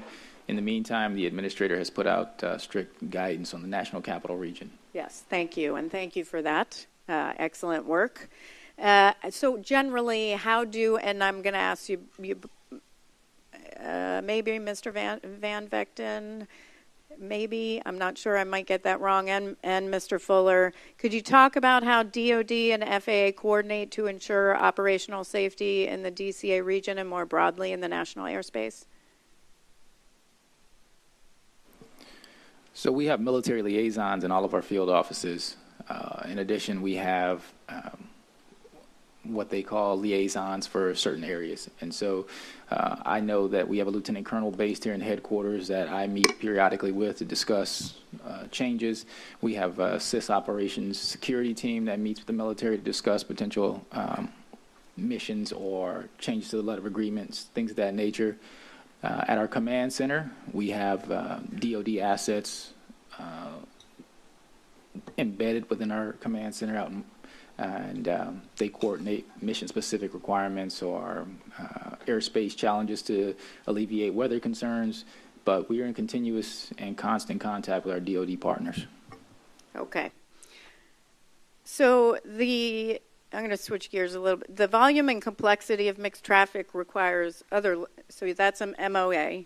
So letters of agreement that outline specific procedures for conducting operations within the DCA Class Bravo airspace. By my count, it's 15 different sets of letters of agreement. So 15 different letters of agreement that provide different procedures for DCA Tower. There's Andrews, there's Virginia State Police, DC Metro, FBI, MedStar, Air Force, Army, 12th Aviation Battalion, DC Army, National Guard, Air Force, aerial events, Potomac Tracon and DCA Tower, National Capital Region Air Defense Facility. I could go on. How often are any of those letters of agreement revisited? I would have to specifically reference the letter of agreement requirements within the 7210.3. I believe it's either an annual or every 2-year requirement, but I'll have to get back to you. And what's the process for that?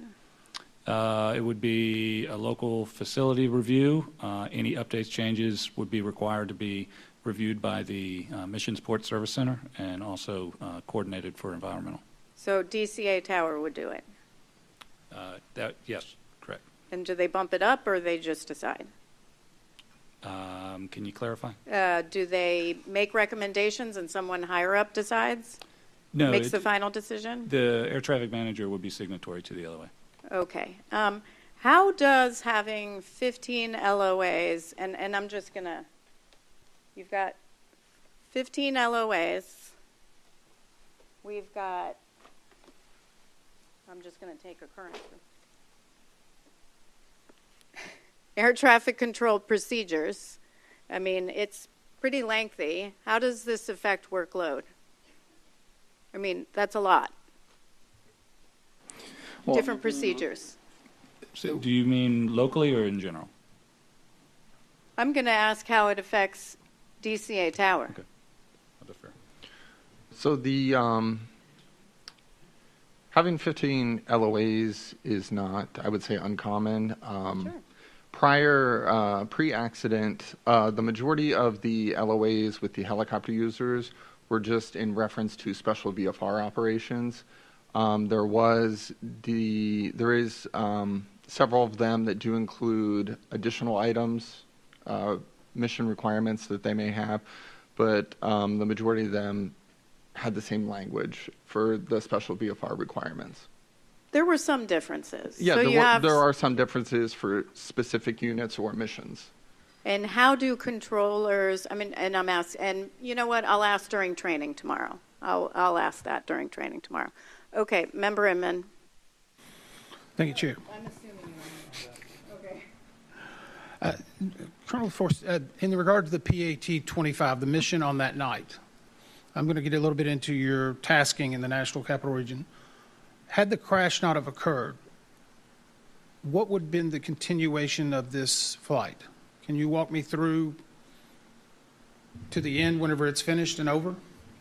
Yeah, based on the RCOP and what we know is they were continuing Route 14 to return to Davidson Army Airfield. And they would have been finished at that time? To my knowledge, yes. Okay, during the initial week of I believe in our response, the initial week, and I don't know if this is entirely factual, so please, I'm just curious. There was a discussion that you had to do evasive maneuvers as part of this checklist or check ride. Is that correct?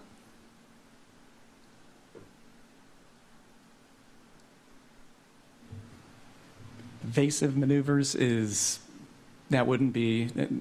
not a mission task. Okay, that's not part of the proficiency or the check ride? In other Army aviation units, they can be considered, but that is not a mission task. There's no reason why we would practice, navigating a radar environment, like when we look at threat radars or surface-to-air threats, things of that nature, like a deploying unit overseas would do. But for evasive maneuvers, that's not a mission task within 12th Aviation. Okay. I'm going to go back to the PAT-25 flight again.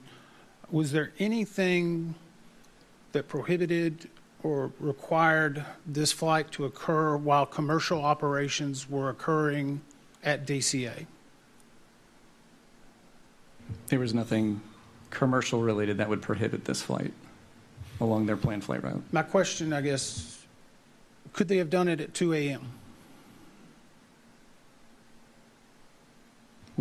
Yes, I think I know where you're going on this. Okay, I'm trying to draw you to somewhere. I'm just saying, in these check rides and in other flights, do they have to be done while there's a push going on at DCA or while commercial activity is going on? The broader context is our mission crews, they have to look at their duty cycle. So if the instructor pilot is on a duty line the next day, he has to be on the ground by a certain time.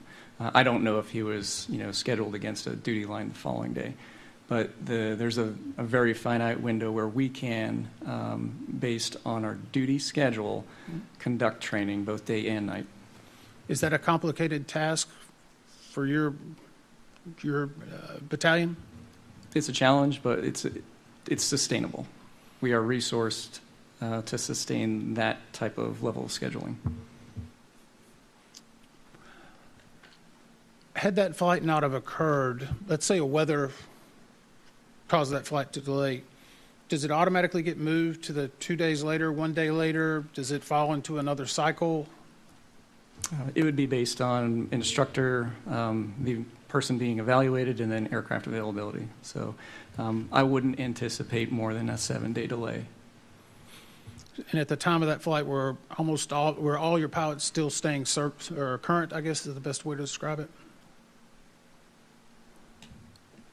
So for the entire battalion, certainly. I'm not going to ask you to do the entire battalion. I'm sorry. There's certainly, maybe a handful that would be medically grounded, or when we look at, this is a risk conversation, non-medically grounded too. So those do occur in our unit. So nothing was out of the ordinary to me, in my opinion, based on the crew mix composition that evening. I guess I'm going back to, was there anything leading up to this that was complicating your group to conduct their mission?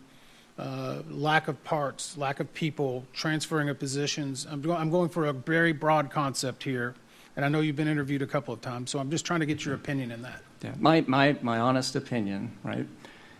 Month of January was significant, as in our greater mission, when we look at what we support with not only Joint Task National Capital Region, which is our contingency missions, COG and COOP, but also United States Army Military District of Washington. So we support national special security events. The month of January had 3, and that's a busy time for the organization to include all the weather. So the lead up, when we look, my assessment across the formation was we had essentially executed 3 large events for the organization. That's not just specific to 12th Aviation Battalion. So I don't have that assessment that we were a fatigued organization. We were probably the most proficient as an organization. Now, when it looks, you look at your duty lines, that's our primary focus. When I look at 12th Aviation Battalion, their primary mission is COG and COOP, and everything else follows after that for mission priority. So we were, at that time, on the 29th, a very ready formation. Certainly with the loss of 3 crew members, there's a readiness impact, and we're still recovering from that. Do you feel comfortable telling a pilot or telling a crew not to fly? Do you feel that you've got the power to say, don't go? Absolutely, 100%. Does your entire organization, do they carry that? And I'm looking behind you, actually. Mm-hmm. I believe so. Sir, that's a true statement. Is there any pressure from above you to say you need to be able to execute certain missions that you feel like you don't have either the equipment or the resources for? I can't think of any specific instances where I felt pressure to execute a mission. I'll use an example today. We requested, so Bravo Company, 12th Aviation Battalion. We have a lot of people watching right now, and we gave them the opportunity to do that. So there's others maintaining our line right now, and we know that's important. So that would be an example of knowing your people and reducing risk to the greatest extent possible. Great, thank you. I'm going to go back to Ms. Murphy and Mr. Stowe.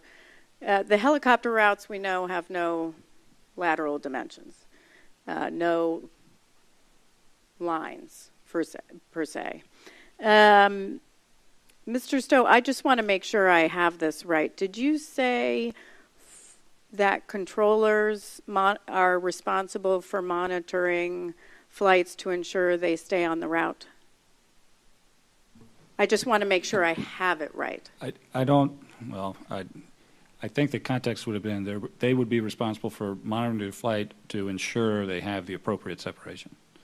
So whether they appropriate separation, but not deviating outside of that. Because there's no lines, correct, they're not responsible for figuring out, they're a little bit over in the Potomac River than where they should be. If it impacted separation, I would expect that they would absolutely inquire as to why they may be further east or west than would be expected. Well, what would be expected if you don't have any clear lines there? I think it would be traffic workload situation dependent on if there's an expectation from the controller that the helicopter is at least along a general route, but if they are a half a mile west, for example, that the controller would need to take action if it impacts separation. Mr. Allen, on the Falcon replay, where in the Potomac was Pat 25? Was it on the east bank of the river? Maybe first start with what is the Falcon replay, because not everybody knows that. The Falcon replay is the replay software program that the FAA uses to replay radar data. Okay. So do you know where Pat 25 was on the Potomac there, on the Falcon replay? From my recollection, Pad 25 appeared more center of the river. More center. Yep. And if you are a controller who is working in the tower, you're handling 6 different flights. Actually, within 10 minutes, I counted, he was dealing with 21 different flights, helicopter and civilian aircraft. at night, can you see that there may be over a little bit more? It's difficult due to the altitude there. They can blend in with the cityscape behind them, as well as the helicopters do not operate all of their lighting systems that are available. So if it was a little bit over, you might not know the difference if you were looking out. You may not. It's nighttime. Right.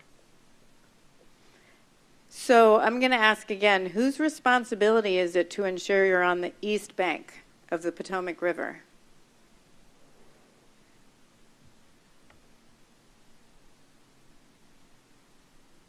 Controller or the pilots on board, the crew? If you're using that as a separation standard, the controller needs to be the one to assign a heading that would put that helicopter on the east bank. In this particular instance, the controller approved visual separation for Pad 2.5, and I would, again, be purely speculating. Don't speculate. Then there's no way for me to know how he would assume he was navigating along that bank. And okay, I'm going to stop that one, and I'll ask more tomorrow. I want to go back to Ms. Murphy. How do you do an evaluation if somebody requests a change on the route? Do you know? You're in the visual charting for FAA. Exactly. So Aeronautical Information Services, my visual charting team, is not responsible for evaluating what air traffic control submits.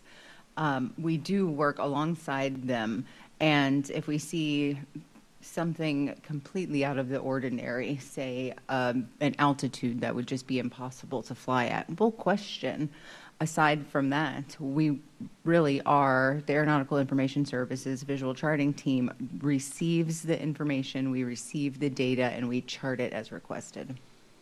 Okay, so these three hotspots that were identified in an FAA November 2022 symposium, hotspot 1, JPN Memorial Bridge transition. I think the request was to include something on the chart that said pilots use caution for runway 33 departures when DCA is in a north configuration, which this one was. Runway 1519 arrivals when a south configuration. Hotspot 2 was Haynes Point. Hotspot 3 was Joint Base Anacostia, Bowling, Route 4, power plant region, and the request was to have something on the chart that says pilots use caution for fixed wing arrivals to runway 1 and to runway 33 when DCA is in a north configuration, runway 1519 departures in a south configuration. You're not aware of these recommendations?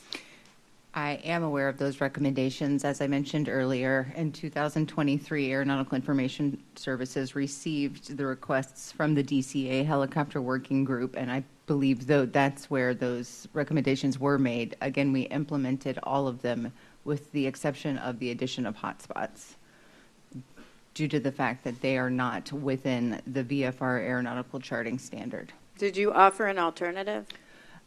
I have no evidence of offering the alternative at the time. However, it is our standard operating procedure to work with air traffic whenever possible to solve problems and make the NAS safer through charting.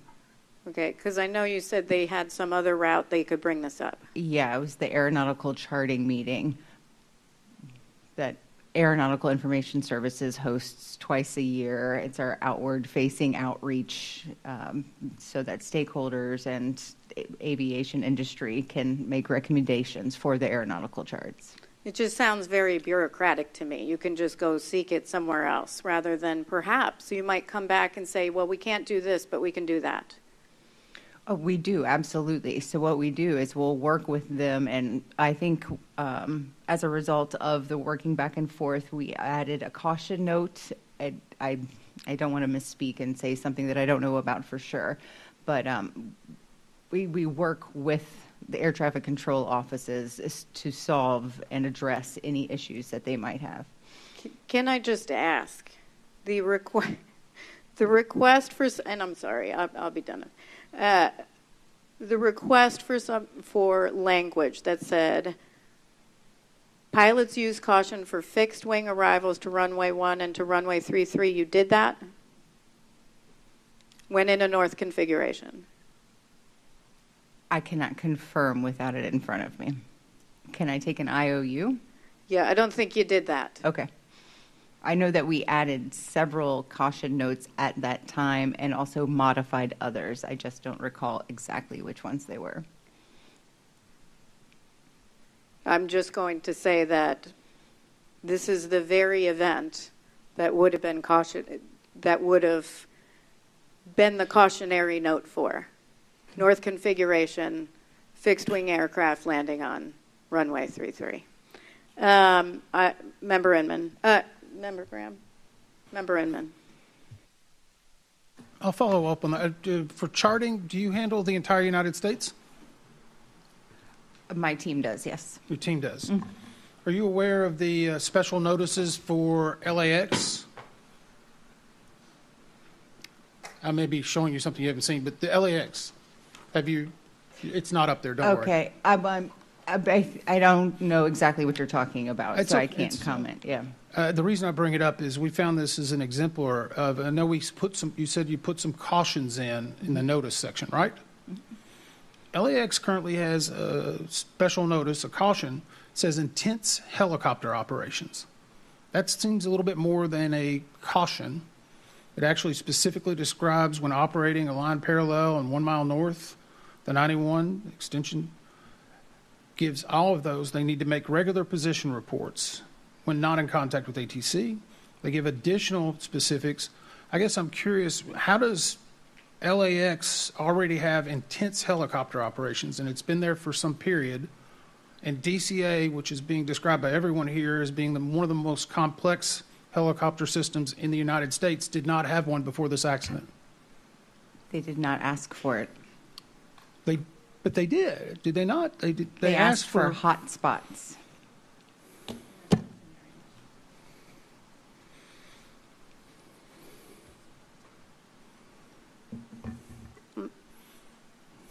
Can I?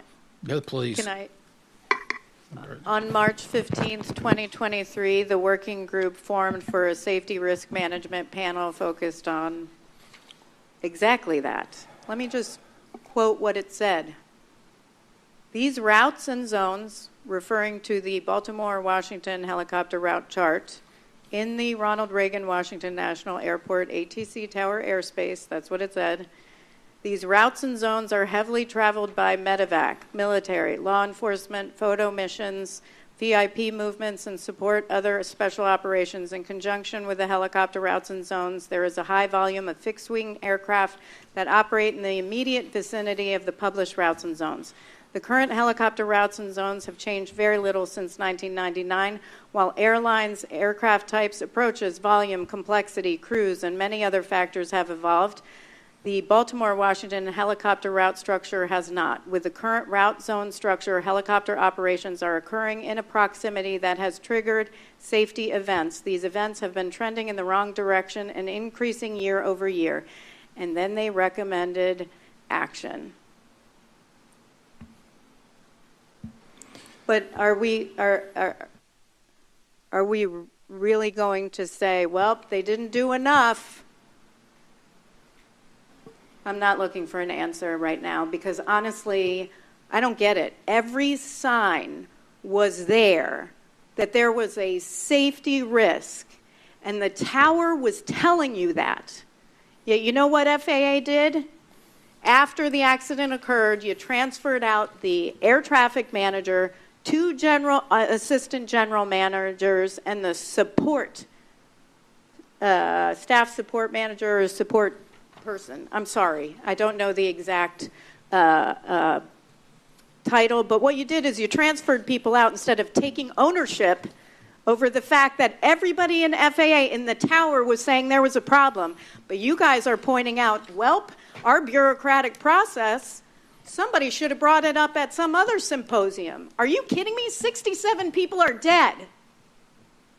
How do you explain that? Our bureaucratic process? Do you know we actually added up how many steps it takes to get from the tower to headquarters to figure out And we ran all sorts of scenarios, how many steps it takes to get a policy change. 21 steps. Fix it. Do better. Member Inman.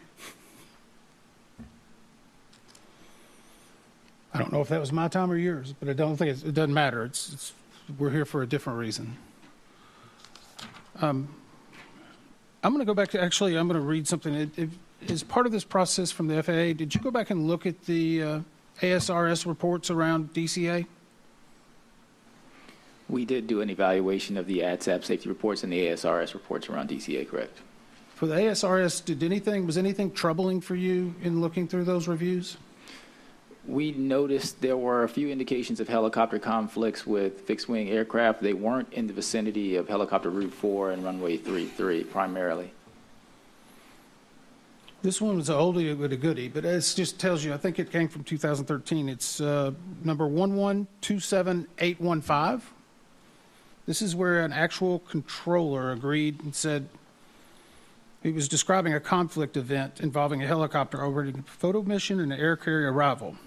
The reporter suggesting improved and standardized procedures for handling helicopter photo operations. But in the narrative, one of your own air traffic controllers says, our helicopter operation is an abomination of the picture of safe aircraft movement. Do those trouble you? Any report that mentions an abnormality of safety is going to trouble me. So what action gets taken after something like that? I can't speak to what happened in 2013, but I'm saying anytime. I'm just using this one as probably the best example because it's not like this problem just popped up. so if it's an internal report to the facility, they have a local safety council that can take immediate action within their facility. It's a management and union representation. If they need additional support from external, you have district resources, QC managers, support specialists. If it's something that requires more, we've got director level support and service centers for it. DCA would be Atlanta. For the other areas, it'd be in Fort Worth or Seattle. But we do have support to make sure that any immediate concerns we adjudicate and address. What was, you said you looked at the ATSAP in regard to this incident. Since we have not seen that, what trends did you find in the ATSAP data? Because that's held internally and hasn't been shared with us on this. Again, what did you see in that you can disclose? We didn't find any additional trends that will report in the specific operations around helicopter Route 4 and runway 33. There was just no data, no reports that suggested this was something we missed. Again, I think some of our military counterparts have indicated we don't utilize runway 33 very much for our operations, and so we just did not have enough safety data that indicated that was an outlier. You don't use, so if I understand it correctly, you don't use runway 33 very often, is that right? That's correct. It's about 5% of the operations at DCA and North Flow. And why is runway 33 then used? It is an available runway, and sometimes the controllers may use it to resolve an overtake situation on runway 11 just to offload some traffic. So as traffic increases, they need an exhaust way to clear traffic out, is that right? It may not be an increase in traffic, it may just be a slower aircraft in front. Okay, I'm going to pause on that. I think I may go back to it tomorrow. Go ahead. Well, well, before I go on to the totally different topic, Colonel DeForest, and we're going to go into this in the panel 5, but I don't even know if you're in panel 5. Today's Wednesday. This 2 days from now. I am. You are? Okay. Well, I'm just going to ask while we're here.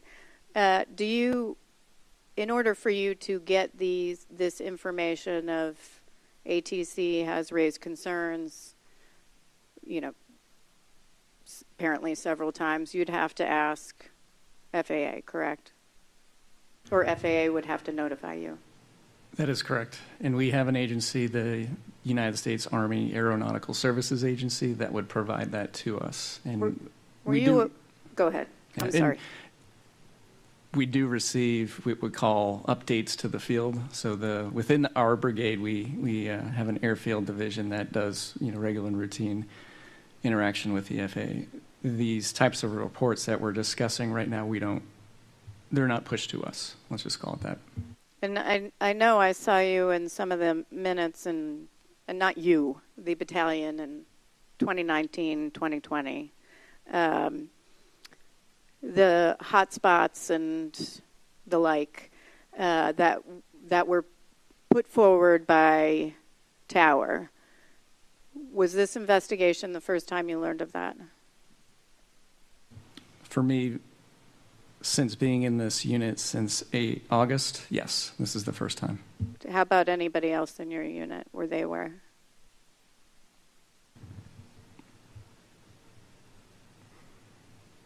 I would hope that you know of. Yeah. Without asking Mr. Van Vechten behind me, who was here 2 years prior to me at least. Mr. Van Vechten, how about you? No, ma'am, I was not aware. Yeah. Okay, I'm going to switch gears for a second.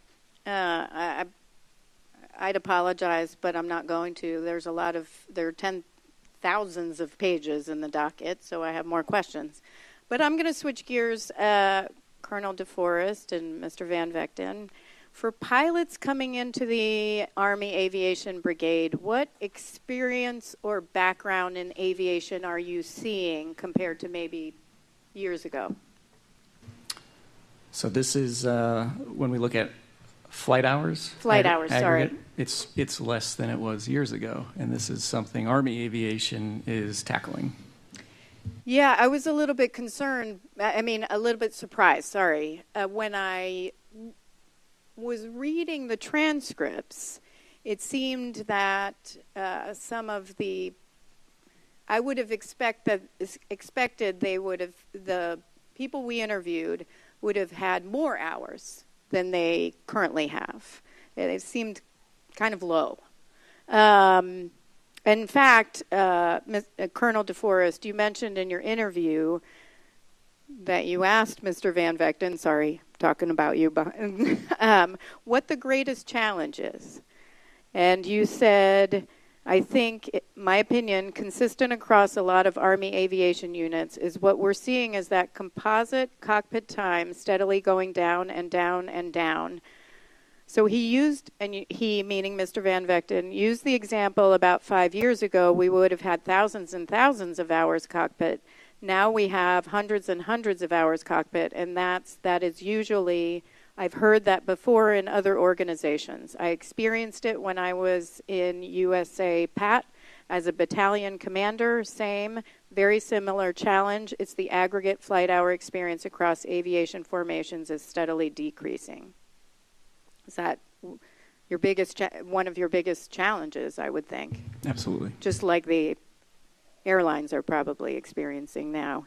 So I want to talk about currency. Numerous 12th Battalion personnel said that we interviewed, that they are pushing to get flight hours every year. Is it 60 hours every year? I'm sorry. It's 48 hours 48. Every semi-annual, so 96 annually, ma'am. 96 annually. And is that something you're seeing? Numerous personnel said that they were pushing to get the minimum hours. Are you aware of that? I will comment on that, ma'am. It depends on the individual. The more qualifications you have, the more opportunity you have to fly. So if you're an instructor pilot, you're probably going to fly more than your typical basic co-pilot because you can do evaluations, you can do proficiency flight evaluations, and you can also do missions. How about staff officers? So staff officers has historically been challenging to try to find time to get the experience. Sometimes they'll get their currency, but currency doesn't always equal proficiency. So that is a challenge to maintain proficiency in the aircraft and not just currency. And why is that? For people who are not familiar with what a staff officer's responsibilities are compared to them getting flight time? So the way that I'd explain that, ma'am, I explained to someone earlier, between a commissioned officer, a captain, lieutenant, major, colonel versus a warrant officer. A commissioned officer is a officer who happens to be a pilot. I'm a pilot who happens to be an officer. So my primary focus is aviation. I focus in one specific area, which is aviation. Commissioned officers, they must be have more skill and knowledge across a wider band of topics, because they will typically do those staff positions where warrant officers will stay in the flight company longer and perform and be the continuity for the unit. Thank you so much. Member Graham? Member Inman? Sure.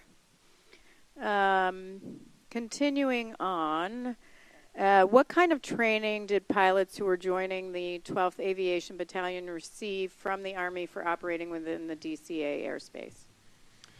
So once they arrive, ma'am, prior to their first flight, they must complete the FAA DC Special Flight Rules Area training online, and then the academic, including the reading card file, and then a local area orientation covering all the local area.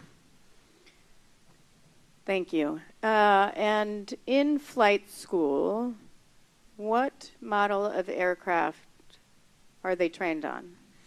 They now begin on the UH-72 Lakota for primary contact, and then move on to the instrument phase. They fly the basic warrior skills, BWS, in a UH-72 Lakota, where they learn basic land navigation from an aircraft. And then they move on to their advanced airframe, either the AH-64, the CH-47 Chinook, or the UH-60 Mike Black Hawk. And those are more advanced than the Lima? Yes, that's correct. Okay, so you go through flight school on these more advanced aircraft. You don't have a lot of experience in aviation. Let's say you're new. And you go through school in these advanced aircraft, you learn to fly, and then you come to the 12th Battalion and you fly the Lima, so you basically fly steam gauges. Yes, that's correct, and that challenge is not unique to 12th Aviation Battalion and TAB. Most units, most combat aviation brigades across the fleet have at least one UH-60 Lima company, so that we conduct the training support package to qualify that new pilot in that aircraft that they've never flown before. And does that present challenges that where, and just to ask, do you have pilots that only fly Mike or only fly Lima? Yes, we do. Okay. In TAB specifically, there were only a few people that would go back and forth because of the significant differences. Okay. And so if you were trained on the Mike, you go to the Lima, maybe talk about some of the challenges that presents. Well, the UH-60 Mike has a fully coupled flight director, also known as autopilot, so it maintains an altitude, a heading, and an airspeed. It'll do a fully coupled ILS. It can track to a VOR while maintaining altitude and airspeed. The UH-60 Lima has a force trim system, which is kind of like a force gradient that holds the cyclic, the stick in place, and then the collective has a friction that you can turn on or off, which will hold the collective in position. On the Mike model? On the Lima. On the Lima model. The Mike model has a full autopilot. Full autopilot. Okay. And you're kind of getting to where I'm going. Some of personnel from the 12th Battalion that we interviewed said there were some differences in managing power and pitch. I would say the power management aspect is negligible between the UH-60 Lima and the UH-60 Mike. Pitch, I would say, is more significant. If I input an altitude and an airspeed to hold in the UH-60 Mike, it's going to hold it as best as it can. There are external factors like winds and turbulence and stuff like that, but the UH-60 Lima is 100% pilot controlled, so much more of the focus is dedicated to maintaining altitude, airspeed, and heading. So if I'm just going to read you this quote. This was a quote from one of the personnel interviewed. To maintain exactly 200 feet in a Lima is quite different, where in a Mike model, I can roll in, rad out, hold to the water at 200 feet or 199, and the Mike model will do that, where a Lima, maintaining at exactly 200 feet over the water is challenging. Would you agree with that? Yes, I would agree. Why? Well, first, I wouldn't, personally in a mic, I wouldn't couple to radar altitude over the water. Yeah. There's just too many variances with the signal bouncing off of different structures, and you're going over bridges and stuff like that. So I would couple to typically 180 feet on the UH-60 mic, which is right near the max for the 200. Where in a UH-60 Lima, you have to kind of set the collective and use the friction lock, which is on the right seat only, on the right side of the collective, and kind of friction it down to maintain the altitude, which requires the pilot to come in the cockpit more often to look at their altitude. Thank you very much. Member Graham? Member Inman? Okay. So we talked about the challenge to maintain proficiency. We talked about the officers. How about the availability for getting more hours? How about the availability of aircraft resources? We did interview quite a bit of personnel saying it's an aging fleet. A lot of times they're in maintenance. Is that, do you know, do you agree that that presents some difficulty? The difference between Lima and Mike is at 12th Aviation, the Limas are more maintenance intensive. Yes. Yeah. Do you want all mics? Do you want to get rid of the Limas? Oh, come on. This is this is like a softball. Standardization. I seek standardization and safety. And well, do you want standardization of all Limas? From a cost, blade time, a mic model, as I understand, in the unit that I command, yes, a mic model is less expensive. And having a pure fleet would save time and money. Thank you. I think that was echoed by everyone that was interviewed, is they would rather have a one model being the mic model. I'll do what I can to help you out in appropriations, only if we're fully funded. Okay.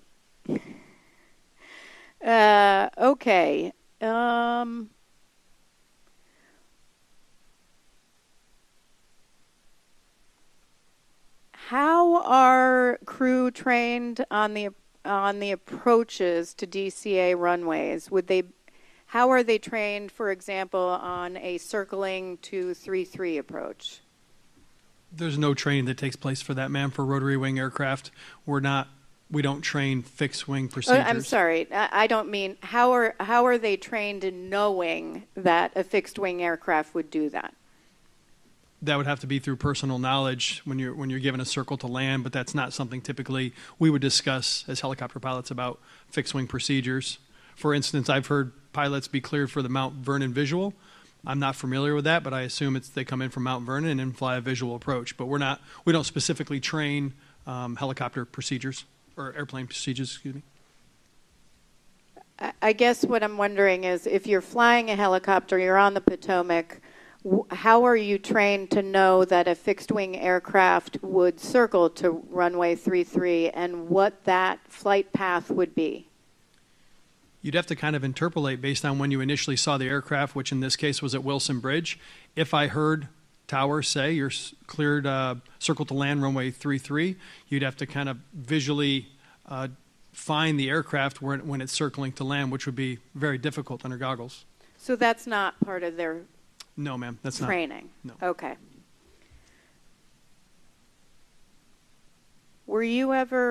Did you have any knowledge, was it a surprise to you that there was a max of 75 feet vertical separation at the east bank of the Potomac where the glide slope for 3-3? Yes, ma'am, that was shocking. Based on the hundreds and hundreds of hours I flew in this area, like I said, I did not think that was allowed for a helicopter to be on that route while landing runway 3315. And this might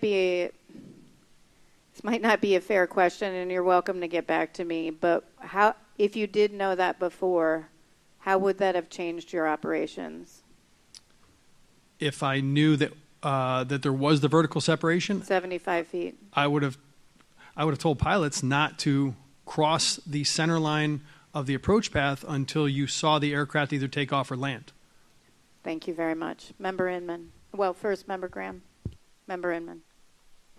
I just want to make sure we've got the ability, go as long as we need to, but that we can recall a couple of these witnesses on Friday or whenever we want to? Yes.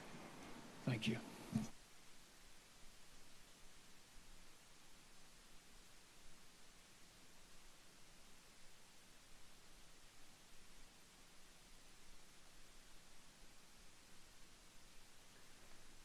Okay. We only went 10 minutes over. Do you all have additional questions that you'd like to follow up on? Feel Yes. free. We are here. Yes, ma'am. This is your time to get all your questions, so go for it. There are a couple questions.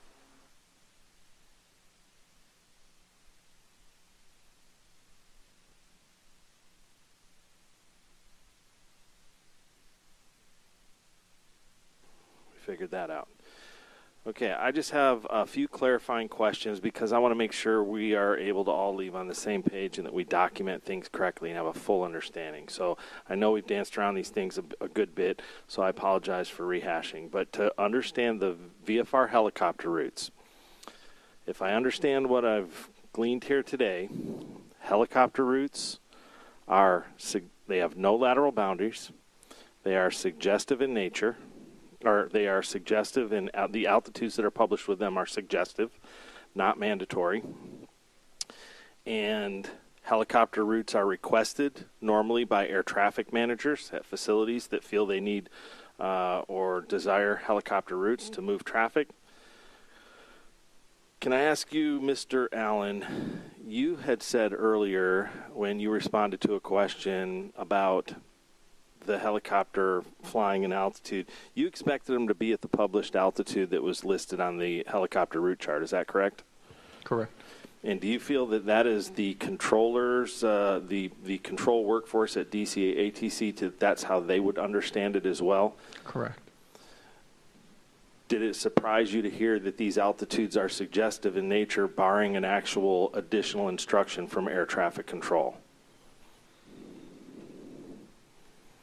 It didn't surprise me because it's a VFR chart, but having the facility knowledge, knowing that the operators, I feel, they believe that they're a hardened altitude as well as the controllers do. I see both sides of it. Okay. So in reality, at the end of the day, the whole route is suggestive in nature, meaning if the air traffic control issued no additional instruction or restriction when they approved them to fly the route, if they flew above the route, below the route, above or below the published altitude, or outside, left or right of what the drawn line is, there's no violation, correct? FAA? It would depend on the specific instruction, whether there was a violation in 91-123 or any individual clearance. And I think that's why earlier I was specifying it may be very situationally dependent. Wow, I was hoping for clarification. So I think I don't want to misquote something later is really the deal. I want to make sure that have a very clear understanding. If a helicopter checks in and says, I want to fly from A to B via that helicopter route, and the controller says, approved, the helicopter, of course, has to follow any other normal rules within the airspace they're flying and all of that. But from the standpoint of the helicopter route itself, if he drifts left or right of the route, or if he goes above or below that altitude, he's in no violation of not flying that route. And unless air traffic control gave him a restriction along with it, like approved, maintain at or below 200. Now he has a restriction from air traffic control that is a positive control, right? In that scenario, yes, I believe that is accurate. Okay. All right. Mr. Soper, can I say one quick thing on that? Yes, absolutely. That is not the helicopter operator's understanding. Can you express what it is from your group or from yourself? Absolutely. When you check in Class Bravo airspace and you ask for, what the first call would be, say request, right. And then I provide that request, and I say what my routes or my zones or both, and prior to about 2 months ago, we were not using altitudes in our initial requests. However, as you said, when you receive approved, that's approved as requested. And those limits, the chart is as depicted. The lines are as depicted, and the altitudes are as noted. That is all of our understanding. So I can't speak to where the misunderstanding comes from. I understand the vague term of it's not regulatory, but we don't fly like that. The tower controllers approved our request, or they might deny our request and give us something else. But if it's approved as requested, we follow exactly what the chart says. Well, that's helpful and confusing. So I just I'm in that same struggle bus right now, because I feel like if these routes are requested by air traffic managers to move traffic through their airspace under a certain criteria, they assign these altitudes. They're not arbitrary. There's a reason they want them at or below 200. There's a reason they want them at or below 1,000. Various reasons, obviously. But as an air traffic controller, I'll be honest with you, I'm learning something new here today I didn't understand, because I did assume if I was working in a control facility and they check in and I put them on that route, I'm expecting them to maintain that altitude. I do understand not having a lateral boundary, but I was unclear on the altitude. I don't think we need to go any further down it today. I think I've got a good grasp on probably what needs to be discussed on this one. So I'd like to move to a second one. Mr. Van Vechten, this one's for you. You have mentioned a couple of times now the perception that it was a rule, essentially, that you would not cross the final approach course of runway 33 if there was traffic inbound to that runway.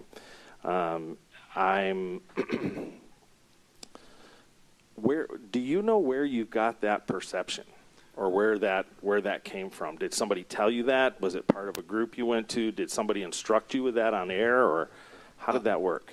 Based on my experience every single time that I saw traffic landing 1533, that I was told to hold at the two locations. And it was, just like to clarify a little bit what you said earlier, so is it under your assumption, sir, that if I'm at 201 feet, it's a violation then? Well, I'm not saying air traffic's in the world of violating. I mean, from that standpoint, no. I just meant there's an expectation, as Mr. Allen mentioned, that you're going to maintain the published altitude on there. If you pop up above for a second, like he said, you're going to watch that for a second, because you're a helicopter. You're maintaining clear of other stuff and everything else too, and that's a very low altitude. If you come up a little bit and then you come back down, they're probably not going to say anything. If you're up at 400 though, and they see you clicking along at 400 for a few miles, they're probably going to say something, right? Yes, that's or there's an assumption they might. So, not what you said, right? So this how long would you say that has occurred a lot? Have you had a lot of instances where you were actually flying that route with aircraft landing runway 33, or has that only been a handful of times, or what's the frequency for you? Again, it's only a handful of times because of the large percentage that lands 119, so it wasn't that often, but 100% of the time I was not allowed to cross. Okay. And Clark, you mentioned earlier that's more of a technique that was taught at one time by some people at DCA. Is that correct, at the airport? Correct. And it has, to the best of my knowledge, I think we discussed it while we were on site, that was never an actual procedure that they were required to hold aircraft short when they had an aircraft on Route 4 and an aircraft landing 33. Is that correct? It was technique only. Yeah, it was technique always, and then some people taught that, some people didn't, and I know there was discussion that somebody always did it that way. So I was just kind of curious, because when we started talking about that as a rule, it was confusing. So I wanted to be sure where you got that. So just to be clear, if you were trucking along on Route 4 going southbound and you've passed Haynes Point and all that, and then you look out and you realize, oh, there is an aircraft turning in. It looks like he's turning inbound to 3-3. Would you turn around and go to the golf balls, or what would you do? Or would you just query air traffic? I would make an immediate left turn if I was south of Haynes Point, because I know that's going to keep me clear of the approach path. So from an air traffic control standpoint, would that bother you if you've cleared this guy, or you've approved this guy to fly Route 4, and you're working your traffic, and all of a sudden you see him turn off of Route 4 somewhere else? Would that be alarming to you at all? Yes, but he's seen and avoiding. So no, I understand that. I just meant though that I would want him to do that. You'd probably query him, I would assume, Yes. at that point. Okay. Yeah. All right. I think I understand that part now. And the last one was earlier we were talking about the prevalence of use of runway 33 and how it was only 5% of the use when they're in a north configuration. I feel like that might be a deceiving metric, and I would like you, this is for Mr. Fuller and for Mr. Allen to respond to. But if I understand, that metric seems to be based on traffic count. So we're in a north configuration, only 5% of the operations actually land 3-3 when we're in that north configuration. That's a low number, or less than 5, whatever that number was. But I think the metric that's concerning for us is it's the amount of times when they're in a north configuration that runway 33 is used to offload traffic is going to be a bigger number. And what I mean by that is, I feel like it is based on the stuff we've looked at, and Mr. Allen, you can correct me if I'm wrong on this. When I say that, I'm saying if you had 100 days that you were in a north operation, how many times when you're in a north operation do you guys utilize runway 33 at some point to be able to offload aircraft for spacing, to get departures out or whatever? It's a controller's prerogative, but it would be, if you took 100 days, a majority of the time. And that's the metric that's probably, I would hate to just glean over that as not a problem because it's only 5% of the operations. I would think that if we're doing that, let's just say 70% of the time we're in a north operation, we're having to utilize 3-3 to offload traffic in order to do that. You're injecting risk 70% of the time you're in a north operation whenever you have to do that. I mean, type of thing. I may have got that a little mixed around, but essentially I just felt like that metric was there. And just to be clear, Mr. Fuller, the number that you did give, that was traffic count, right? Maybe you already, because I don't want to misquote that metric either. Well, no, that's correct, but that is the only metric that would really apply. I don't really understand the differentiation of if it's every day. If we're only using it 5% every day, it's still 5%. And I think that would apply to every airport in the NAS. We offload to parallel runways or intersecting runways to resolve conflicts or traffic situations or to increase capacity. It's not an uncommon thing to utilize your additional runway for traffic management. Okay, I think it's more than just a numbers thing to me, but I'll have to articulate that in writing later. So, but I do think I understand it now. So that's all I needed to clarify. That's all I got.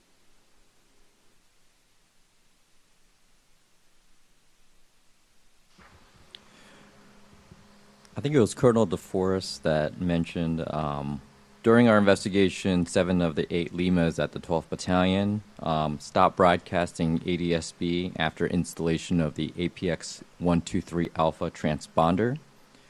6 of those Limas stopped transmitting ADSB about 2 to 8 months after installation of the APX 123 Alpha transponder.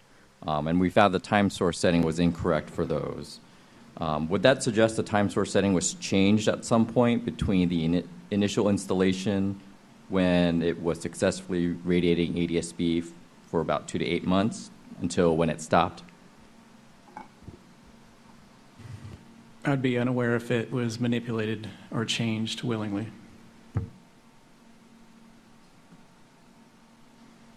Mr. Van Vechten, do you have anything to add to that? No, sir, I'm unaware as well. Do the UH-60M helicopters also have the APX-123 alpha transponder? Yes, they do. And on the APX-123 alpha transponder, the ADSB function is coupled to Mode S. Is that correct? It's an extension of the Mode S function. So by turning on Mode S, if the ADSB squitter setting was on, it would automatically start radiating ADSB as well? I'm not familiar with the pilot interface, but typically it does the same functionally in this airspace. So I don't see a reason you would just do Mode S or just do ADSB out. At the Army Aviation Brigade, prior to flight, under what circumstances would a crew set up a transponder to transmit only Mode S, but not ADSB? In essence, you would have the ADSB squitter setting off, but you would turn on Mode S. So from a technical perspective, I'll defer to Colonel DeForest and Mr. Van Vechten for operational, but from a technical perspective, as you're probably aware, Mode S functioning in this airspace through multilateration gives the same position information and barometric altitude information to air traffic control and TCAS. So from an operational security perspective, you're transmitting the same information at the same frequency, whether you're doing Mode S or ADSB out. Okay. And one thing, sir, from an operational standpoint, it is possible that the Mode S was inadvertently turned on with the interface through the GPS. It could be very easy to accidentally turn on Mode S. Accidentally turning on Mode ADSB is much more difficult. That leads me to the next question I had was that Colonel DeForest had mentioned that it's with the policy of not changing the transponder modes during flight, that it would take about 20 steps or so to turn on specifically ADSB. Is that correct? But for Mode S, it would only take 2 presses of a button on the transponder control unit? That's correct. And so if Mode S is tied to ADSB, my understanding is that the ADSB squitter setting is saved when the transponder is powered down. And so if the ADSB squitter setting is on, and by turning on Mode S, it would automatically start radiating ADSB as well. If it only takes 2 button presses to turn on Mode S and to turn off Mode S, why limit a crew from turning on Mode S for more awareness with ADSB out when you get to a busy airspace like near DCA? If it's only 2 button presses versus the 20 just to turn off the squitter setting, if you could just turn it off by turning Mode S off and on. So for the flight on the 29th, it included mission locations. So they're going to go through there as they would on a mission line. So that step would be followed.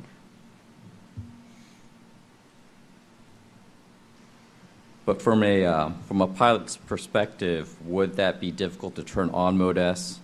In terms of the policy, is that too constraining if it only takes 2 steps to turn it on and turn it off in flight?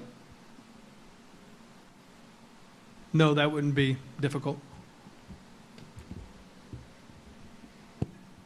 And just to clarify, what you're asking is turning on Mode S in flight is less taxing on the pilot or air crew than turning on ADSB out on in a Lima model? Correct. And since the Mode S is tied to ADSB on this transponder and the setting saves with the power down of the transponder, i.e. you don't have to go on to turn the squitter setting on each time. If you're not using Mode S while flying to sensitive locations anyways, you could theoretically change the Mode S setting, or the transponder setting, sorry, to turn on and radiate Mode S and ADSB once you've left the area with the secure locations. But with policy, though, prohibiting changing the transponder setting in flight, you would, by policy, limit a pilot from turning on that squitter setting and Mode S. Thank you. No, I just wanted to make sure that clarification was made. Thanks. Thank you. Mr. McKinney? Yes, Mr. Van Vechten, I have one follow-up question to what you mentioned. You said it would be easy to inadvertently turn on the Mode S if when switching GPS. Could you expand on that comment, please? Yeah, I was hoping you wouldn't catch that. I misspoke a little earlier. I said GPS instead of transponder. Good catch. Okay, thank you.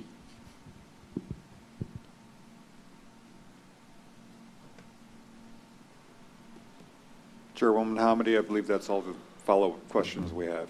Thank you. Can I forgot to ask one question. Mr. Allen, you said the tower, so I imagine the CDTI display, I don't know, I'm not a controller. So in the tower, ADSB, it's ADSB capable, but you don't have ADSB on. Like you're not getting ADSB information?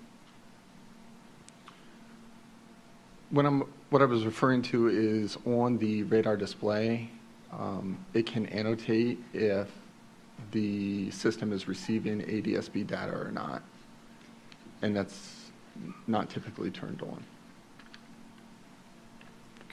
Can I help clarify? Yeah. So ADSB data may go into part of what's interrogated for the purpose of creating a fused radar target. However, there's no requirement for air traffic controllers to specifically monitor the status of ADSB out. It wouldn't impact separation standards, for example, so they're not required to monitor it. Okay, thank you. Did you want to follow up or no? You've got, okay, great. And, sorry, there's one caveat. I'd have to get it to you in the 65 in the event of certain radar outage feeding ASD, but I can provide you that. It wouldn't, I think, have been the case in this instance. Okay, thank you.